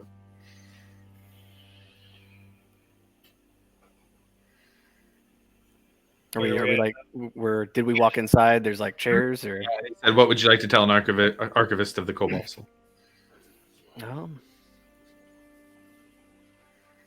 Well, there's some bad stuff happening around here. Kind of gives you a look. Yes, yes, there is. I was the a little. Myriad, right? I'm aware of the Myriad. Yes. Well, we had just dealt with some soldiers wearing the mark of the Myriad down in Daggermore. I'm familiar with the lake. That's very close to here. Were you able to handle the situation? Oh yeah. Oh yeah, I mean we're here. Fair enough. What do you mean by like handle the situation? Daggermore's still dangerous if Yeah. We hear. Are the Myriad operatives who you ran into still going to be a problem for the settlement? Oh no. Not the those ones we ran particular into. ones, no. So it sounds like you handled that situation, but there are more situations to be handled. Yeah, There's there's the some- possibility of more situations.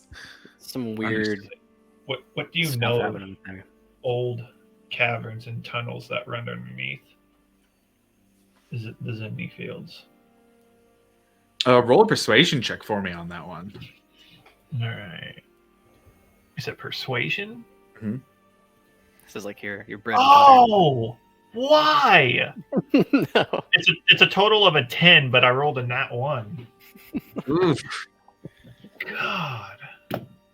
I said, I have been stationed at the ruins of Schottengrad for some time, and know that here in the Zemni Fields, there's more of a history than may be easily obvious. Varric, I'm gonna need your trust issues to kick in right here. It says, I am aware of some of the newly found history to the area more south of here at the ruins. But I'm still learning more about the rest of this area. Are there any specific topics or different things that can be researched by the Cobalt Soul that would help give you information you need to handle these problems?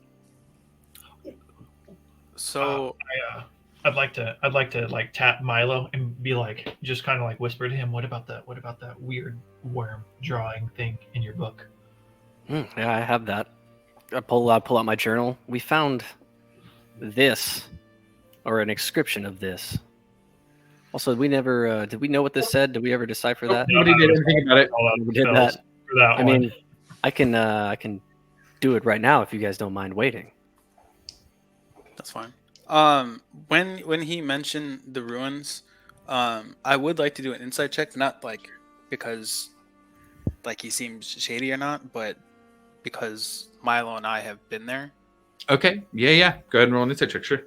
Yeah, see if he actually knows more about that. That is a dirty 20. Dirty 20. Okay. He's holding back a lot for sure. With as many, it hasn't been like a terribly long time since you guys did that, but we're talking like probably a couple of years. Mm-hmm. That since then, there would only have been a lot more that was found. And by him saying such a vague statement like, we've discovered a lot more at the ruins and we're learning about more here, he's not telling you anything. He's not really telling you anything, but with the dirty 20 insight check, he's holding back. He knows a lot more than he's letting on, at least. Okay. I guess while you're doing I'm guessing you're doing your ritual. Yeah, it's gonna take 10 minutes. Yeah. While you're doing that, I just kind of asked him like, yeah, Milo and myself have actually been there, and we know a little bit was found, but I feel like you know more than what you're saying. That was a very vague, almost like blanket statement. And he looks back to you. And I believe that you also know more than you're saying as well. Perhaps a little bit of trust needs to be built before all our cards are put on the table. That's fair. If there's an agreement in place that we kind of share information both ways. Then perhaps now, rather than trust, just aid. If there's something that you'd like us to look into, our libraries are vast. They span continents. We have more information available to us than most do. Like that picture there. And he, at this point, with that high insight check too, he looks nervous. And says, images of the crawling king almost never survive. Why is that? Bad luck. The who's a what's it king? Torog, the crawling king. One of the betrayer gods. Oh. Well, that's not good. It was said when he fell that his tears created tunnels across the land, all of Exandria, and that those tunnels were the foundation for the Underdark. Damn. If what you found down there is as old as you say it is.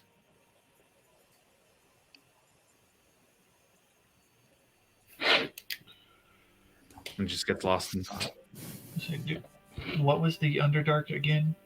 Would Alivor know about the Underdark? Go ahead and roll a history check. Yeah, because it's a little different in different places. This is a little history check for the Underdark here. All right. Oh, 23 total with a nat 20. Why couldn't I got that on my God. other roll? Okay. With what's your face? No, well, that would have been nice, yeah. But I was talking about the previous one, my trying to get info out of him check. That would have been a lot more helpful. Okay. So you know quite a bit about the Underdark then. In terms of Wildmount, you do know that the Underdark here is mostly towards Xhorhas. And that starting in the Ashkeeper Peaks, it's known that there are tunnel systems. And more recently, that the Kryn dynasty would use some of those tunnel systems to their advantage to try and infiltrate the Dwendalian Empire and make sneak attacks against the forces of the Righteous Brand. But beyond that, you do know, especially over in Tal'Dorei, that there's a very extensive Underdark, that there are civilizations that exist in the Underdark. They are expansive networks with a variety of types of creatures, from I mean, just vast amounts. But nothing's quite so vast here. Nothing quite so big here. You do know that, I mean, like we're talking functioning societies in the Underdark of Tal'Dorei, and although there is reports of caverns and tunnel systems more towards the east of the continent, that you haven't heard of anything extending this far to the west. So that is an unusual thing. But you do know that, with the 23, you've heard of deep gnomes and Duragar, dwarves that are in the Underdark as well, that spend much of their time, all of their time, in the sunless dark of the Underdark.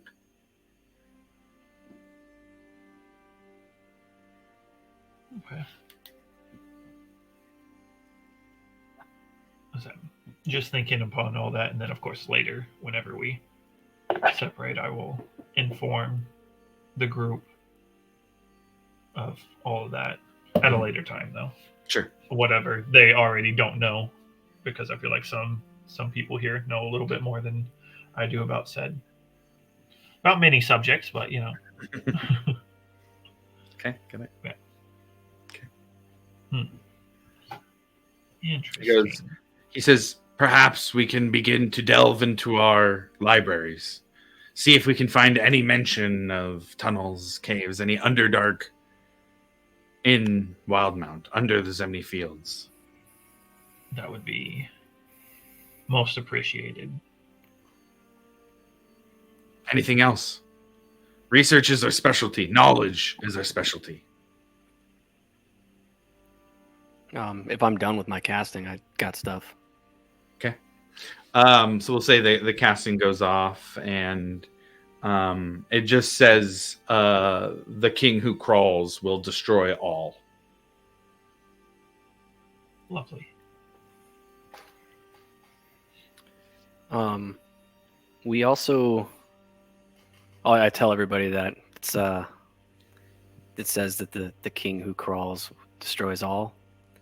I kind of now wish that I hadn't read it. So yeah, that just hearing that sounds gives me the heebie-jeebies. Why'd you make me go up there, man? Hey! It was our friend. Yeah, that's true. That's true. You guys can practically hear Harry at this point. I didn't fucking.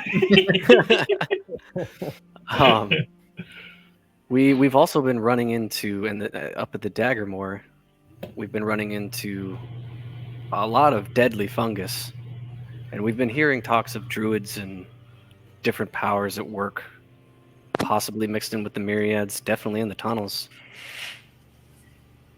Interesting.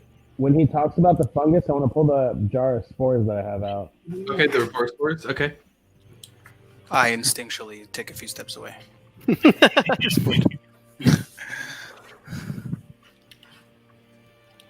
I can certainly have our members begin looking into these things. We will do a deep dive in as many archives as we can. If you would permit, we can even use these spores as a sample, but it would ruin what's in here. When we got closer to one of the totems down below, these started humming in my bag. I don't know if that's important or not information, but they are yours. Is Harry here too? No, Harry. No. Did I look at Breck? Didn't Harry say something about like an information system, or that like you were talking about these reacting and somehow the myriad had wanted to use them? I believe he said something like that. He said that they already knew we were there. That's right, Harry. I think that was the totem.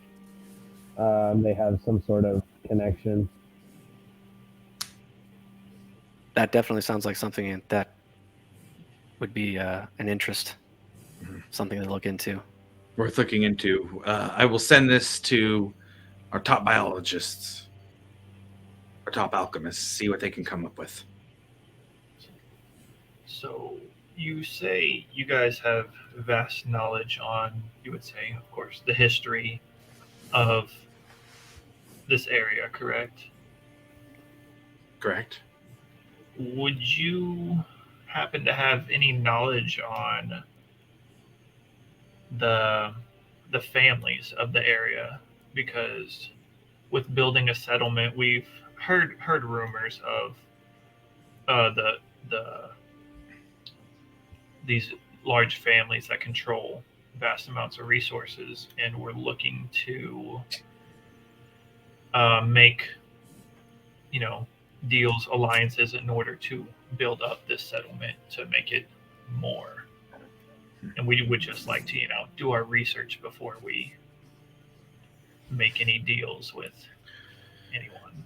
He says, we have some historical records at our library in Pride's Call. That would be the closest location that might have those types of records. It depends on how well the dwarves documented those things in the past, but I can certainly send the request.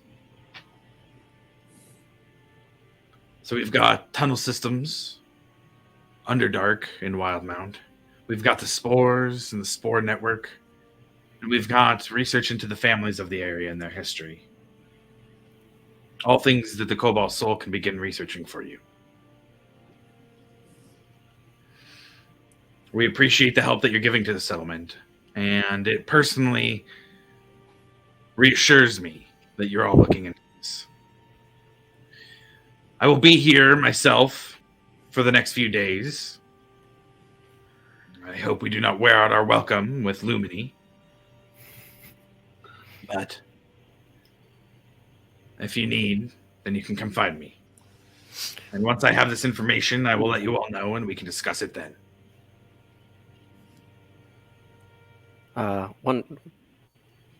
Sorry, just a fact check real quick. Did we decide not to talk about the zombies and stuff, like the special zombies? Yeah, I don't think you guys really told him tons.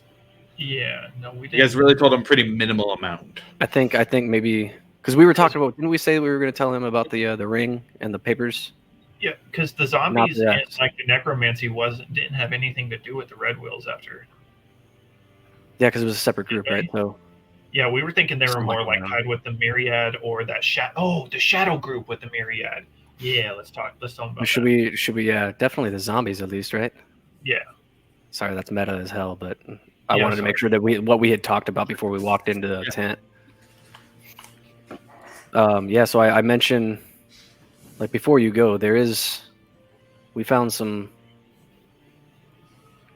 enhanced zombies, and we have these notes. And I if I have them, I think they're in the bag of holding. Produce Should the notes in the journal. And he kind of looks through. This is quite concerning. I feel very conflicted, both reassured even more that you're on the trail of whatever's happening, and disconcerted that it's happening in the first place. I will see if we can have more expositors sent to the settlement for the protection of the people here. We would greatly appreciate that. That's for sure. We need the protection. I've got a few favors I might be able to call in. Make sure we can get some real muscle down here.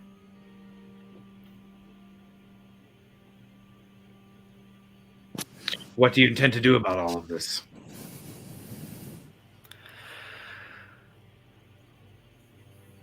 Well, I feel like we expect to investigate further, try and gain allies, and at least Yeah. make the immediate area safe. Yeah, I think that's the first step. Is we're supposed to meet with the long rivers. See how that goes. Well then, I will send messages quickly and get back the information as quickly as I can. With any luck, maybe it'll be ready by then. Our networks are quite capable. But I assure you, if you all stay true to what you have shown me here,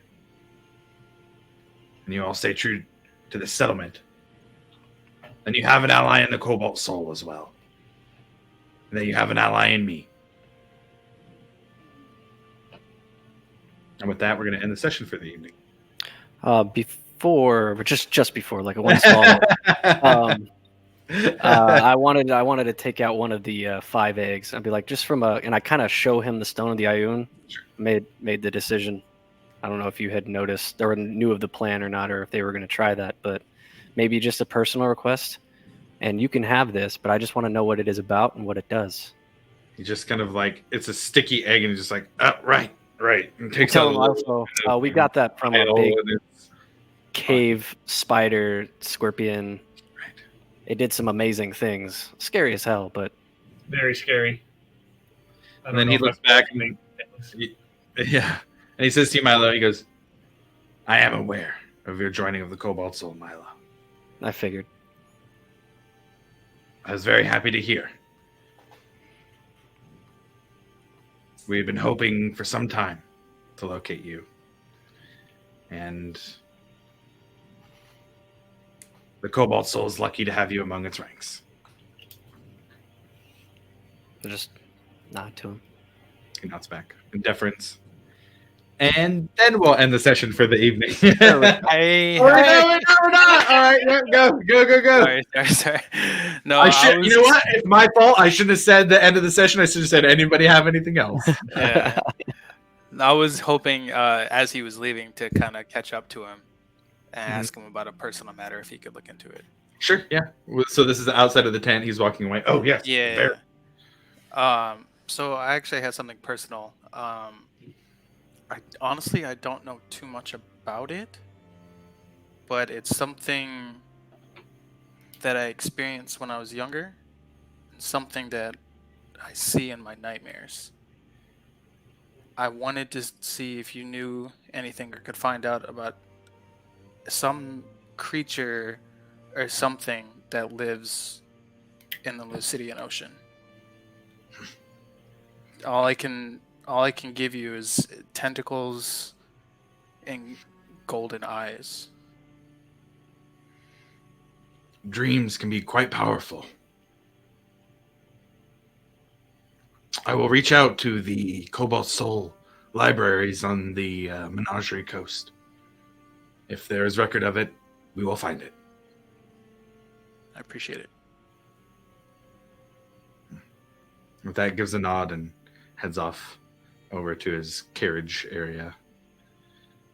Anybody else? Anybody else? All right, now we're gonna end for the evening then.